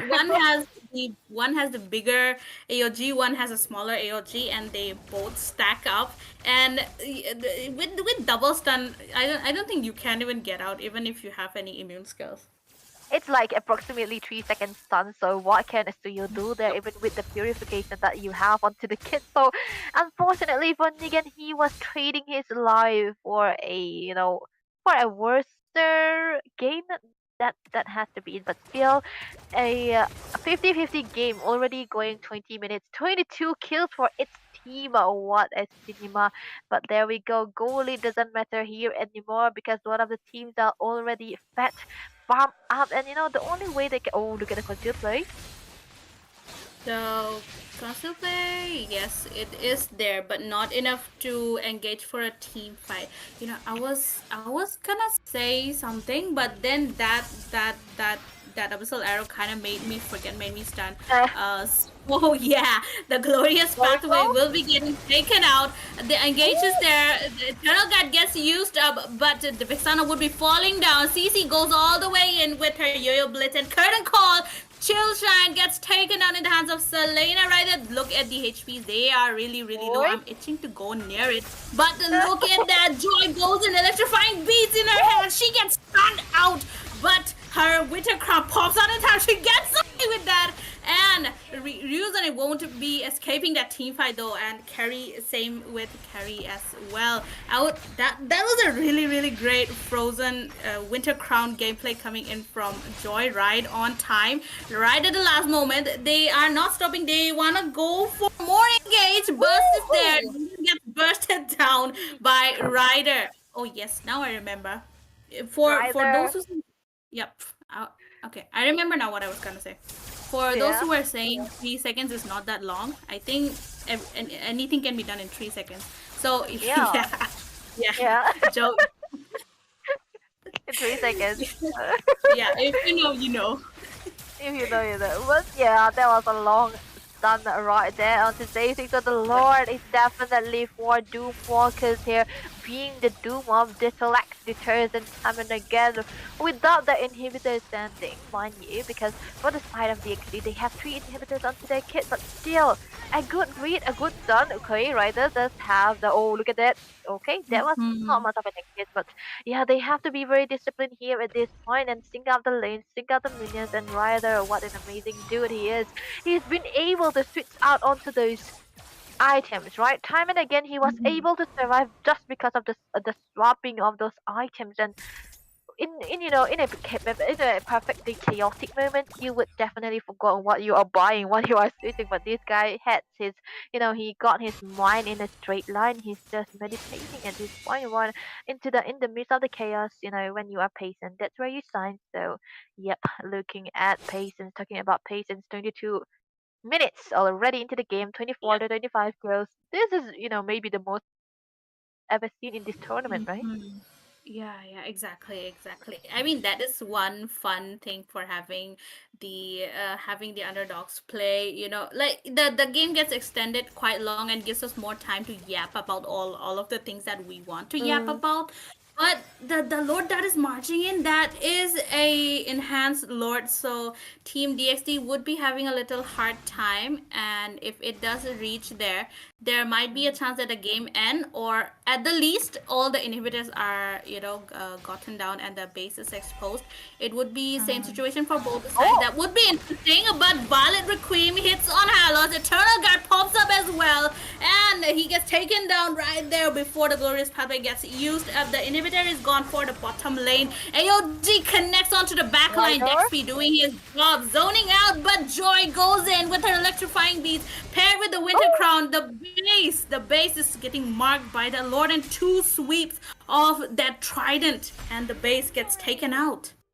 What a good, what a good dive in coming up on the side of Doomwalkers, being the Doom of Detoll Detergent, and as we can see onto the screen as of now, perfect read, a perfect combination of a wise choices, a wise decisions, fast fingers, fast movement as well. Okay, Ryder, you know what? You get the MVP this time because perfect synergy, perfect entrance, I would say, because he isn't there. You know, when it's perfect time to zone out, he's the one zoning out. When it's perfect time to get the kills, he's the one doing all of that. So I mean, respect to this guy. You know what? Next time, ban out the joy. You do not have to say anything. Just ban out the joy because, yeah, we can see what he was doing onto that hero. And even though it was a win for the Son of Doomwalkers, what a clapback for DXD. They weren't sitting around. This is why this is the underdogs finals, right? They are perfectly capable of becoming the top dogs. And if they have the chance also, you know, the winners are still the winners. The losers are going to be still the winners, you know, because they have shown what they can do here. Yep. And I would like to say one thing, that this match is a best of three series, which means we might be seeing one more match or two more matches depending on how both the teams are gonna be playing. And the team who qualifies, who gets up in this best of three, they would be going up against the top dogs in the finals, and given will be given the chance to win that 50K out of that 60K INR in the prize pool. And even if they lose, they got nothing much to lose, right? They still get a Yeah, walk home with that the 10K. So it's a encounter. win-win situation.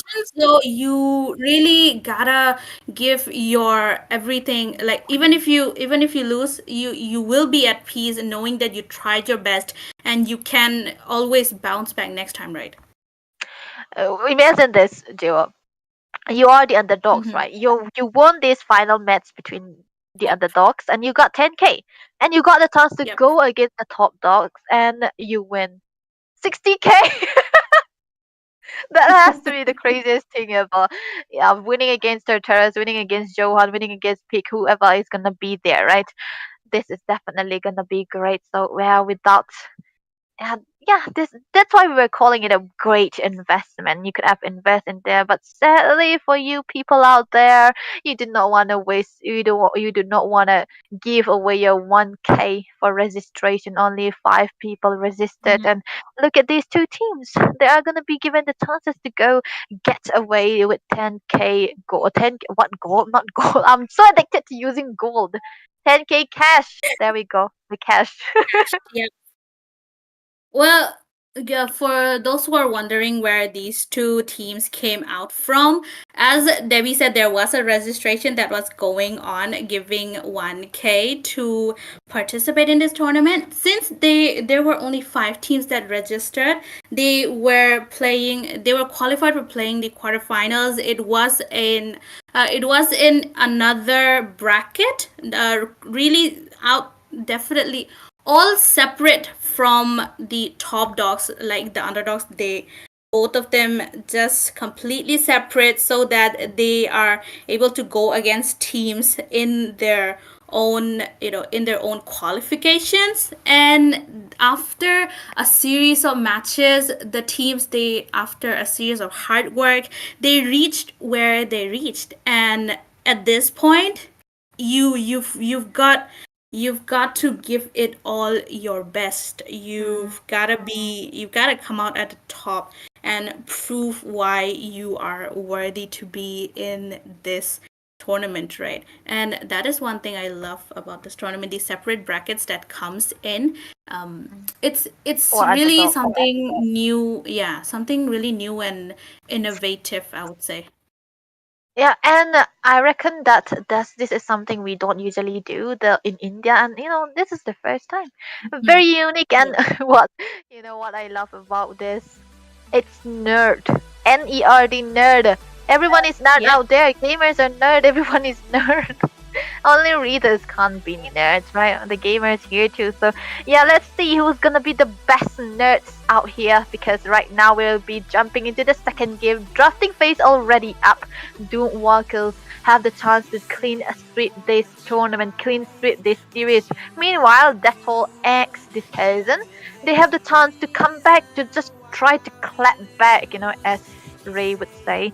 Yeah, clap back and drag this game to game 3, because this is underdog. You do not want to go away with 2-0, right? So there we go. DW Doomwalkers onto the blue side and DXD onto the red side for now. Yep, sides will be switched, and it comes with advantages and disadvantages as well. Yep, first pick, who gets a first pick gets to prioritize, but who gets a second pick, in my opinion, they get more time to understand and analyze what the enemy is trying to go for, what your opponent is trying to go for, and you can draft your game according to that and think about the execution as well, like how Doomwalkers they did in the first match. The Guinevere paired with that Gatotkacha, that was something to comment about. Yeah, top dogs don't do that, right? And this is why we know the underdogs, they have the ability to come up, but they have the ability to become the top dogs just because of their different style in understanding the games. And like I mentioned, nerds. We are nerds, so there we go. The bands are up, and Melissa and Selena taken away. So this is a respect band, and Matilda just for the meta band. So this has to be something, very usual in the best of 3 series. You want to target ban into the second game. You do not want to experiment, but you just want to be careful, because in this best of 3 series, it's just different from best of 5 to best of 7. So you do not have space for experiment. So there we go. DXD, they're gonna be banning on the same hero that they do not want to face, because Phobia's Herits and the Granja has to be taken away, because you do not want to face these two gold lane dominators into the gold lane side. And I feel like DXD, they have a wider chance into the gold lane, because they banning out these two heroes. Yep, definitely agreeable. And team Doomwalkers, I feel like they might be going for the same team composition, but given that they picked out the Gatotkacha as the first pick, same with DXD, the Hylos comes into play yet again. Same with Ningen picking out that Suyo. Now the draws are looking similar, really similar. I won't be surprised if they pull up a Guinevere to jump over you and smoosh you down. But yeah, we gotta wait. Getting jumped by a Phobias and getting jumped by a Guinevere is two completely different things. So yeah, Guinevere might be the option another here, but still, I mean, Doomwalkers, they are still sticking to the logical plan. There we go. Irisbell coming into play very early on, I would say, because there are so many chances that they would keep their marksman into the later parts to pick it up, or even the last part as well. And you know what, I think even the Eve is too early to say the least, but I feel like they don't want the XD to ban it out, because Hylos Eve, we know what the story is gonna be. So definitely a comfort pick on top of that, and a choice too. But still, Lucas came into play. There we go. Valentina, no chance that she's gonna be picked out here, because the mid lane is gone, unless Doomwalkers try to pick it out into the XP side. But still, you never know. Lucas this time around has always been used to flex, right? Either jungle or XP. You never know. Yep. Well, Since there's a Suyo, Lucas is definitely going for the EXP this time. And yeah, there might be a surprise element that the Yeah. Valentina gets used up in the EXP. There's still possibility. You gotta expect the unexpected.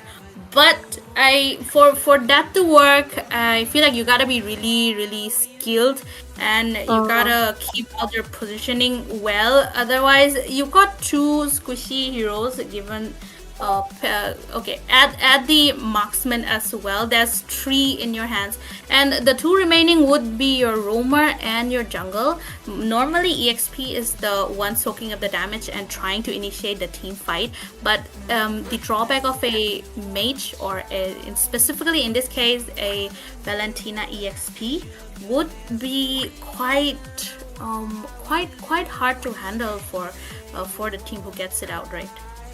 Yeah, this has to be so they have to be careful still and pick, do not pick up very early. But yeah, we were talking about the joy ban, right? For the XD, they have to take away the joy and yeah, respecting Rider for that. So it's respect ban coming up on both of these teams. The stamina being respected, and on top of that, Rider's joy has to go. No joy for now. No joy, no diver. But still, oh, there we go.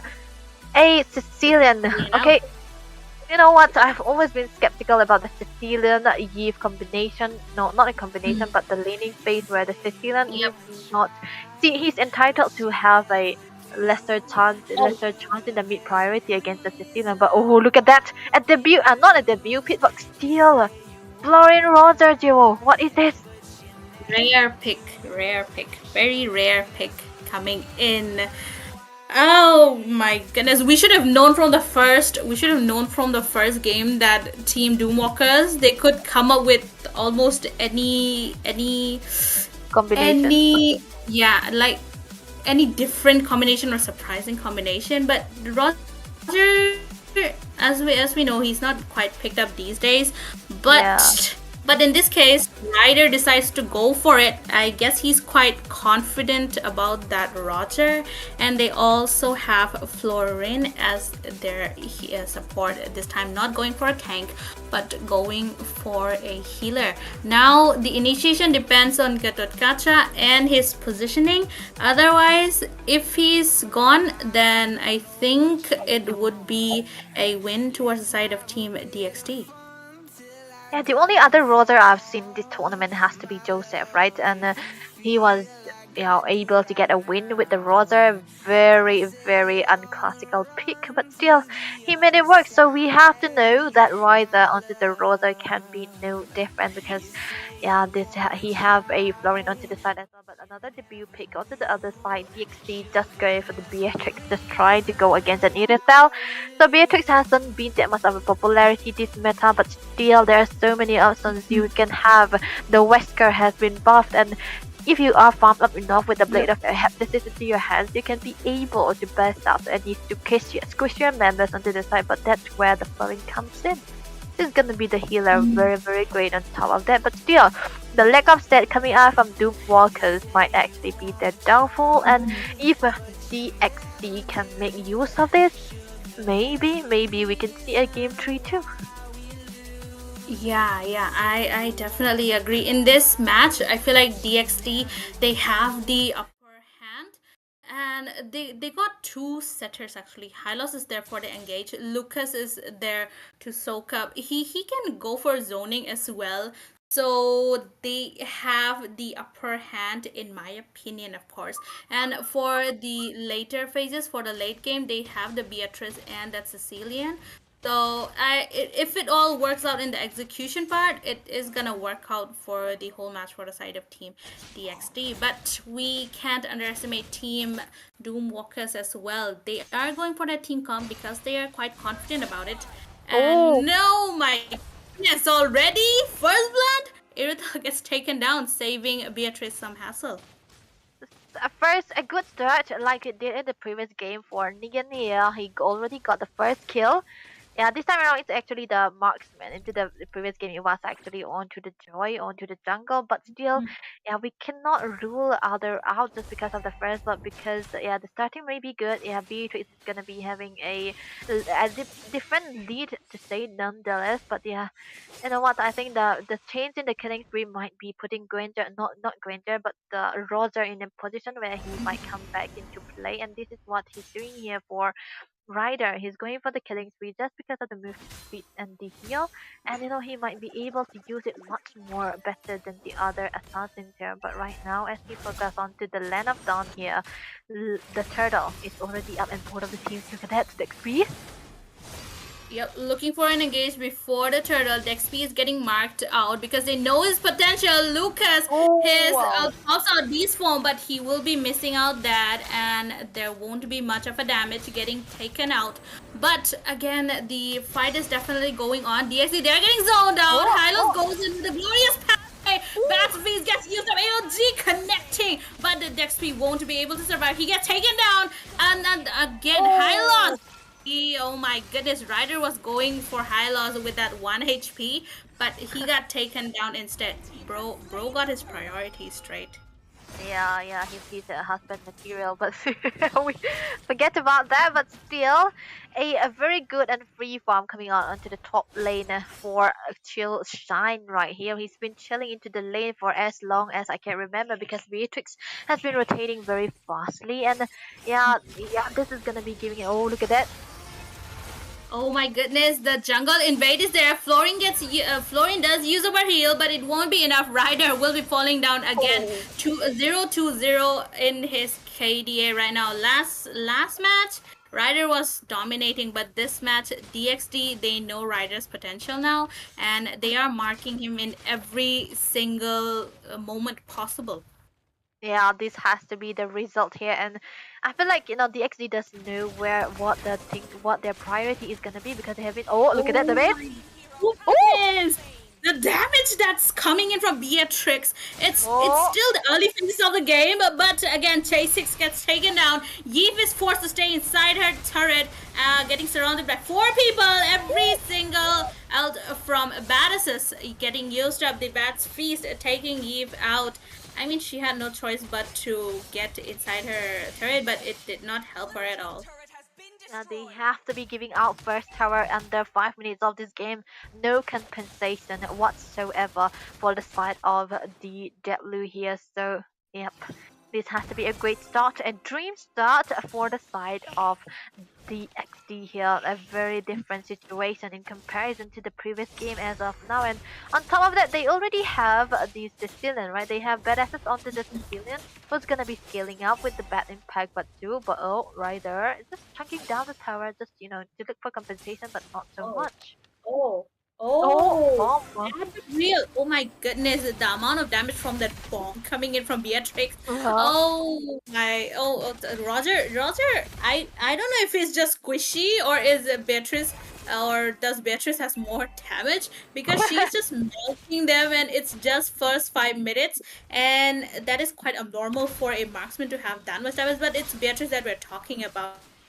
And she does not get picked out often, but if she is getting picked out, then there must be something special about her. But the engage comes in. Ryuzone starts to initiate, followed by Hylos right there. AOG just to get away, and they are successful in zoning Team Doomwalkers away from that turtle. DXD, they are playing really, really well.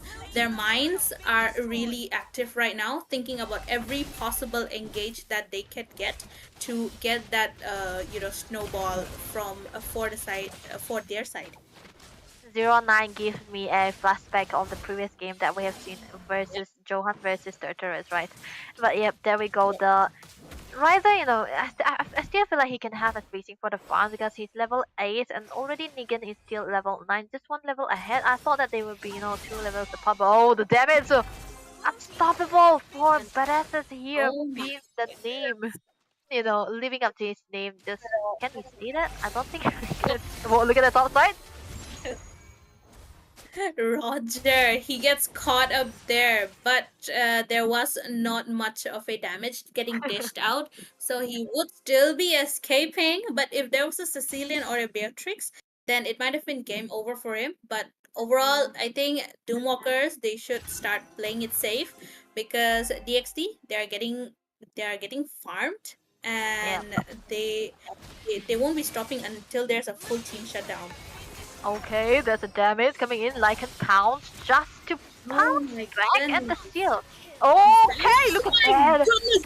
Monster kill comes from Cecilia and RWM gets used up. Dexp goes for the ELG but won't be going far.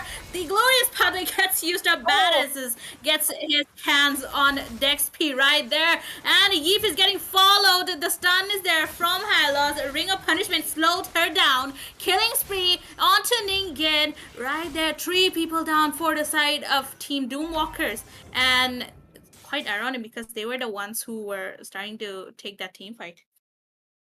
4 turrets being taken by the side of DXD here. Doomwalkers haven't been having the opportunity to take any turret or objective down. But look at that. The first build, the dominance eyes onto the hands of the Gacha here. Dexby knows what he's doing, but still a very good lead onto the hands of the side of DXD. But look at that.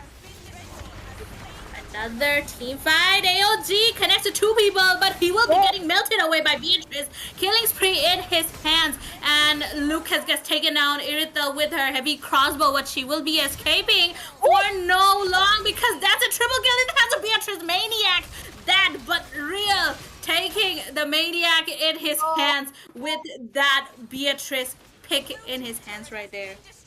I didn't know that the Beatrix can be such a menace and creating havocs everywhere. And yeah, DXD they know that they know what they're doing here because you know what the pick that we always say like the Moscow and the Sicilian coming through into the previous matches that we have seen wasn't much, right? Because the clearance coming out from the Moscow wasn't that much, and even in the early game, I mean, but even if you want to have the better clearing, you need the equipment in the late game. But that's a different story for the Beatrix. The Beatrix has a very good clearance onto the lane, onto everywhere that she goes, even in the early stages of this game. Because yeah, this has to be the reason the Beatrix has been picked up because they want to play for the 16 and 2, but they also want to have their goal lane much more online. And as we can see, BOD already into his hands. That does mean that the rocket launcher will be the main damage output, and we can see he's been using the rocket much more than the Nibiru, and yeah, he's just using out the required amount of damage. And the team, you know, his team can be dependent on him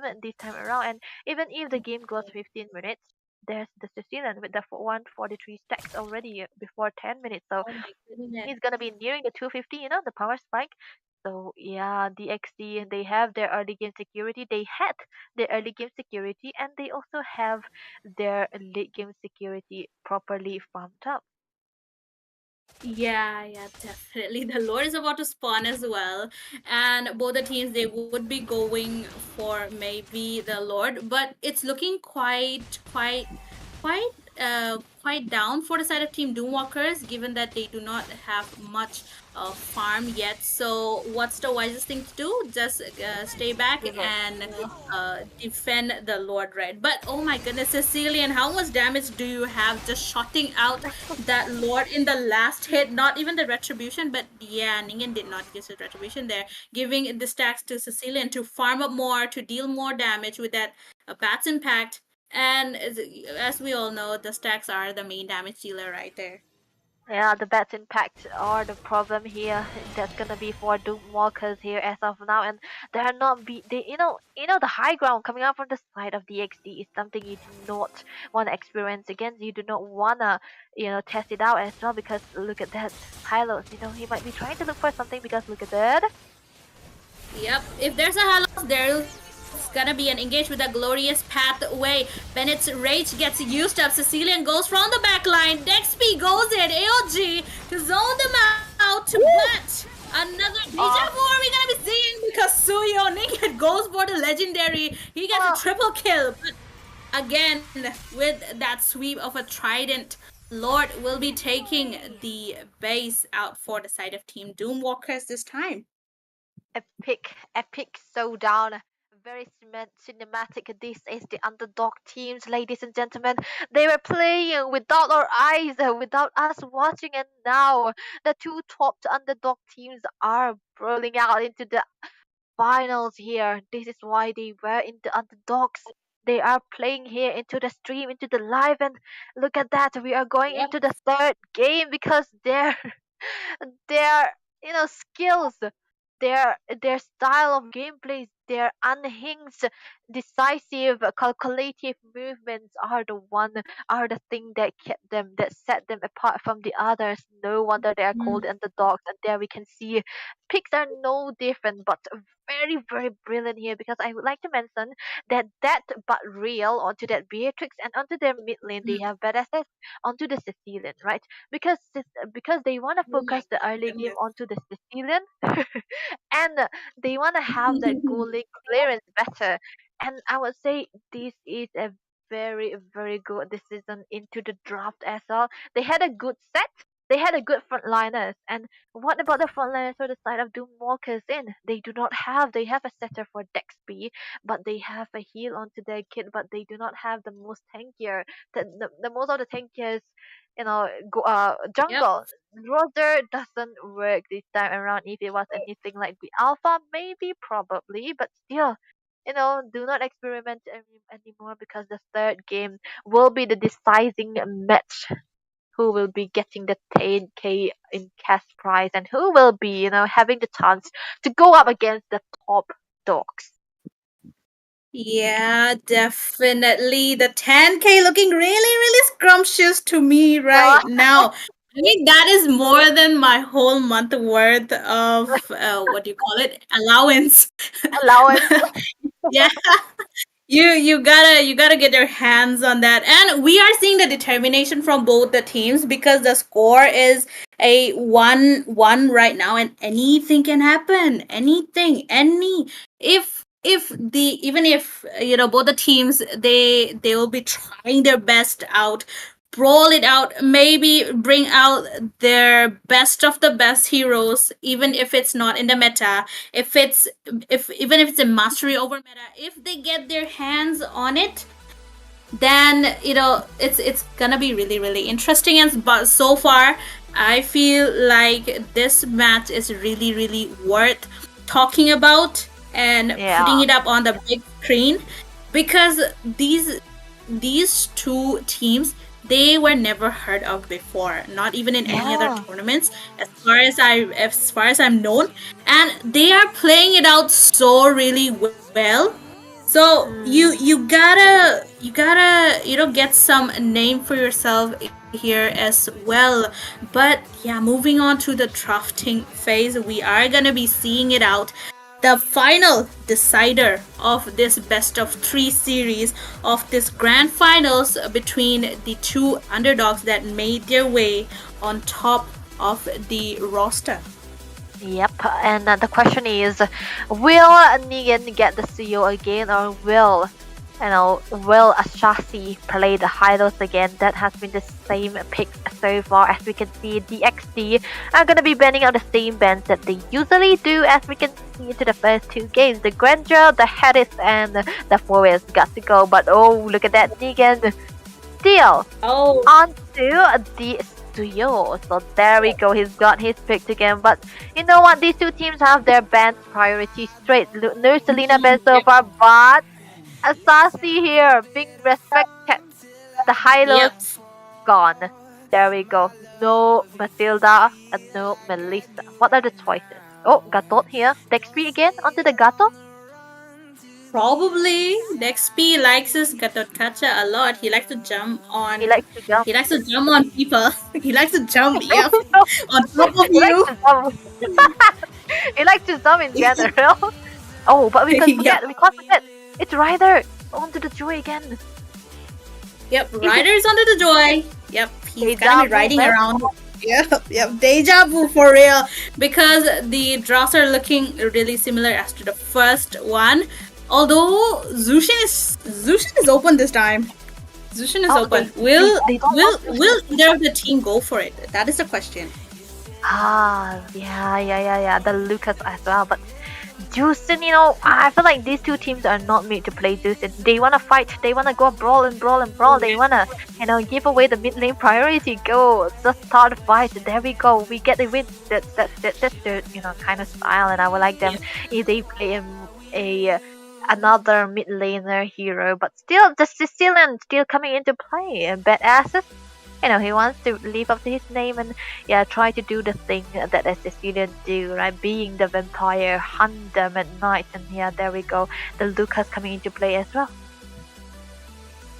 Yep, we are definitely seeing a similar draft. One is going for quite the first match draft. One is going for the second because I think that was the time they were shining out the most. Oh. So they are gonna be going for what they did best, denying the Zushin, going for any other hero than Zushin. I mean, that's a really rare side. But I need to point out, badasses on Sicilian.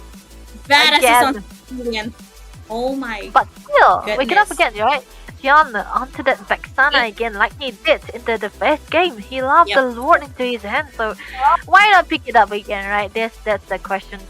That's the answer, I mean. And Doomwalkers, they want to stay true to the name. They want to be the Doom walking into the life of Detoll X Detergent, but will Deter X, Detoll X Detergent wash them off like the drums? That has to be the question here because the draft are tuning in. Definitely. And look at that, another vampire being banned away. The Carmilla has to go, right? Yep. To deny the couple combo, right? Badass is already really great on that Sicilian. And if there's a Carmilla, if he has his wife by his side, we never know how much more powerful he will be getting, right? So, yep. Okay, another standard ban for DXD here. They love taking away the Zohunt, right? They do not want to be kicked. They do not want to be thrown away. They want to still stay into the team. So there we go. The Zohunt being banned away. Still a deny. Not a deny, but just a standard ban they usually do. But oh, there we go. Another respect ban we are going to be seeing for Doomwalkers here. We have mentioned, right, because the clearance for the Beatrix is good and because he can be more available than any other hero where you're going to be using the Sicilian as a late gamer. So they have to ban away the Beatrix. So what will Doomwalkers go here? Maybe they can put out their marksman into the later parts or try to counter it, or will they pick it out now? Oh, that is something we need to think of, right? But given the draft right now, I kind of smell another Guinevere from JB. But J6, yes, that 6 kind of look like B. So yeah, you remind were you there when Justin Bieber was popular? I guess so. JB. JB. Yep. But it's gonna be Moskov. Yep. Moskov. Okay. So they decide to reveal their marksman first and let DXT go for maybe a counter marksman. There is still a possibility of an Irithel though. But yeah, I think that is one of the solid choices that DXT can make right now. But Akai comes into play with the Irithel. Interesting this time, and Akai because the Halos was respect banned out. So there we go. We are having our draft for the side of DXD, and I would say a very animalistic style team DXD is gonna go for. But for Doomwalkers, what is gonna be the response? Who is gonna be the roam? Who is gonna be the XP? And is DXP going to the Gatut Kata, or are we gonna be seeing another sustained hero? Or we never know. A hero can come through, but they're gonna be needing a setter here. That's where the ban for the Tigreal comes into play, right? For DXD, they ban out the Tigreal for this. Okay, there we go. A good setter into the hands of the side of Doomwalkers. There we go. The final pick. It's got to be the Badang, but The wall might come to play because you know the Akai is there, but it's Okay. gonna be an amazing class of events because these two Yeah, yeah. teams are gonna be looking for team fights all the time, and the clear Yep. ups are gonna be up too. The Akai is my major concern for the side of Team Doomwalkers right now. As you said, they got the setter, they got the zoner, but Akai, his heavy spin just takes everyone out, right? Even if you have a full formation, yeah, even if you have your full formation, he's gonna spin you away like a top. And that Badang wall, I kind of feel like it is gonna be coming in their own way because heavy spin, if you get spin onto your own wall, Yeah. Yeah, quite skeptical It's about downfall. that. Yeah. You read what you show kind of vibes, but am I seeing him but down with a six pack? Yeah, he was having a six pack with a tattoo. But still, who's gonna be the one with the muscly style? Who's gonna be the one winning out in this best of three series? The last game, ladies and gentlemen, a fight for this 10k INR. Who's gonna be having the chance to fight against the top dogs, and who's gonna be taking the 10k into their hands? There we go into the land of dawn. The brawl is already out. DXD versus Doomwalkers here onto your screen as of now. Do or die situation for both the teams, so they gotta brawl it all out, or maybe use some mind games to play. But Asashi doing damage because it's an Akai there, and with that concussive blast, he doesn't even need any damage items, to be honest. He's a tank, but he hurts. His bamboo hurts for some reason. His belly also hurts for some reason. So yeah, you He's gotta watch out for that panda. He's heavy, he's gonna sit on you and might crush you as well. So yeah, we have to be careful because for Doomwalkers, they are a tad bit squishier than the side of DXD here. So yep, as of now, look at that stun. Yep, stun comes in, but Akai would be getting away because he got that blink. So that was kind of the initiation, trying to initiate, but they would still be playing it quite safe. Oh my goodness, the positioning. J6 and Ryder tries to go for a Sashi, but will they be successful because they do not want to waste out their resources, right? It's the early. Ryder goes right into Ninga and electrifying beat gets used up, but to waste, and yeah, an expensive resource is getting used up. Okay, the start of the turtle is already done. Dex B is just trying to position himself, but look at the beast!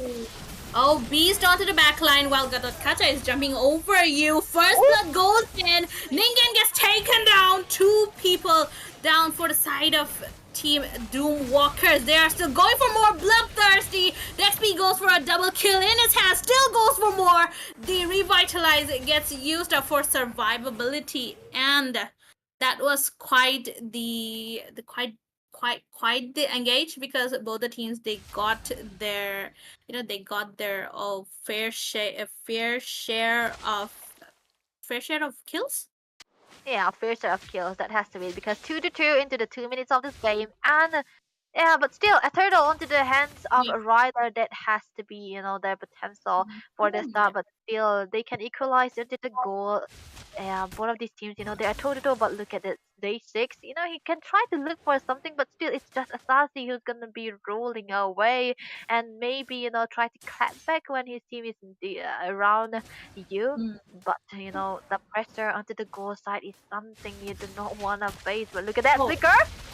Flicker comes in, Fizz Crack, ALG, and the skills over skills. Badasses this time gets marked down by Joy, gets taken down, and heavy spin right into the wall itself. Asashi gets taken down, won't be able to do anything because he was nerfed by his own ult, but Lucas reels on it, tries to go in, but he won't be. He will be disengaging for now.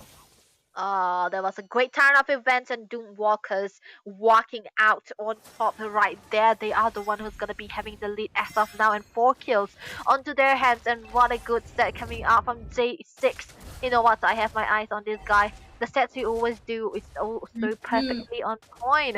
But still, this turtle is gonna be the decising for DXD if they can equalize the goal that they just lose, or if they are gonna be giving away for Doomwalkers. Yeah, but Asasi says no, not on my watch because I'm gonna be the one setting out the turtle first. And yeah, J6, he's just trying to mirror it out. Yep, J6 is definitely a setter, more comfortable into the setter position. And just ask him, he might just set you up. But yeah, the turtle starting onto the side of Doomwalkers, but Lucas goes in, not yet quite. They are trying to keep that turtle onto their side. The turtle guard gets used up. Look at that heavy spin comes in while AOG onto the back line. Two tanks on top, opposite of each other, but Ningen decides to steal that turtle, takes J6 away as Sashi gets out with a sort of HP with the conceal play comes in, and that but real trying to go chase for Moscow, but he won't be able to. Yeah, that was a very, very thick kind of panda right there. No one was able to take him down and even shine onto that Moskov. Argo, he doesn't have the builds that he required to be that much of a threat to the early stages of this game, but still, what a tankiness and the seal coming out from the side of Asasi here. You know what, he's just showing that he can play the high-lows, but he can also play the Kaitu, but oh, look at the dive right there. Might look for something, but still just backing away, but as we focus onto the builds, right? Joy right there getting out the tough boots just for extra sustain for the answer that can be possibly coming out from the side of badasses here onto that Decilan, and yeah, already two builds. Oh, look at the sun! Stun goes in. There is trying to go for an initiation, but not much. J6 quite low in danger with the heavy crossbow. Eternal Guard to save him and chase away whatever is coming towards him. Oh, that was a great engage and a great disengage, but for the four scoring onto the board of this team, 17k, 18k onto the hands, onto the goal into the hands of the side of the XD. But look at that, Ryder might be looking for something, but knows better than to dive it into the three members when he can't take even one of them. So he has to be careful as of now. But look at that early lane change coming out from both of these teams. The goal laners are onto the top side as of now. Lucas is on the goal lane this time, even though the turtle is onto the bottom lane. Lucas trying to go for a 2 versus 1, but will be escaping. His beast form does get used up to escape, of course. And yeah, the focus is definitely shifting onto the turtle lane from the top lane. Ita will be getting that free farm though. Yeah, that has to be it. And as of now, we can see Sign already gotten the golden stuff, so that's another attack speed base, and he's one build away from the Trinity, right? But we cannot forget that has already got that glowing one, so anti-heal already into his hands into the 7 minutes of this game. But oh, the sun is up. Sun is up, but Ningen takes the turtle away. Asashi gets taken down. And Ryder gets taken down as well. Suyo is running on to Ryder, but look at that. Lucas gets stunned right into the wall. Dex speed taking out, and they are trying to get back, but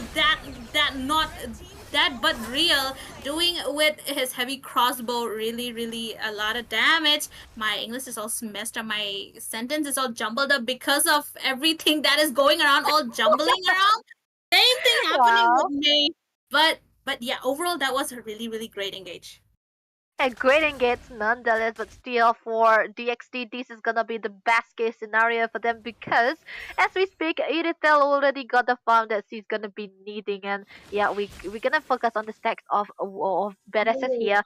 1-4-1 already into the 8 minutes of this game. He can hit 150 in no time, and that has to be the starting part of the damage that he looks. But look at Ryzer trying to look for something very suspicious, but still badasses is turning on time. But look at the sun.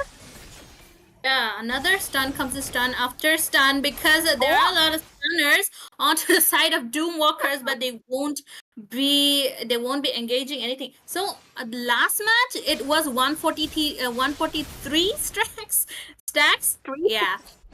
143 stacks in 9-minute mark. This time it's 141 in an 8-minute mark. That is a lot of progression, given that you don't have kills onto your hand. So Sicilian, nevertheless, he's getting a lot of stacks from every single place that he can get. AOG onto the back line. SOD connects as well. Dex speed really low. He gets taken out in the hands of Ryu Zone right there, and J6 gonna be escaping from that snipe coming in from Ningen right by an inch.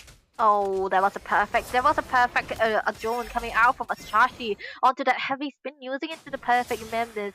Even though they weren't able to take him down, they just know the perfect amount, the perfect timing where he needs to be drawn out. But still, the Lord is already up. The first Lord of this game 3, the Lord, the Decider, is here, and Ryder is in a position where he wants to go in. Just try to look for a steal, and maybe he might go for, but Ningen spotting him out. Yeah, Ningen, he's doing his great job spotting him out. Irithel, heavy crossbow onto Ryder, but he gets taken down while doing his electrifying beats out. The heavy spin is there, pinning J6 right in his zone. Well, that is what I'm talking about, but Asashi will be getting taken down in the hands of Dex Speed. J6 taken down by Ningen. 2-for-1 trade. Favoring Team DXD, but still the Lord will be going on to the side of Team DXD, although Moskov, will he be pulling off something? Because they are still going for it. But the question is, who gets the Lord? Ryuzan at this time lands his kill, and the Moskov, though, doing great job. Double kill in his hands. Dexp gets taken down. Ryuzan taking double kill. Ryder goes in. Electrifying beats getting used. A badass is onto the mark, but he will be escaping. But Chillshine will be shutting Ryuzan down and getting a mega for himself, while Sicilian gets taken down. But J6 still looking for the cause, and a heavy spin comes out for defense, and this time tight in the hands of Team Doomwalkers. Oh, that was a great compensation coming out from them. They lose out the Lord, but still they gain out into the bodies, falling into the Lord pit here. And I feel like this has to be the starting of their journey, of their winning streak as well. But we cannot forget that we already have a Dead But Real being a farmer. All he needs to do is build out the wind of nature in order to survive that onslaught for Chill Sign, and he's gonna be good to go. But we cannot forget Chill Sign has the amount of sustainability, the life still on top of that, because he already completed his Holy Trinity. So this has to be putting DXD in a position where they have to be careful as of now. And look at that, another Bleach armor into the hands of Dexby. So a suicidal mission for that but real onto that Irithel. He has to, think twice when he dive in. So, he really does need to have that win chance as of now. Look at the flicker. Oh my goodness, he jumped right into the Eternal Guard of Vexana, but he will be getting away with his sprint, and SOD misses, but Ryuzane will be getting taken down. But he did protect his marksman, so that is a win. But yeah, as you said, for Irithel, among all this team fight and chaos, she won't be really focused on canceling her auto attack, and Dexp, he's gonna deal damage instead of taking damage because of the blade armor.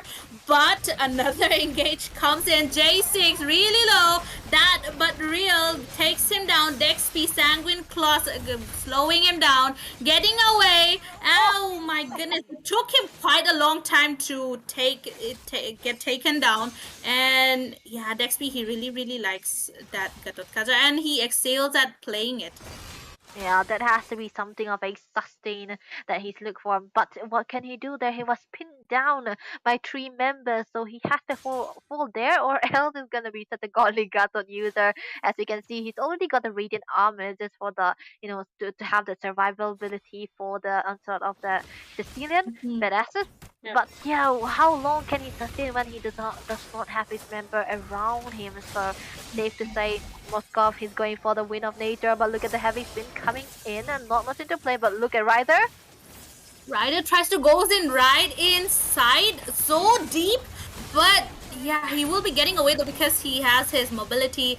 But on to the Kacha, the AOG gets stunned. Ningen gets taken down. Another kill. Asashi gets taken down. Monster kill for Moskov right there, dealing all the damage.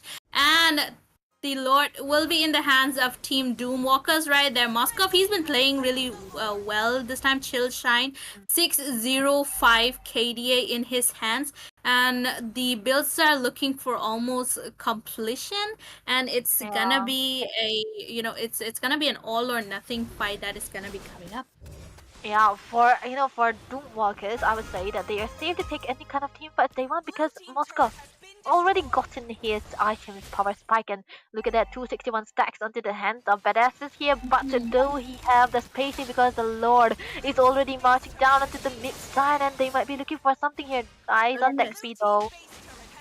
Yeah, definitely eyes on Dexby because he's gonna be setting it out with the Eternal Guard. So it's always interesting to see Dexby jump over DXD because I feel like he gives one of the best zones in this match at least. So my goodness, the flicker heavy spin comes in to get the Doomwalkers away near their base, but Badang once again. The fist crack flicker paired with it, of course. AOG once again not connecting. Dexby this time sustaining a lot. Vengeance gets used up. Tiltman gets taken down. Ace shutdown. Badass coming back, and that he blows it off. J6. Oh my goodness, that was a good engage coming out from Ryuzune right there. He's just being standing there, standing there, just using out the vengeance. And you said about auto attacks, right? Chill Sign couldn't do anything about it. He has to attack, and he's been suicidal on top of that. But look at that, the mid side 5 members. Okay, it might be a reverse sweep coming in for the side of Team DXD, but pinned down to the wall. Ryder, he is desperate to get away, but no, but Real said, no, you're not getting away. I'm gonna chase you down towards the end of the earth to take you down, and he did. But the map control is getting back for the side of Team DXD, although they lost all of their inhibitors except the bottom one remaining. The base is wide open, and since there's a Moskov, there might be a backdoor push, If I see another back door, I would leave. But still, the sun coming in. Sion might be in trouble. Oh, look at that set. Okay, Dexby. Penguin Toss does not connect though. Dexby trying his best to zone him out. This time, Penguin Toss does connect. Ningen gets taken down instead. SOD comes in to scare them away. And Team DXD, they are getting scared. They are getting back because they are quite low. Moskov has the ability to melt right now, while Dexby and J6, they have the sustain in their hands, being the guard of their own team, doing really, really great. The Lord is spawning. It won't be 18 minutes yet, but they will be starting their Lord. You know what, very, very good call, because 17 minutes, 17 to 17 kills, it's all 17 on the top of the scoreboard here as of now. So, yep, no evolved Lord just yet, but still a 17-minute Lord for the side of Team Doomwalkers here. They have their Moskov, they have their J6 onto that spaces. Is going to be trying to look for the set, and on top of that, there we have Dexby, who likes to jump onto the back side. So there we go, we have a whole whole combination of stats, and if a spacing is required, Ryder will be riding into the back lines as well. So that has to be something we have to look out for. And DXD, do they have what it takes, right? Do they have what it takes to be able to defend this? Because Cecilian is their only option, and he does not have any survivability skill. But look at the mid side, conceal play.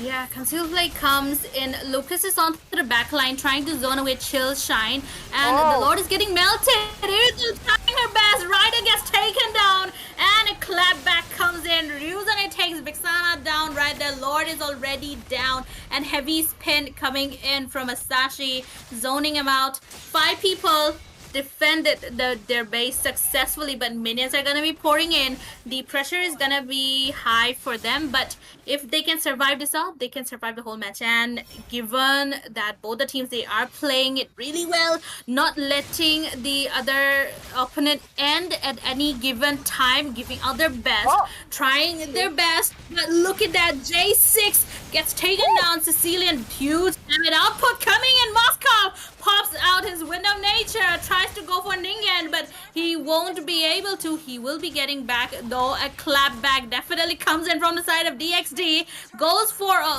all out and forces Team Doomwalkers away back to their base this time. Oh, that was a good clapback, and I feel like these teams are putting us on toes most of the time. Then there's no thing who's gonna be winning because from the start to the very end, it's always gonna be 50-50. It doesn't matter how much turrets you have, but look at that. Onto the top side, there might be a 1v1 situation, but still, immortality for the CEO. So Ningen has the way to survive just a little bit of onslaught because for Chill Sign here, he doesn't have the Wind of Nature still. He's got it on cooldown, so he has to play a little bit chiller, like his name. So yeah, there we have to go. The Chiller, Lord is yes. gonna be so important. Yeah, this is gonna be the evolved Lord, a 20-minute Lord nonetheless. So both of the teams are gonna be thirsty for it. They are gonna be setting up for it as well. But if we talk about turret wise, it's gonna be the Doomwalkers who's gonna be having that lead, but still we cannot forget there's a lot of high drone and high potential for the side of DXD to have a comeback potential. But look at that, positions are in both the teams as said, but a good macro decision coming out from the side of Negan, trying to clear out the minions and joining, luring them out. Yeah, I definitely agree with what you're saying, but oh my goodness, the amount of burst damage comes in. Ningen, no way to escape, but he does get away with that rose gold meteor. Oh my goodness, you were jumped upon, you were getting bursted down, but you still were able to. Oh my goodness, Ningen, one of the most amazing outplays, I would say. There was no way to survive that, but you did for some reason. But yeah, he got his Guardian helmet as well to help him with the HP.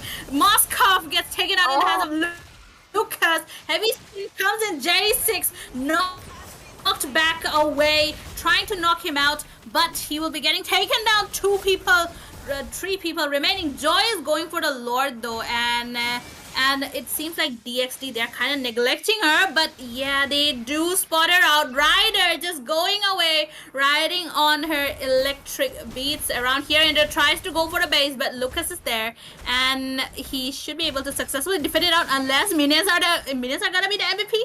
But the Lord fight is also out there. Oh, this time the team decides to split. AOG comes in, Ryder goes in, and Lucas tries to defend the base, but won't be successful. Shutdown comes in. 1 minion, the heavy spin to zone them away, but no. Look at that. He will be able to defend it right there.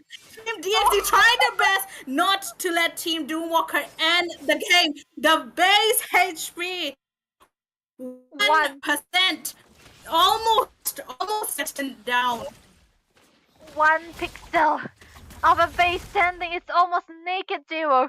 But for Doomwalkers in, they weren't able to take because they do not have the potential to take out the turret as well. But look at the evolved Lord marching in onto the mid lane. But look at that, the damage.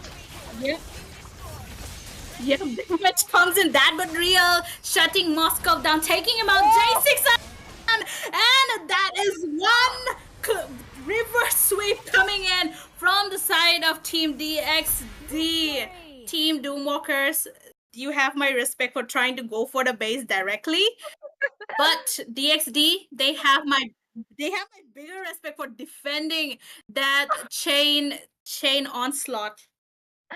I would say there's so many moments to talk about, Jiro. There were so many plays that the XD has been making, Doomwalkers in has been making. You can see, right, the heavy spin clearance coming out from the Akar here, Ashashi. What a good read right there with the good macro on top of that. That was so perfect. He was able to turn 1 minion away, cannon minion nonetheless. So that was so perfectly on time, and Doomwalkers weren't able to do one last hit onto that minion. Unfortunately for them, they are not gonna be going home richer because DXD, they are gonna be, they are the one who have the better chance who's gonna be into the finals going against the top dogs and Yep. 10,000 rupees richer. And we cannot forget, right? The moment for me was gonna be Yep. Negan with the chains into those, when it was so chaotic, Mhm. he was able to Yeah, swipe the Ningen immortal and his with the Witcher crown. yeah. Yeah, the rose gold too, wasn't it? Rose Yeah, gold. definitely. After that, he switched it back. Guardian helmet. Oh, crazy, crazy MLBB right here, ladies and gentlemen. Debbie. Only Yep. in nerd. This is why we are called nerd. NERD, Northeast Underdogs. Not nerd, apparently. Not literal nerds, but still nerd. Oh my goodness, Debbie. Oh my goodness. That is one of the most heart racing matches that we saw. The last minute defend, the last minute decision making from both the teams. If Team DXT they had decided to not go not recall back to the base, it would have been game over. Yeah. Doomwalkers would have gotten the victory, but yeah, they were able to defend it really well, successfully. And the amount of heart attack that I got looking at Ah. that the base HP, that was, oh my goodness. But yeah, Yeah, we nonetheless, DXD, they get to walk away with that 10k INR guaranteed for them, but they will still be having the chance to battle it out with the top dog for 50k. So it's yeah. it's yeah. Something to look forward to because we cannot forget we're still flabbergasted by the game. Yes, I use flabbergasted intentionally because we are, of course. But we cannot forget we have one more match going on after this because it's gonna be two top teams, two top dot teams who's gonna be going in a best of three series because they wanna brawl it out. They wanna go against Tartarus. They wanna go see who's gonna be, who they are gonna be, brawling out against. So there we go. We have one more match today, ladies and gentlemen. This is not the end. How exciting it might be because there wasn't no clean sweeps. So look for what because no clean sweep for Zohunt pick, I believe. So before that, we are thirsty. Jo is hungry. She needs a break. I need a break. So we are gonna be coming back with Newcaster onto the deck as well, and in another best of three series. But before that, stay tuned. Try to like and subscribe because if you haven't already, I don't know what you're doing, but still, thank you for watching. Because stay tuned. We are coming back for more. Hello players, are you from Northeast? If yes, we have a very exciting news for you. Wardrum Games is hosting the North East Underdog Tournament where the top invited teams are going to be playing against the biggest underdogs. And the best part, Guys, it's the tournament format. Why? Because it's starting in a separate bracket and you get to fight with only the underdogs all the way to the finals. by participating in this tournament, you have the chance to win a share of the prize pool, which is 60,000 Indian rupees. So what are you waiting for, guys? Go and register ASAP because the slots are filling up really fast and you're gonna run out of slot if you don't register ASAP. For registration, you can check the link in the description of the Instagram bio of Wardrum Games. So do follow them and yeah, see you in the tournament and I will be casting too.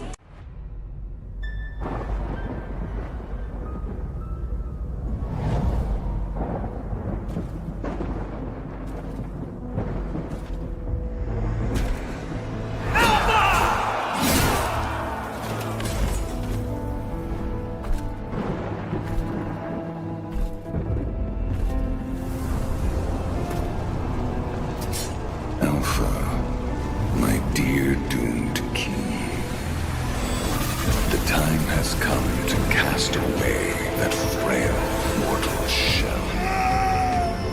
join me in eternity.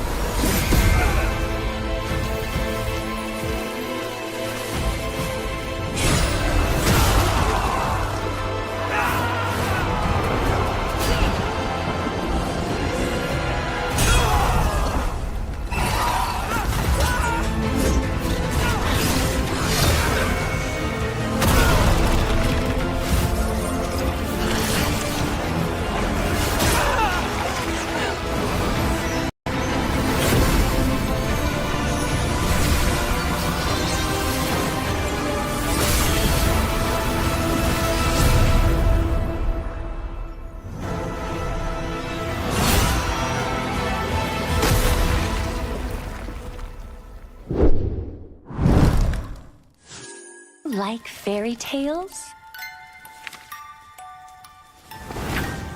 Who deserves to live happily ever after?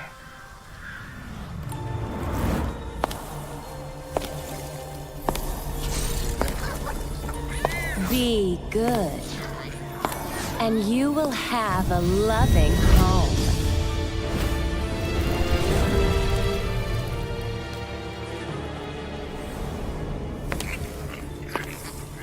Be kind, and you will be shown kindness. Be gracious, and you will find true love.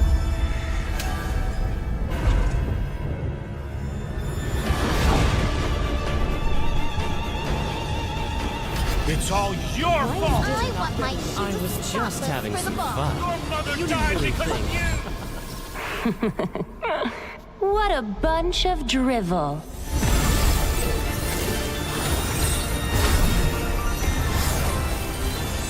Break those chains! Embrace your rightful power!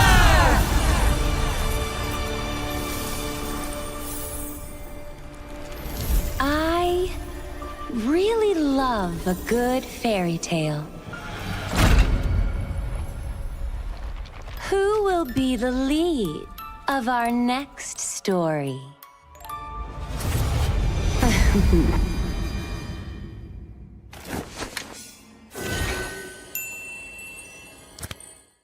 Hello players, are you from Northeast? If yes, we have a very exciting news for you. Wardrum Games is hosting the Northeast Underdog Tournament, where the top invited teams are going to be playing against the biggest underdogs.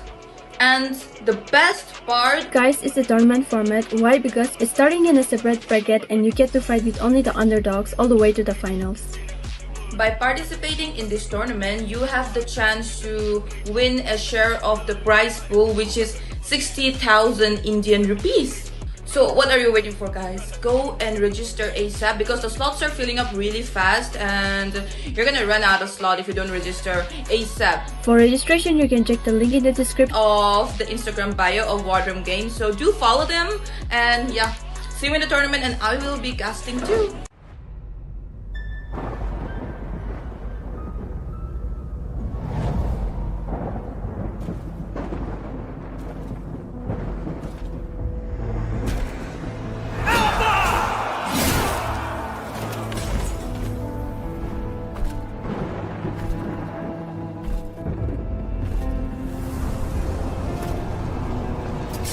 Alpha, my dear doomed king.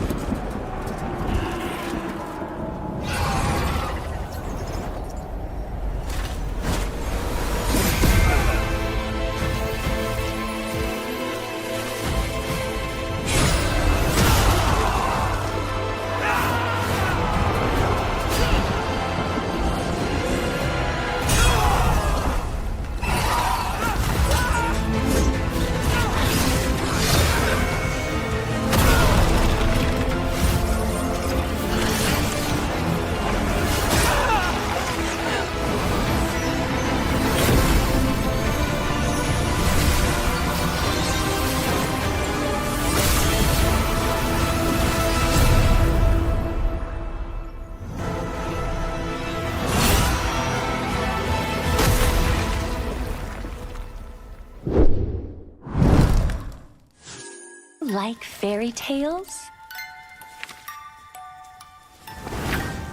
Who deserves to live happily ever after?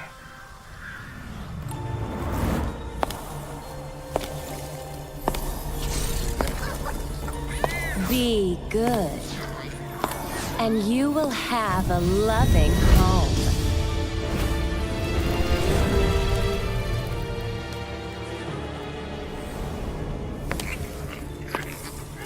Be kind, and you will be shown kindness.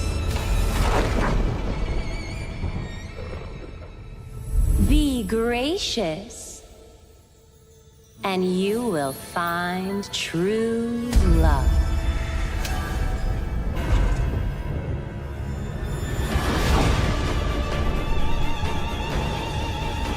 It's all your fault! I was just having some fun. Your mother died because of you! What a bunch of drivel.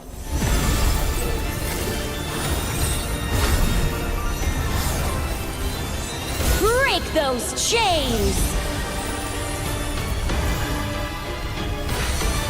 Embrace your rightful power!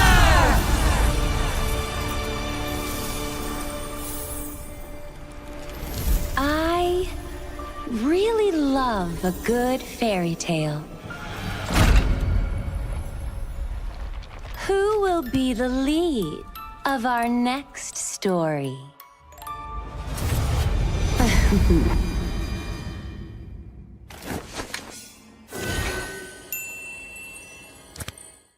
Hello players, are you from Northeast? If yes, we have a very exciting news for you. Wardrum Games is hosting the Northeast Underdog Tournament where the top invited teams are going to be playing against the biggest underdogs. And the best part, Guys, it's the tournament format. Why? Because it's starting in a separate bracket and you get to fight with only the underdogs all the way to the finals. by participating in this tournament, you have the chance to win a share of the prize pool, which is 60,000 Indian rupees. So what are you waiting for, guys? Go and register ASAP because the slots are filling up really fast and you're gonna run out of slot if you don't register ASAP. For registration, you can check the link in the description of the Instagram bio of Wardrum Games. So do follow them and yeah, see you in the tournament and I will be casting too.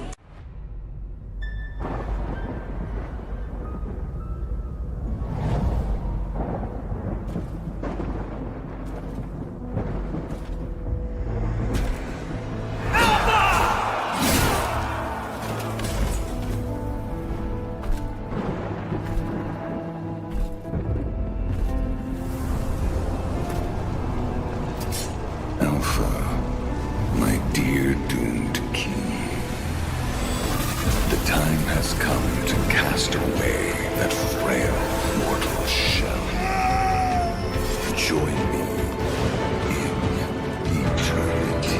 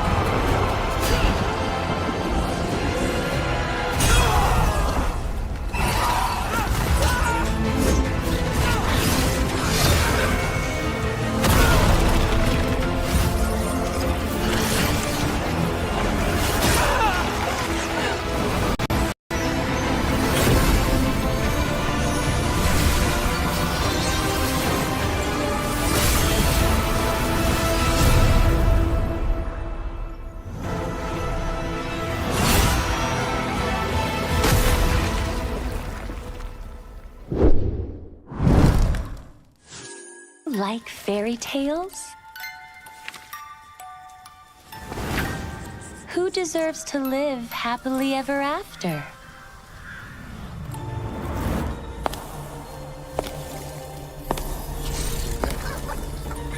Be good, and you will have a loving home.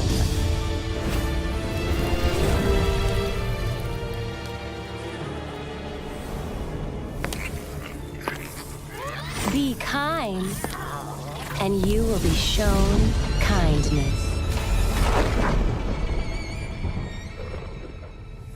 Be gracious, and you will find true love.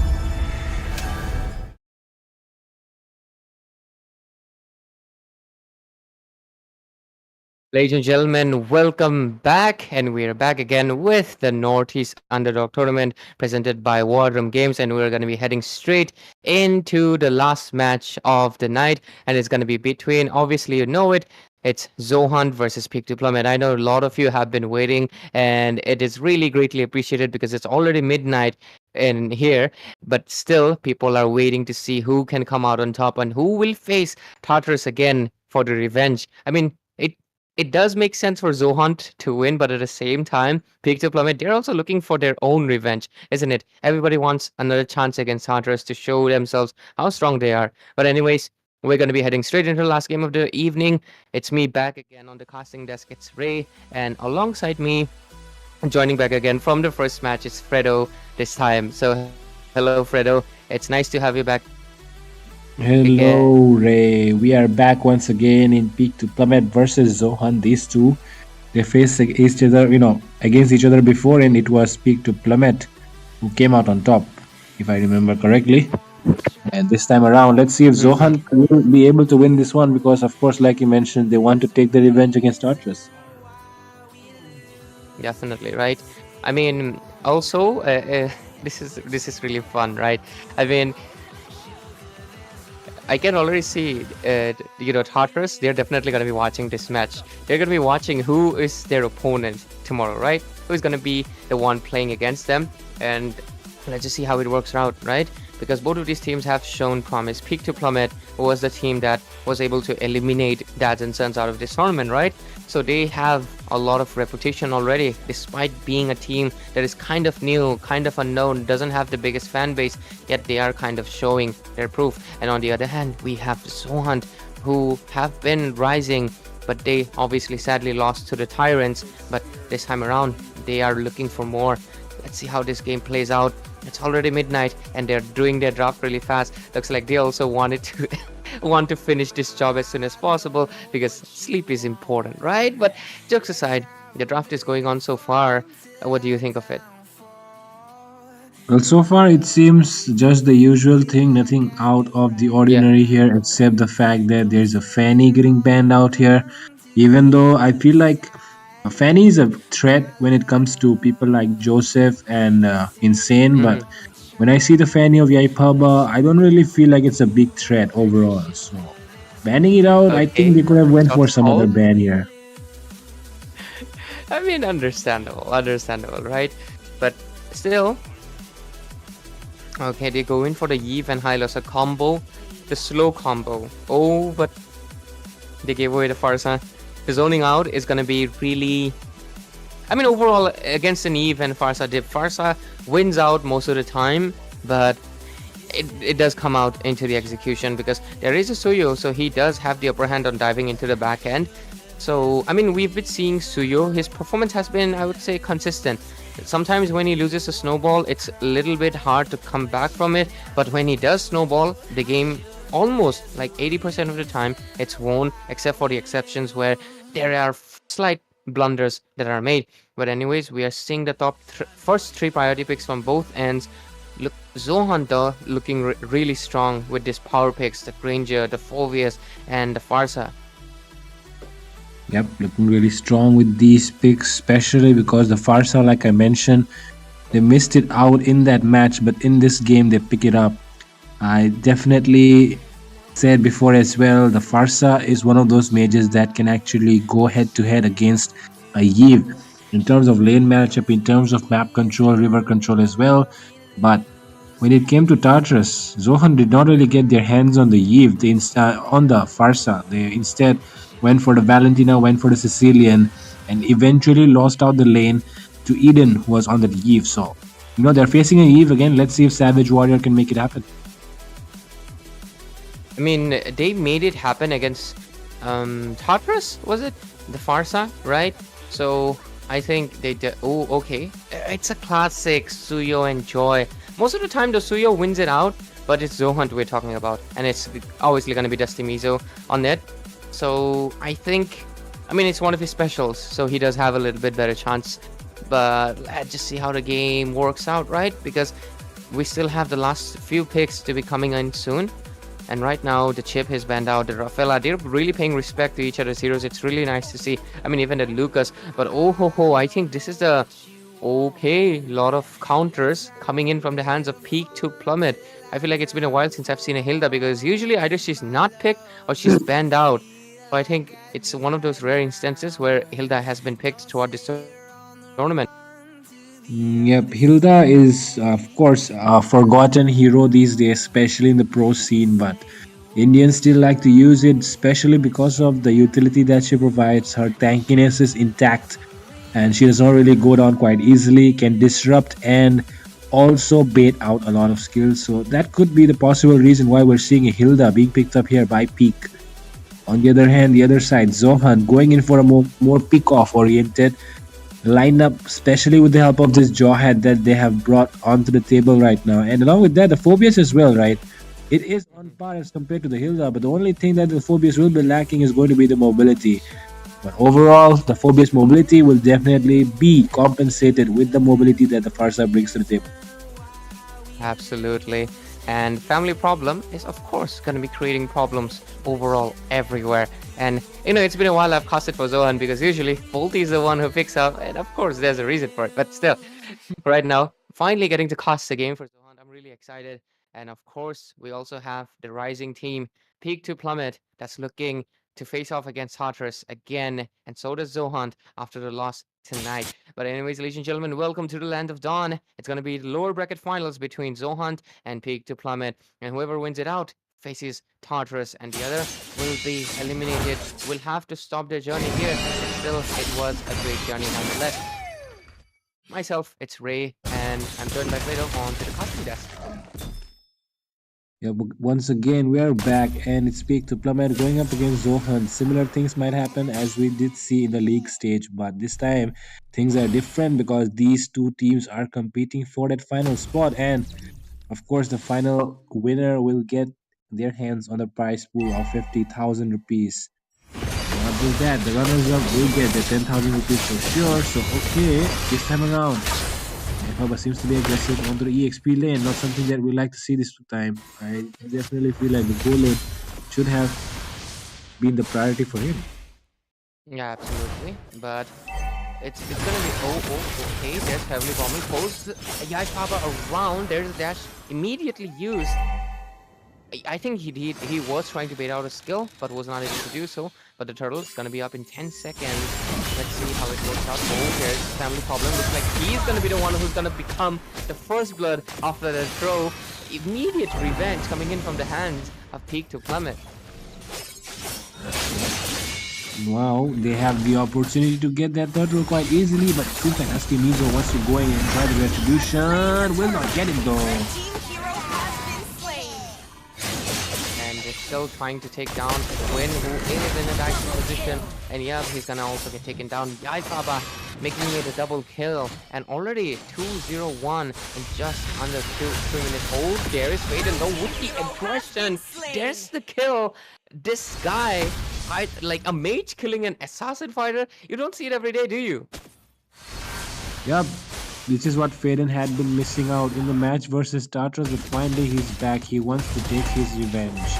That he could not take against Eden, but this time it will be Savage Warrior on the receiving side. For now though, it seems like in Zohan, they do not have the best control over the game so far, but yeah, consolation prize will be secured by Faden. And now it will be in the hands of Prime to carry the latest presence, and Skyzen is up as well. Okay, there comes the Ejector. Lemonaire immediately secures the kill onto Faden. So far, this tag 2-0-2. I mean, it makes sense. I love in the early game, really taking the pace off the game, but at the same time, that's a bad thing. Because if he gets one more kill, he's gonna have the bounty, and he is the easiest to be taken down. But anyways, shifting to the focus of the goal lane, Kaizen versus Prime also. I mean, in this tournament, we've had so many great goal laners, right? All, like, all from Northeast, and they're all basically great standards to be carried out.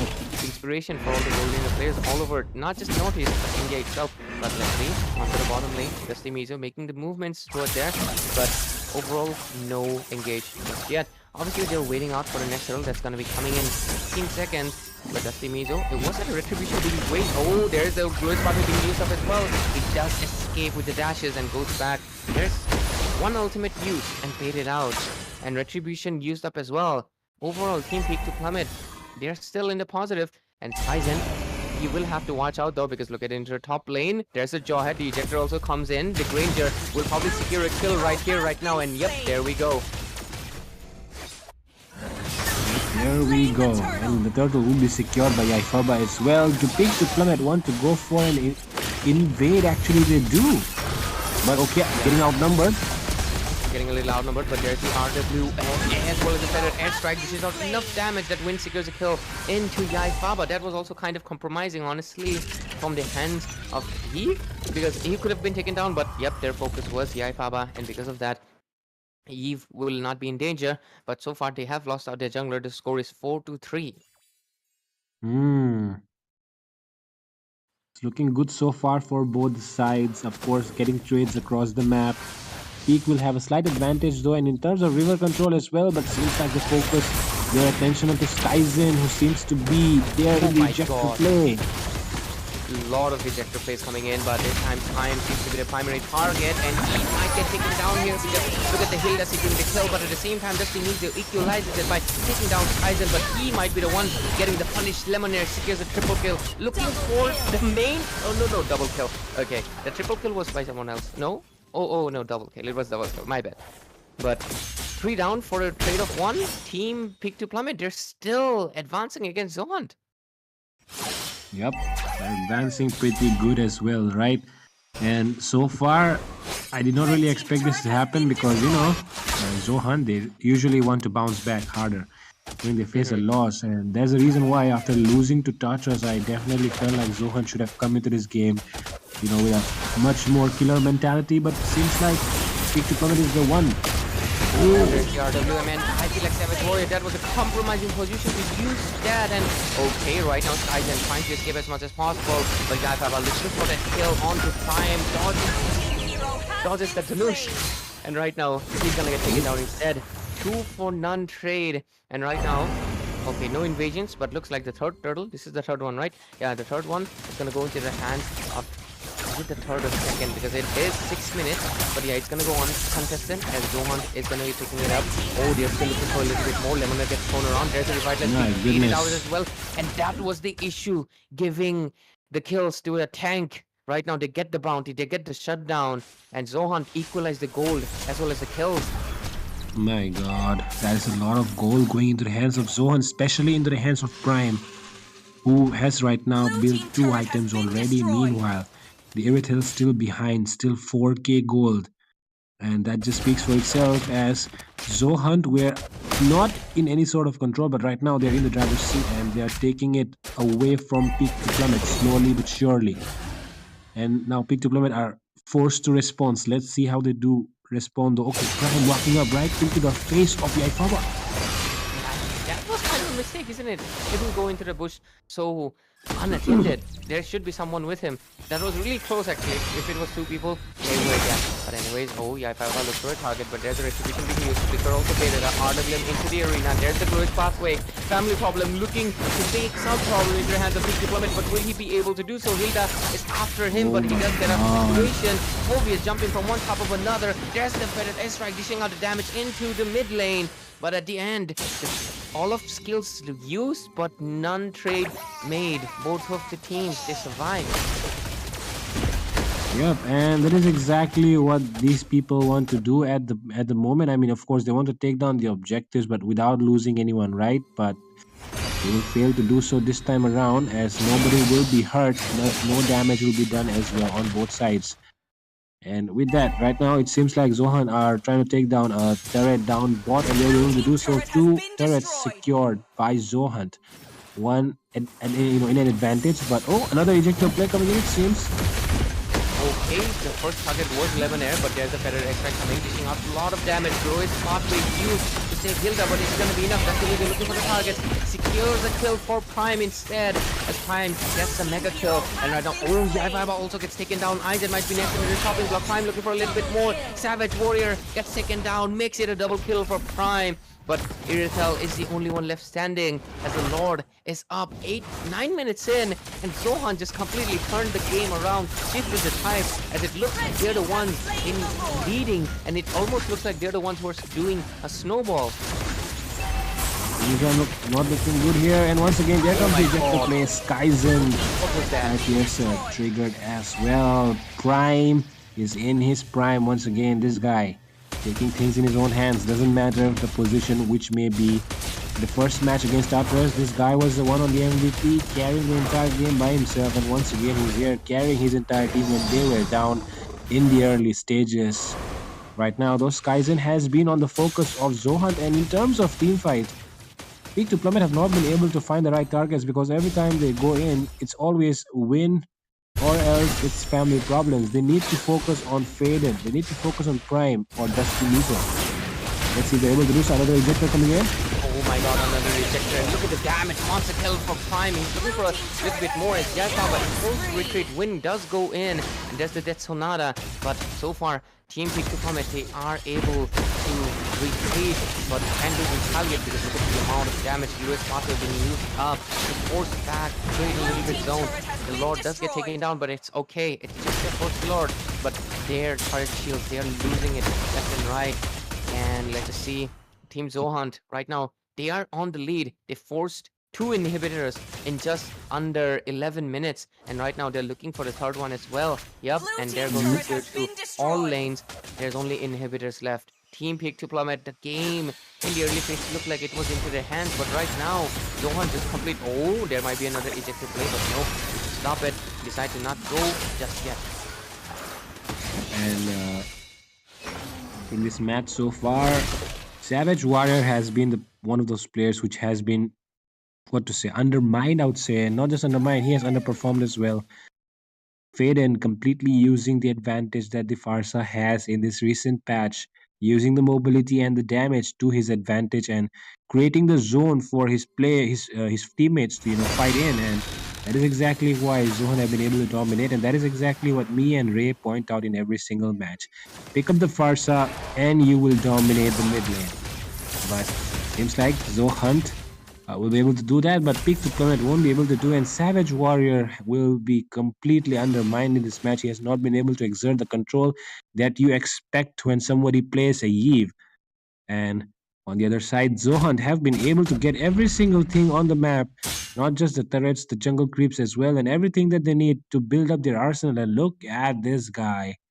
Just look at Prime. He is going complete damage, doesn't even care about the rose gold or anything, because he knows he's untouched. A lot of confidence into play, but it's actually understandable.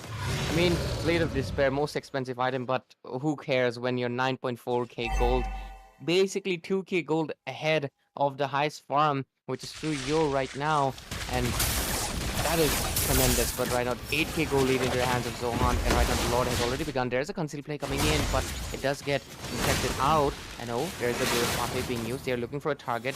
Time doesn't really get caught in, and right now, family problem. Everyone just trying to zone in as an ultimate. Baited out. They are gonna be able to take this Lord possibly easily. And look at the Feather Airstrike, dishing out so much damage. But right now, Team Peak to Plummet has to buy the bullet, and they have to play the back end because they cannot really go for any aggression. They are behind in farm. Look at that, level 11 and level 12 compared to level 14 for Prime and level 15 for Dusty Mizo. Yep. And now we have this match on our hands, and this is like looking more interesting than any match that we have had so far, and especially because of the fact that Peak to Plummet, these people, they have showed maturity even though their age is not the best. But in this match, once again, they need to be mature like they did before, because Zohan will be coming on their faces even with all the farm that they have as well, right? It's going to be difficult for them to defend it, but The thing is, you can weather the storm, and the fact that you have an Irithel, you can always outplay Granger, and here it comes. Oh my god, there's a flicker ejector play. RWM into the scene. Don't like for Prime as he's looking for a little bit more. Wants to make it a double. The Lord does get come down. Wind goes in. There's a Predator airstrike. Make it a double kill for Prime. He finally does get shut down. Yaipaba makes the play necessary, but at the same time, Destiny retaliates back. Takes down their marksman as well, as they're right now looking to pick up the base. Destiny doesn't have enough HP. Yaipaba looking for a little bit more. Might be a triple kill, but no, the Windfest counterplay actually comes in. Savage Warrior does secure, but right now 3 people up. Savage Warrior full speed, but at the same time, Zohunt, what can you do? There's the base. Oh, Savage Warrior does survive. Zohunt, this might be time to retreat, because I feel like that is a crucial mistake. A little bit too much extension as a full wipeout comes in, and Team Kick the Plummet, they're still into the game. Yo, these guys, they have just done the impossible. Zohunt completely taken off guard there. They thought they could end it, but they did not really have the minions and they don't really have the HP necessary to do that. And Savage Warrior will get those 2 kills. And finally, he has come online, and finally he's able to make his contribution into the game. And so far, Pick to Plummet, they've lost 2 inhibitors, but they still have 1, so they can make a proper use of it if they try to, but they have to be really careful right now because Zohunt as well, they have everything that they need. They have the stacks, they have the farm, they have everything, like I said. So every approach that Pick to Plummet takes now has to be really very, very calculated. Absolutely right, and it's gonna matter a lot because right now both of them have I mean, basically, right now, Team Peak to Plummet only have 1 inhibitor left for themselves. So every decision they make from now on, it's going to matter a lot. Onto the other side, oh, Kaizen, that was a little bit of a compromising position, but still, it's okay. Next is going to be coming in 15 minutes in, and Zohunt, obviously, with the great zone out, but this time around, Team Peak to Plummet, they are a little bit more confident. They have a little bit more items. They have what it takes. Oh, they're targeting on win, but there's a pickup play. I want to see Zohunt. Oh, family problem. He has the flicker, so there might be a flicker ejector coming quite soon. Yep, seems like that is the case, which might be happening here. Not just that, seems like they want to actually go for the Lord fight, even though they need to deal with the minions. That is a very big thing that they're risking here. Oh, there's the Feather Airstrike coming in into the scene, and right now Yapaba is looking for a little bit more. Wants to take down, but Winter Count coming. Skyzen though doesn't survive, and he gets taken down along with Yapaba. Prime takes it a double kill, immediately retaliating back, and right now the base is their main focus. They are not really thinking of the Lord anymore. They are like, there is no wave here.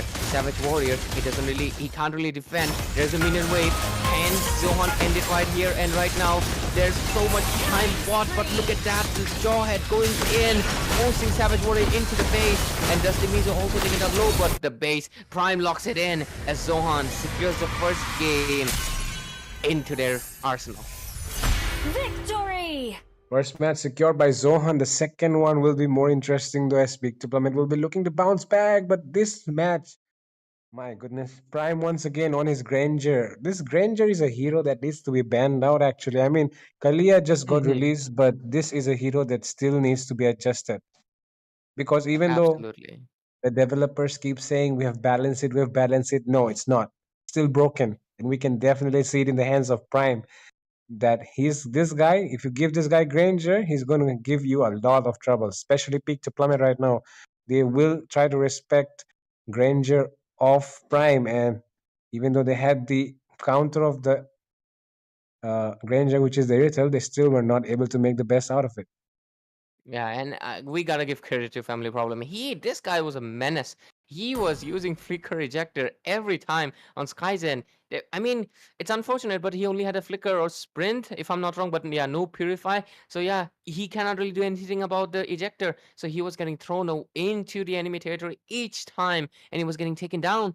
And because of that, it's just unfortunate. It's just completely unfortunate, but I think there's definitely gonna be a Jawhead ban coming up. They might not ban the Granger, maybe they will, but a Jawhead ban, it's guaranteed at this point. Everybody's gonna ban out Jawhead because we just saw the amount of nuisance he was able to be, and The second game is obviously going to be the main interesting factor because Peak to Plummet, they have shown again and again they can bounce back. I mean, both of these teams actually, they can bounce back. They can always force a game number 3. That's why, I mean, I know there's no caster prediction for this match because obviously we couldn't predict who was going to be into the lower bracket finals. But I mean, I think all of our casters would basically say this is going to go game 3.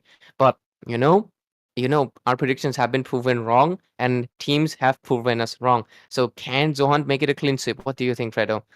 I think I it's gonna go game 3. What do you think? I feel the same way, because Zohan and Peak to Plummet, I mean, these two teams, like you mentioned, they are known for coming back, and that is the reason why I feel like this game, of course, once again, they'll be coming back. Who Peak to Plummet? In the third one, though, it will be the deciding factor here. And of course, like you mentioned, Tartarus will be eager to know who will be facing them tomorrow just to make their preparation stronger. But even these two teams as well, fighting against each other, they're even making themselves stronger as well. And honestly, Faden is one of those guys who needs to get that confidence in himself, and he was able to get that by winning this match, especially because in the last match against Tartarus, Zohan suffered a crushing defeat, and it was especially because Eden completely dominated Faden in that mid lane. But this time around, Faden will be able to get some of that confidence back by defeating Savage Warrior in that mid lane matchup, especially because he had that Eve, which troubled him so much when he played against Tartarus. But now, let's see, we're already into the ban section, and we see bans coming in already. 2 assassin bans coming in, respecting Yaifaba here. And just a few things I want to point out. Of course, I mean, Marvel movies back then were like absolutely peak. I'm not really sure about them right now, but yeah, back then before the end game, it was peak. And I know actually there are a lot of young people right now. It feels weird, but yeah, a lot of young people right now. But if in the audience you have watched Doctor Strange, like the first movie, you know the scene, right, where he basically keeps on fighting Dormammu. So if Zohunt faces Tartarus again, they're basically Doctor Strange. Like, I'm here to Tartarus, I'm here to bargain. Yeah, like it would be so many times that they face Tartarus. I think they would be if Zohunt wins this out and faces Tartarus again, they would basically be the team that faced Tartarus the most in this tournament. And I feel like all over India, because obviously Tartarus was made like a little bit recent, right? Other teams didn't have the chance to meet them so many times because round robin stages are not that common, right? So if that does happen, Zohunt is definitely, I mean, at that point you gotta read every movement of Tartarus. But anyways, let's focus into the game. Zohunt versus Peak to Plummet. Draft has already been done. Few respects here and there but I'm actually surprised there's no Jaw headband yet. Zohunt didn't really go in for it and instead went in for Lucas. Are they going to go in for that healing composition?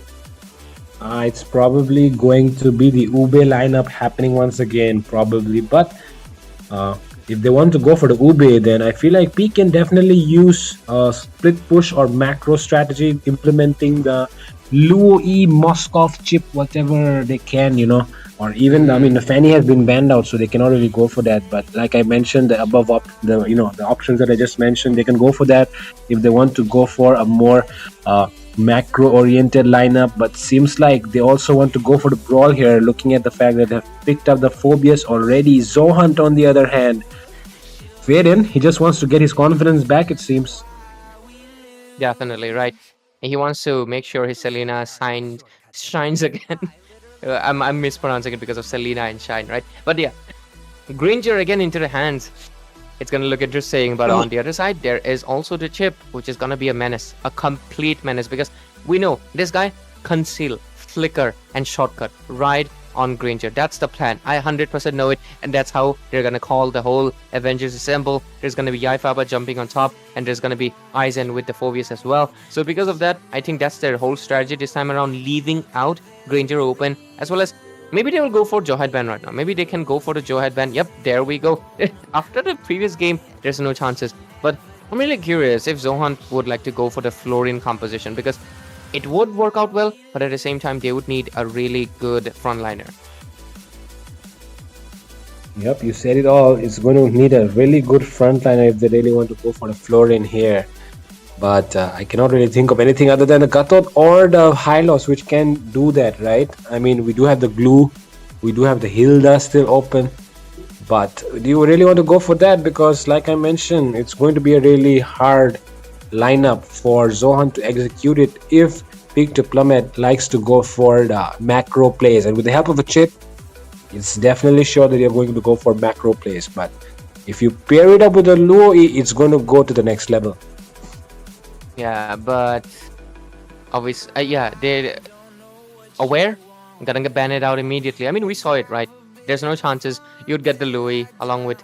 That's why I'm actually curious. They could have picked up the Louis early on instead of the Phobius, because I know Phobius is amazing, but they could have found alternative for that. There's no alternative for Louis. Yep, there's Chip, but you already picked up Chip, so I feel like they should have prioritized the Louis and completely just snowball with the teleportation. Because it worked out really well against Team Dads and Sons, right? They were completely overwhelmed. So I feel like they should have prioritized the Louis over the Suyo, because obviously Lucas is jungle. There's no way this guy is gonna go EXP, because that's how Dusty Mizo really likes to go for usually. Unless there's a surprise, you can't really predict that. But still, I feel like instead of the Suyo or Phobius, should have prioritized the Louis. Would have had a really strong teleport combination, and they could have dominated much easier. But not having the Louis, let's see how it works around. The mid lane is gonna be much more important. There is the Farsa has been banned out or open. Yep, she is open, but at the same time she's too stationary, and that is basically a perfect target for Faden on the Selena.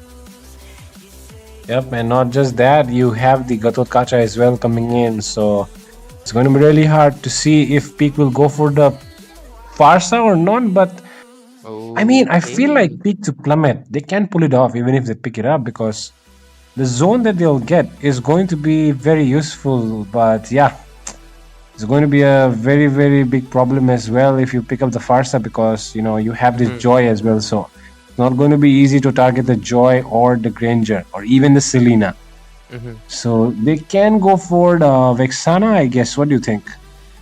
And you know, I don't know, but it's just that I feel like when you pick, I mean, in this tournament so far, if you pick the same heroes a little bit too many times, like twice, it doesn't work out. I feel like anytime I see Joy twice, it's the second time it's a loss. I don't know, it's a bad omen, you might call it, but still, let's analyze one thing. The Valentina, I'm a little doubtful about that, but you know, they can make it work. The Valentina is a little bit too utility. She's not exactly, I mean, if she copies the ultimate of AOG and as well as the Lucas Sacred Beast form and is able to utilize it 100%, it's great. But if she's not able to do so, if she misses out the AOG, if the Sacred Beast form is not used to the max, because you can spam it, it's going to be a little bit of a waste. It's basically, Valentina is a very high risk, high reward. So let's just see how it turns around, because the draft is laid out completely. Which one do you like better, Fredo? Well, in my opinion, I like the lineup of Zohunt, because I mean, of course, they need to connect their skills well in order to execute this lineup, but the probability of winning with a Joy much higher as compared to the side of Peak to Plummet, because the river control will definitely be in the hands of Zohan. So if you have the river control, you do have half of the game in your hand, and that is exactly why we're eager to see if Peak to Plummet can pull this off against Zohan in the second match in this best of 3 series right now. Peak to Plummet will be trying their best, but let's find out. Will it be happening? Dusty Mizo on his Joy once again, but like Ray just mentioned, twice in a row does not work out. So that curse might be true as well in this match. Who knows? Yeah, definitely. But maybe Selena and Gatot, they haven't picked the first time around. Maybe they can work. But look at that. Already a little invasion into the hands of Jai Baba. But still, similar level actually. Dusty Mizo, still same level. That is. Oh wait, he hasn't taken the blue. My bad. He will basically be a little bit ahead. Yeah, but still, score 0-0. No first blood yet. Selena is gonna be the main highlight, right? Faden gonna be looking for that first blood, probably onto the Roamer, Luminaire, but Lemonaire. What? It's not Lumin. It's Lemon. But still, let's just see how this game turns around. No first blood just yet. Let's see though. Okay, it seems like minions are getting freezed and Lemonaire is waiting to make his move. Prime though does not really want to back off, but okay. He might be missing out on this last one. But good he does have... on the report bottom coming lane though. in. Like First blood? might be the first blood. Ooh, but there's little heal from the first skill, saving him just around. That was good. That was good. He was able to survive. But anyways, turtle fight is already up. They're getting into Brave positioning. smite. Level 4 for Aizen. Might be able to get it down. Yo, let's see the Retribution battle. Retribution comes in the scene. Does use the turtle. Use it from the studio. Retribution on point. The SOD doesn't really miss because it connects on to win. He's right now looking for something. Will be able to start damage, but Aizen secures already the first blood onto the Castor. And right now, Win is gonna be the next one. And right now, third, the Avengers Assemble is coming in. But will it be enough? Okay, they're going into the orange pit right now.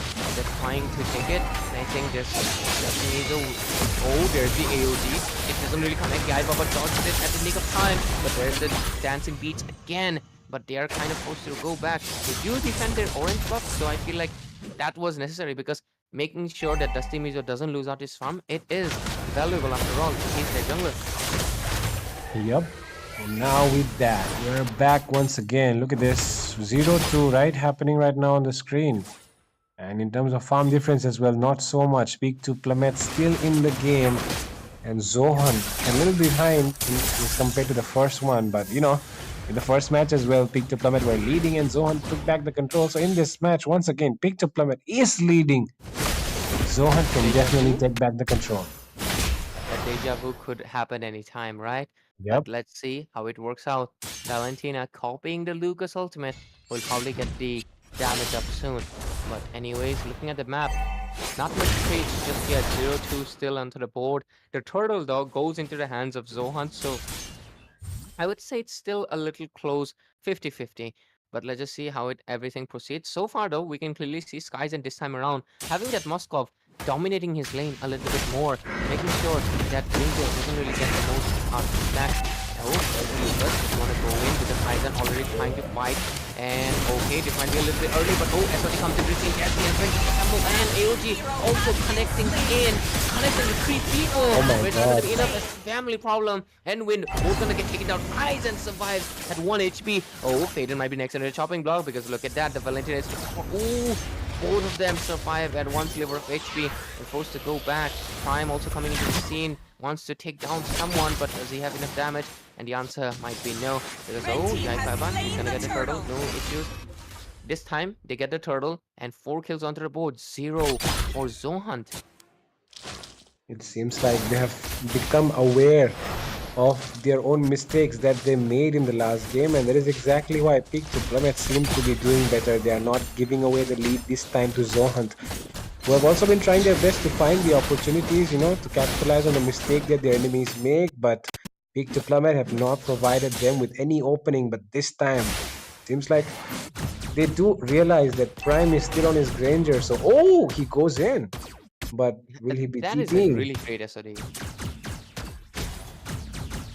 They do not decide to TP though, and like I was saying, Ray, they gotta focus on Prime because we all understood that Prime, when he gets his stacks and it starts rotating and ganking, that's exactly when Peak to Plummet start falling off. And in this match as well, he's still on his Granger, so he's just waiting to stack up and then he'll start rotating. So before he can do that, he needs to take down Prime. Absolutely. But I also want to point out the fact that Moskov is a little bit more, a little bit more friendly to play to your hands. Because Airtel, you have to keep on moving around. Lemon, his positioning, he's looking for a back door, trying to come in with a teleportation. But Faden, really aware that it's going to be a bait. It has to be a bait. There's no way, but onto the mid lane. Valentina almost getting put down. Uses the ticket form and dishes out the damage. He's supposed to go back. Lemon finally recalls because he kind of realized it's kind of pointless because he's been waiting there looking for an engage, but Team Zohan, they're still onto the mid lane. They're really focusing on defending it, making sure that Team Peak to Plummet can't really find the gap to go in.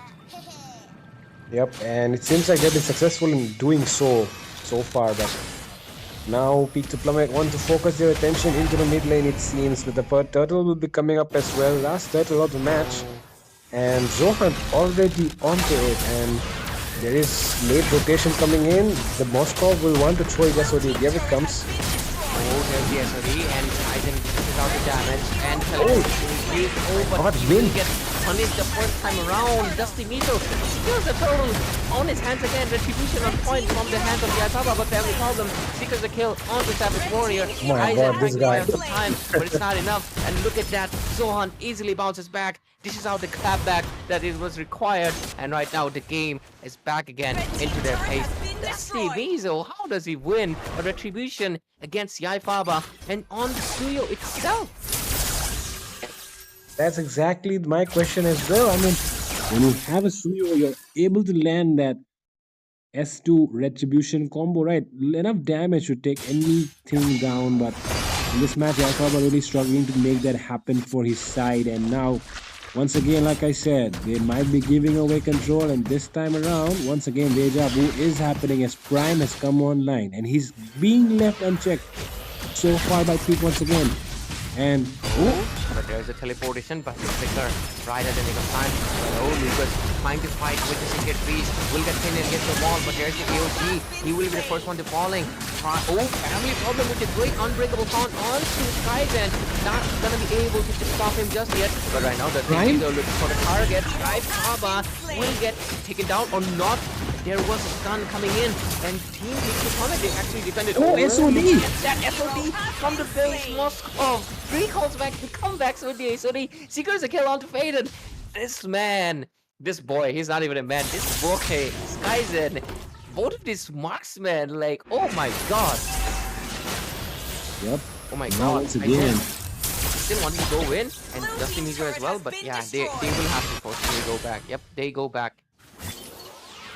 They take back control once again, but I hope this time they do not take back the control just to give it away. And with that, this guy, Aizen, has been a very, very big problem for the enemy, especially with this phobias, because he has been able to bait out so many skills, and not just that, dish out a lot of damage as well and disrupting the enemy backline. And now, Peak to Plummet make their move towards the Lord. Their jungler does not seem to be anywhere near the Lord though. On the far side, we can see that the chip is there as well. Opens the portal, and there they go. Dusty able to get away there. But yeah, gonna lose out the turret. Dusty Mizo not onto the Lord. There's the SOD. Oh. Does it connect? Oh my My god, God, what is this happening? guy. Left and right. Everywhere, This but guy. onto the bottom lane. Lemon teleports back, but right now on the Lord. Zohunt, there's the Mizo a little bit too far away. Goes into the hands of Peak to Plummet. They baited out Dusty Mizo really well, and they knew if Dusty Mizo is near, they're not going to be able to take it, so just force him to go back. And Team Zohunt, they are trying to disrupt the damage, but it's not really enough because there's a Lord marching down from the bottom lane. They have to take care of it because look at that, their inhibitor is exposed. Moskov just doing Moskov business, honestly, just pushing out as much as possible. But still, I think this is defendable, no issues. Did you? But yeah. Did you see that though? That the Skyzen, I mean, he's there and then he's there once again. Yeah, Oh. he is teleporting everywhere. My God! Once again, look at this guy. Yeah. His How does he keep SODs hitting never Faden? fail to land. How does he keep hitting Faden? Faden is the only one who keeps getting hit by SODs. Faden needs to watch out. He is on a bounty for Skyzen. Oh, look at that! AOG and the stun collection! Oh my god, maybe Faden was looking for a rematch after all. But he was able to dash out of it. But oh, there's a revitalized thing. Oh, he's buying up so much time. They do defend the Lord, but it's not gonna be enough. But he does get taken down. But you know, that is a worthy sacrifice because he did go in for Skyzen. That was really well. That was really well communicated from the hands of Zohunt. If there was only a little bit more damage, they could have taken down Skyzen here right away. Yep, but the Gatotkacha not really on damage. He's on the tank emblem, and that is exactly why he'll not be able to get that kill. But like I was saying, Kaizen is the key to victory here for Peak to Plummet. They need to protect this guy, but failing to do so will be very deadly for them because, like I said, this guy is the only one that can do it for now because Yaifaba does not really seem to be in the best form as of now because losing out Retribution with a Suyo is not something that you expect from a guy like Yaifaba's caliber, right? So it'll be interesting to see what's going to happen here. Skyzen one more tower in his pocket, and with that, the mid lane might fall down as well. Oh, 1 HP, it survives. But yeah, it's gonna fall eventually. So that means Zohunt They're pushed against the wall. Only the inhibitors left standing. The next lord's gonna be marching straight into their base, and they need to do something about it. They need to clap back, keep the plummet. Oh, there's an AOG, but it's there's the emergency scramble, and it looks like Lucas is gonna be the first one to be falling, and the kill comes in. SOD connect. Oh, there's AOG copied with the IMU, but at the same time, look at the damage. Del Smite does immediately get the kill onto Aizen, because obviously he's a magic damage dealer, but Prime single the kill onto Aizen itself as well. Oh, Gaiden looking for something. Guy Baba might be a little bit. Oh, he's Oh my god, sidesteps. sidesteps! Oh my god. Oh my god. He was lucky actually. I mean, it's not lucky. That is great maneuverism. Great maneuverism, but at the same time, Prime did not have the energy to launch another bazooka. And he was able to survive it. And right now, Lord's up.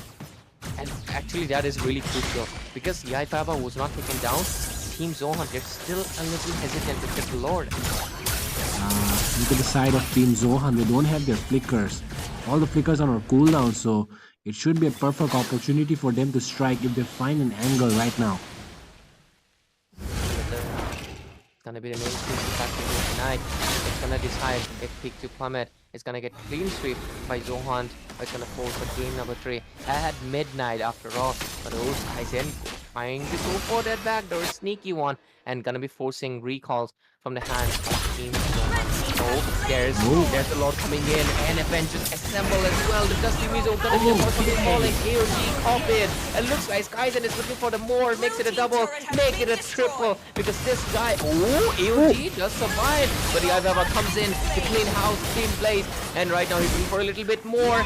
Oh my doesn't god. really connect, but Savage Warriors makes it happen. Lucas, the only one standing against the whole of Peak to Plummet. He won't be able to do it. This Peak to Plummet, just like we predicted, forces a game number 3 against Zohunt. But these teams, they like to go for the game number 3 because they want to entertain the crowd. They want to make the crowd keep them on their toes, or what can you say, on the edge of their seats at all points, because you are never sure which team is going to win this. They give the control give the control away, then they take it back, and once again they give it. Oh my god, so many times this has happened, but finally we have our winner.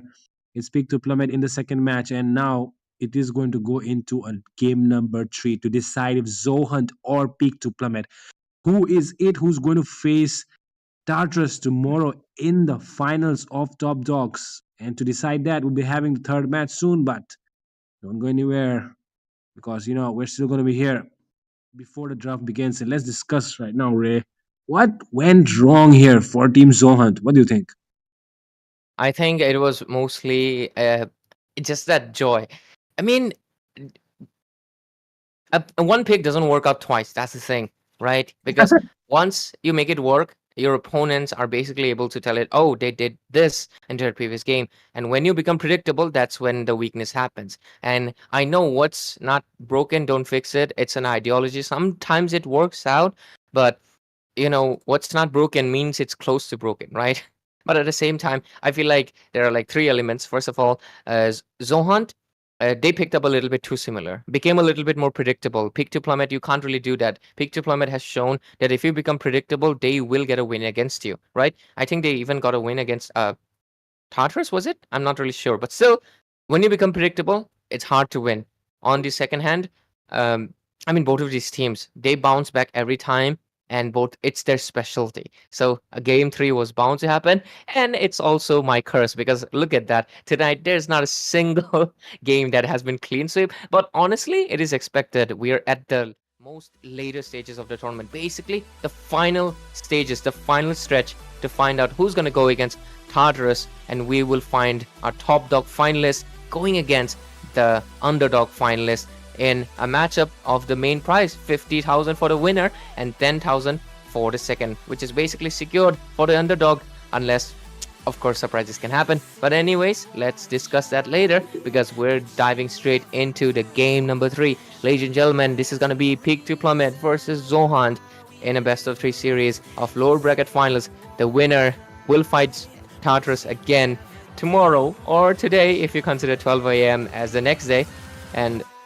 the other team will have to bid farewell for now, but they will be back into the next season of our tournaments. But anyways, let's dive into the game.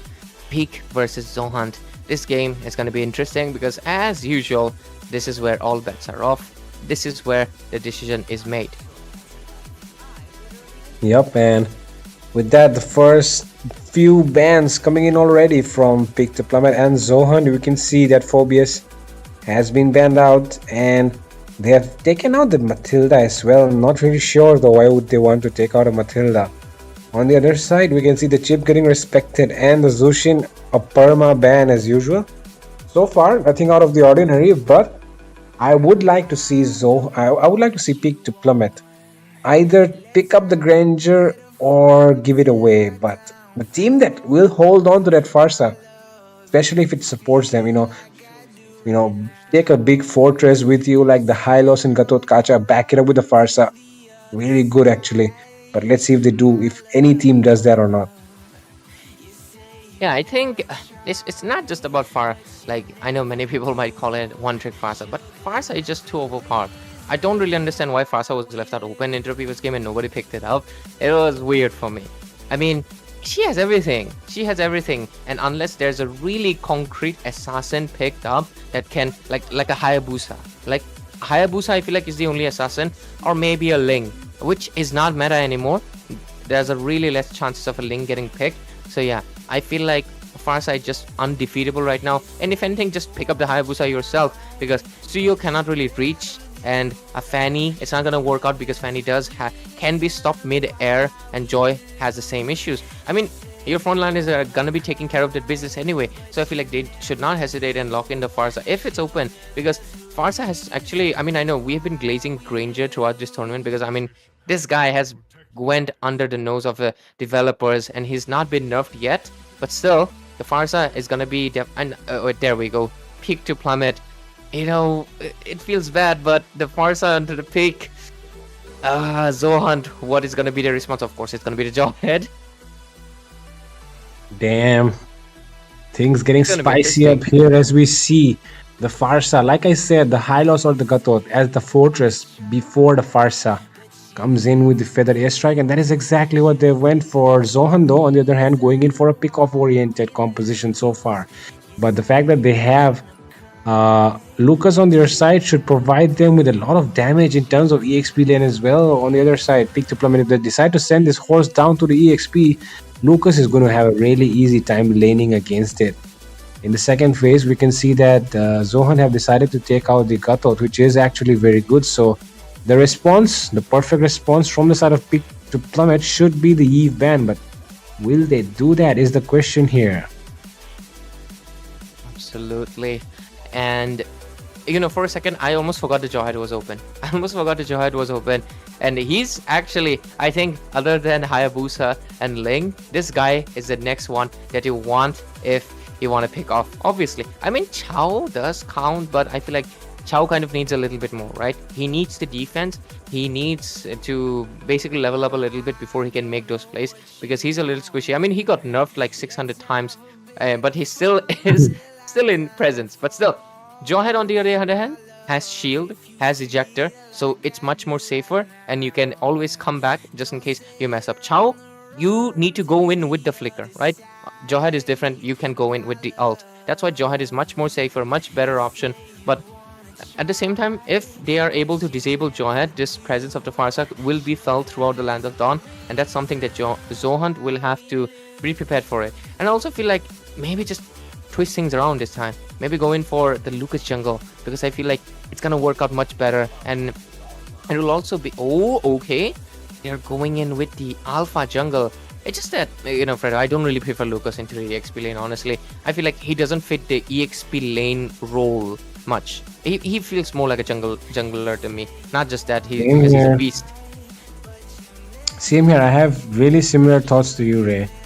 I also feel the same way about the Lucas. It deserves to be in the jungle a lot more, but in this match, it seems like Zohunt has some other plans, right? They did give away the Lucas to their EXP laner last match. In this match, they might be looking to do the same, and this time they have the Alpha on their side. So, of course, a lot of trouble going to be there up ahead for the Suyo and even the Hylos. But one thing, though, that is Peak to Plummet have went for the Moscow once again. Seems like Skyzen is locked in on his favorite hero Oh my tonight. god. What is this? Baxia? Didn't DNS lose with a Baxia? No offense, of course. My god. I don't know. I have no words for this here. Yep. They lost with Corey QT picking up the Baxia. Maybe it's a bad omen. Maybe the Farsa is a good omen and the Baxia is a bad omen. Maybe it's gonna be a 50-50. It's gonna get balanced out. It's gonna get balanced out. But on to the other hand, let's see Zohunt. What is your mid laner? Faden, what are they gonna go for? Okay, Yves banned out. Louis still open. So what is he gonna go for? Could be picked up here. Yep, Oh my yep, god. Yep, And obviously. why would you leave a Louis open, right? We are definitely going to get our hands on it, says Zohunt right now. Faden on the hunt for his confidence, because I know he suffered, this guy. He suffered quite a lot in the hands of Eden. He definitely wants his redemption arc. He wants to go into tomorrow's match with confidence. The confidence that he will need is going to be gained tonight by going up against Savage Warrior, but Peak to Plummet on the other hand as well. Like you mentioned, they were the top. I mean, we all know they were the top one ever since the day one. Until they met Tartarus, they were top one on the table. They meet Tartarus, everything goes south ever since then. But now they have the opportunity to take the revenge against Tartarus if they win this match. So why not? Give your best. Absolutely. And this match is definitely going to be spicy. I do think there's two mistakes, and it's leaving out Louis and Johad open when they banned out into the previous game.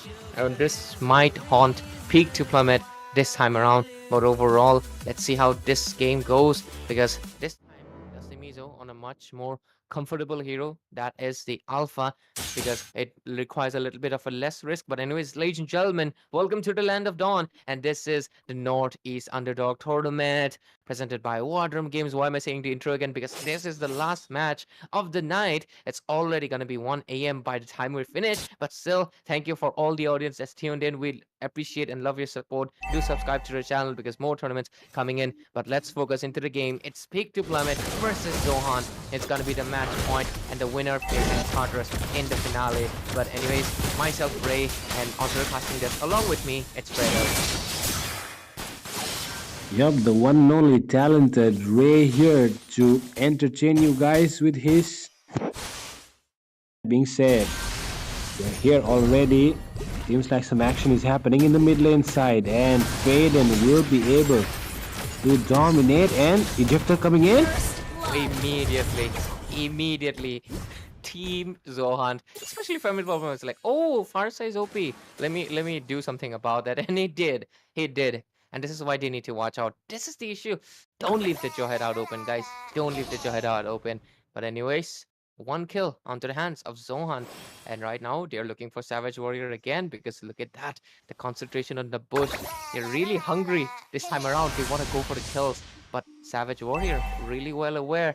There's something fishy going on in here. Oh, there is Family Problem. Doesn't really get the throw this time. It's okay. Turtle's gonna spawn in 5 seconds. Yup.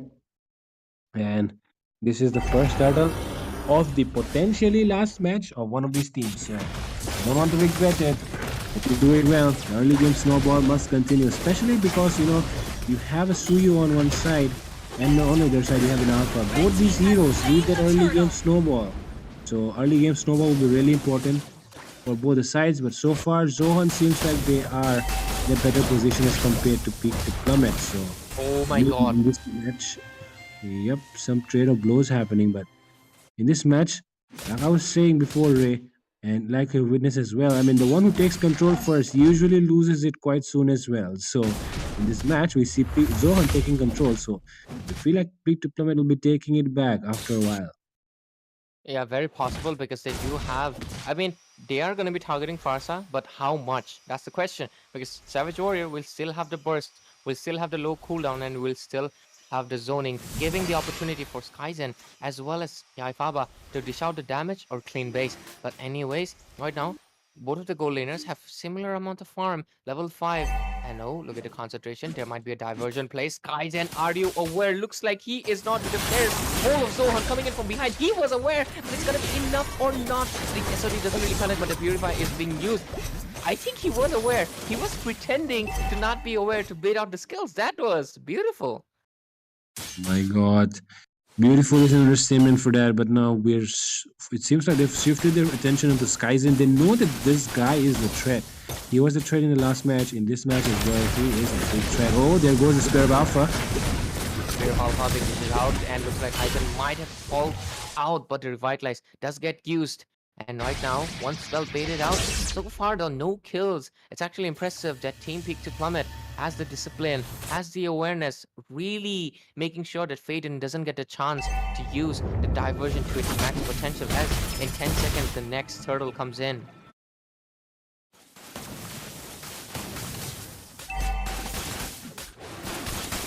And now we have on our hands once again.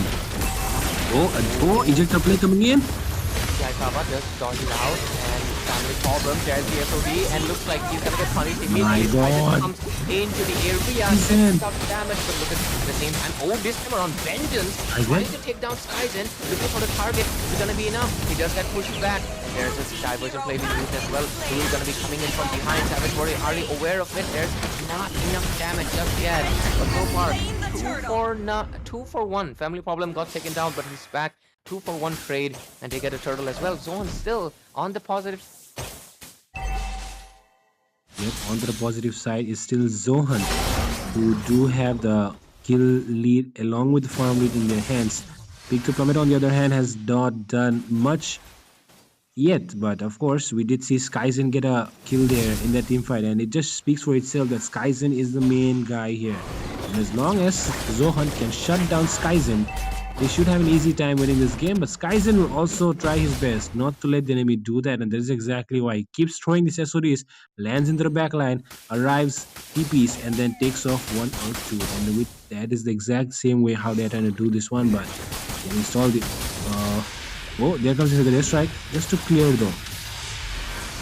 Yeah, possible, because I think it's really beautiful. Peak to Plummet, they have really great map awareness. They're really aware. In mid lane, it's where most of the mischief is brewing. So because of that, they're not taking any risk. Savage Warrior is not going out in front. He's just going to use his low cooldown ultimate to clear the lanes. There's nothing that Zohunt can do about it. And as long as the mid lane is cleared, Suyo is going to be able to take the buff. But oh, Aizen is in a little bit of compromising position. But he does have the Revitalize. He does have the ultimate. So he's taking the risk. Is it going to be enough though? Look at them. They're diving in. And I think that risk was not enough because the damage from Zohunt is too much. As the mid lane is going to be falling. And they take the first trade into the game. There's the diversion play. And this time around, I'm going to be able to survive as Prime gets the killing spree required for their team. And with that, now the third turtle of the game, it should give them a significant amount of lead now, because considering the lead that they already have, it's almost beyond 4k right now. So this one turtle can give them almost 5 to 6k lead. And if they go for the Lord as well, without any contest coming in from Peak to Plummet, it should be the seal. I mean, the deal for the seal. Seal for the deal. What do you call it? Seal the deal. But anyways, there is the diversion play. It looks like Yaikawa is going to be the next into the popping block, because look at that. There is the ejector, comes in, gets thrown, and mega kill for Prime. They are just feeding everything to this man, like get fed. And right now he is, because level 10 with 401. I think that's around 30 stacks into Sky Piercer, and possibly close to 400 stacks, 350 to 400 stacks into his passive. And they are going to take the bottom lane turret. There is the SOB. Oh, that is aggressive Skyzen, but it might just be worth it around. They are trying to go back, but Skyzen, he just get taken around by wind. The damage is a little bit too much. Look at that, the crowd control. Dishing out Prime coming into the scene as well. Deals a lot of damage. Louis trying to provide the backup, but Yaikawa comes into the scene. Prime gets shut down, but doesn't need enough time to clear the base. And Yaikawa also gets taken down himself. Trade for a trade. Who was it worth it for? But Zohunt still ahead though. Yep, and now we have on our hands once again Let's see what's happening here so far, though. They do have the control in their hands, but peak to plummet, right? They have the Moskov. They can go for the split pushes if they want, but seems like Skyzen is also aware of the fact that they have a low E. So coming in anytime with the split push, the low E might ambush you as well. So that's why, Zohan is basically playing peak to plummet in their own hands. What do you think? Absolutely. And oh, there's another diversion, but this time around, Oh. Prime steps back. Oh, Skyzen, you might be biting a little bit of a bait. Oh my god! Team Zohan absolutely took Peak to Plummet into their bait. Triple kill from Prime. As that was just unexpected. It felt like Peak to Plummet was the one who was creating the momentum from their perspective as they used the feathered airstrike to take down. But no, it was Zohunt coming in from behind. The lure we just too much, man. Too much to handle, and oh my god, not to mention that they can actually check bushes if they had the Vexana, but with the Farsa you can't really do much, and right now they are struggling by a lot. And when I say a lot, it's actually very okay. How did he get the vision though, or was it just a what lucky guess? What do you say? Not really sure. I mean, this guy has been able to know there's the diversion into the bottom lane. It looks like Papa is going to be the first one to be falling. There's the ejector onto Aizen, but oh, not the damage from Lucas. A lot of damage coming in from Prime as he bursts out. It's been for a little bit more. It's trying to take down Savage Warrior, but Lemonade takes a few hits, trying to save him. Skyden trying to go for the backhand. Really wants to end it, but obviously he cannot just do it yet as the hands of Zohan, they are back, they are recovering the map, and right now they're trying to take the base. Lord's gonna be marching from the middle lane, and Yaifaba gonna come back, and so is Aizen. Can they make the play? Let's look at that. There's a better base fight, trying to zone out. Really great positioning from Lemonade, trying to maneuver the Lord away. They're trying their best, but oh, they get their coming in. Aizen will be falling because the damage is a little bit too much for Savage Warrior. Stickers a kill onto the Jawhead. So that might just be a green light, but great discipline from the hands of Peak to Plummet. They are not going extending. Yep, and it was a green light for them to go, but the thing is, they do not really have those green lights yet, and that is the reason why they will be forced to stay behind and stay disciplined, stay calm and composed. Weather the storm, you'd still have a chance to make a comeback. 8K gold behind, though. Really interesting to see what is going to happen here. But without that, Absolutely. once again, the thing is, they do have the Granger right now, and if we can take a look at the stacks, we can understand where this Granger stands at the moment. And look at this guy, 71 stacks, 500 plus stacks, and all this is going to be right onto the face of the Hylos and the Bakshia actually. So, my The God. Badang impact. We still thinking Badang, right? It's okay. But right now, I mean, Prime is just oozing with confidence. He is well aware he has the damage. 914 maximum stacks basically at this point of the game, and they're trying to stop from Peak to Plummet getting any resources. But of course, looking at the goal lead, 8K into the hands of Zohunt. The game is completely into their favor. 3 to 15 score, but this is where usually Zohunt kind of makes an error, right? This is where Peak to Plummet finds the gap and destroys their momentum, because we saw it happen into the previous game, right? The Moskov was able to find an SOD, immediately cleared out the whole hands of Zohunt, and because of that, they got a win. They need to avoid that happening. They need to make sure that Skyden doesn't get it. On to the other hand, Peak to Plummet, they are going to be looking for a window if they want to get this win and face Tartarus again. And I mean, which team will want to? I mean, these two teams are one of those teams that want to face Tartarus for sure, right? Because we all know what Peak to Plummet had to face when they faced Tartarus, because they were having a clean win streak so far for 3 days straight, and they match up against Tartarus, they lose their first match, and that is exactly the same feeling that Zohan carries as well, because we all know Zohan and Tartarus have faced each other around 3 times. Oh, what is happening? That SOD was extremely close. It was 1 millisecond away from taking the Lord. Oh my God. Great push coming in from Aizen guy, and dodged their bazooka as well. Oh, I mean, this guy has been putting in so much effort. He's taking the turrets. He's equalizing the map as much as possible. I mean, he's a young prodigy, that's for sure. And I'm gonna be looking. I mean, he could be the next Kyle, can't he? Right? Of course. But still, Kyle the GOAT gonna stay up. But let's talk about that later because let's not forget it's the last game between Peak versus Zohunt. Ladies and gentlemen, the Lords marching down from the mid lane. Zohunt looking for the end. There's the inhibitor barely standing, and right now Prime maximum stacks under a Skypiercer has 600 stacks onto his passive, has the spam ability, looking for an end right now. Louis is the diversion gonna come in. Oh, there's the head cold Lemonair, but there's the Maiden coming up. What's going on as well? Lemonair immediately gonna get shredded out. Titan gonna be next to the popping blocks. Look at that. Prime going for a double kill. Oh, there's the diversion from the back, and it looks like we're gonna be falling out next because Wind Up is going to get killed. Savage Warrior is forced. Titan is also getting taken down. Zohunt, they look like they will be having the revenge match. They will be there for the bargain as Zohunt will be the one facing Tartarus again into the finales for the Top Dogs bracket. And with that, we have the finalists for tomorrow. Zohunt going to face Tartarus in the finals. Going to be a really interesting match because, like you said, Domamu, I've come to bargain. Tartarus, I'm here to defeat you once again. I don't care how many times I've faced and fallen. I'm here to face you once again head on. And this time, Zohunt, Faden will get that confidence that he needs after this victory. And Peak the Plummet will be hanging their heads and wondering what went wrong. But the thing is, Zohunt are an unstoppable force, and that is what happens when an unstoppable force moves an immovable object. And with that being said, look at this Prime. 2 matches, 2 MVPs. Absolutely. This guy is a beast. This guy is a beast. And this was amazing. I was not expecting the Lucas.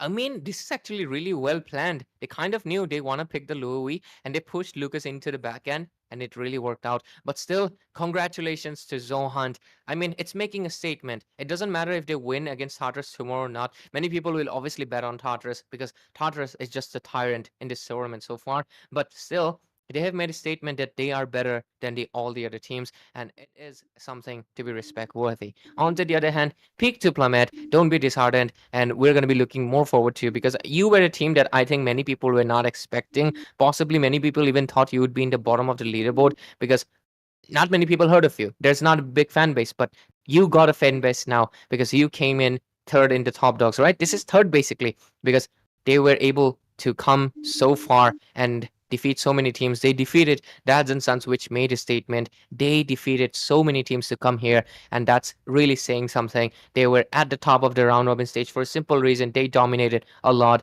Skies and that young prodigy, what Fredo likes to call him, the baby-faced killer, is definitely gonna be noted down in the history of Mobile Legends 5v5 in India for sure, and I hope to see them grow even more. As Peak to Plummet, I'm really waiting for them to grow and become even a better team moving ahead. But Zohunt, just like I said, right, they're going to be looking for that bargain.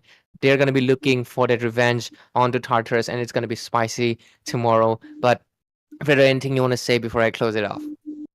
Nope, nothing to say here. Everyone is waiting to sleep, and of course, everyone is waiting for tomorrow's match. So, yep, guys, if you're still new here, make sure you subscribe and make sure you tell your friends to gather as well as the final boss of the Northeast region is going to face against the final secondary boss of the Northeast Challenger. region. Yep. The challenger raises its sword towards the king to rise. And just like how Bolty likes to say, Zofate arise, right? So anyways, this was a really great match. Zohunt really showed their powers tonight. It was really amazing. Congrats to Zohunt again. I'm saying congrats because they made it so far. They have changed their opinion of a lot of people about them. I know a lot of people thought Zohunt is a low tier team, but they have proven everyone wrong. Prime is definitely onto his prime state, and I'm really happy to see these teams having this competitive spirit even at 1 a.m. at the night, and it was amazing. Ladies and gentlemen, for everybody who tuned in tonight so late, it's a pleasure casting here, and it's a pleasure for you guys to be tuned in. But anyways, we're going to be bidding farewell tonight because tomorrow Tartarus versus Team Zohunt will happen again into the Top Dog bracket finals. So stay tuned for that, and good night. Hello players, Viewers, are you from Northeast? If yes, we have a very exciting news for you. Wardrum Games is hosting the Northeast Underdog Tournament, where the top invited teams are going to be playing against the biggest underdogs. And the best part, guys, is the tournament format. Why? Because it's starting in a separate bracket and you get to fight with only the underdogs all the way to the finals. by participating in this tournament, you have the chance to win a share of the prize pool, which is 60,000 Indian rupees. So what are you waiting for, guys? Go and register ASAP because the slots are filling up really fast and you're gonna run out of slot if you don't register ASAP. For registration, you can check the link in the description of the Instagram bio of Wardrum Games. So do follow them and yeah, see you in the tournament and I will be casting too.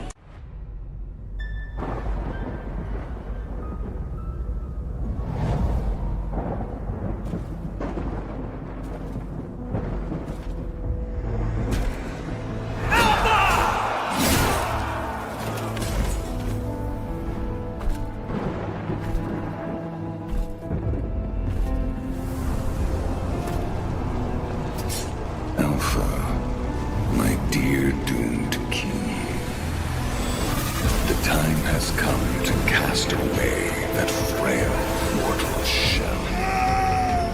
Join me in eternity.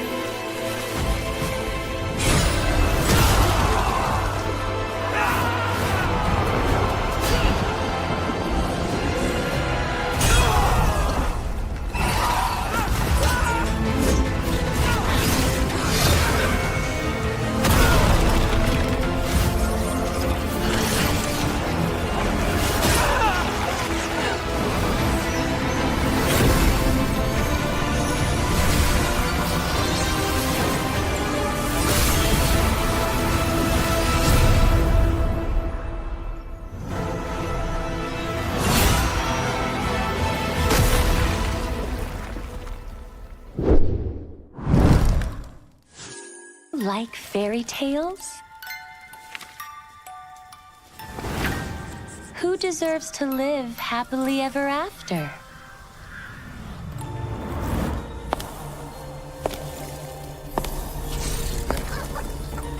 Be good, and you will have a loving home.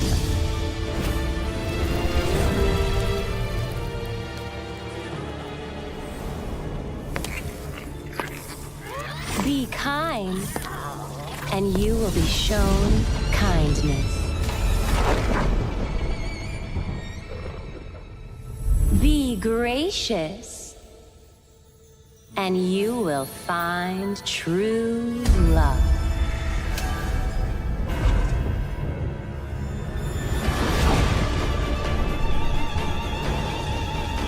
It's all your fault! I want my I was just having some fun. Your mother died because of you!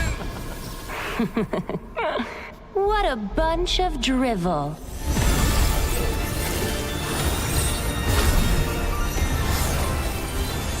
Break those chains! Embrace your rightful power!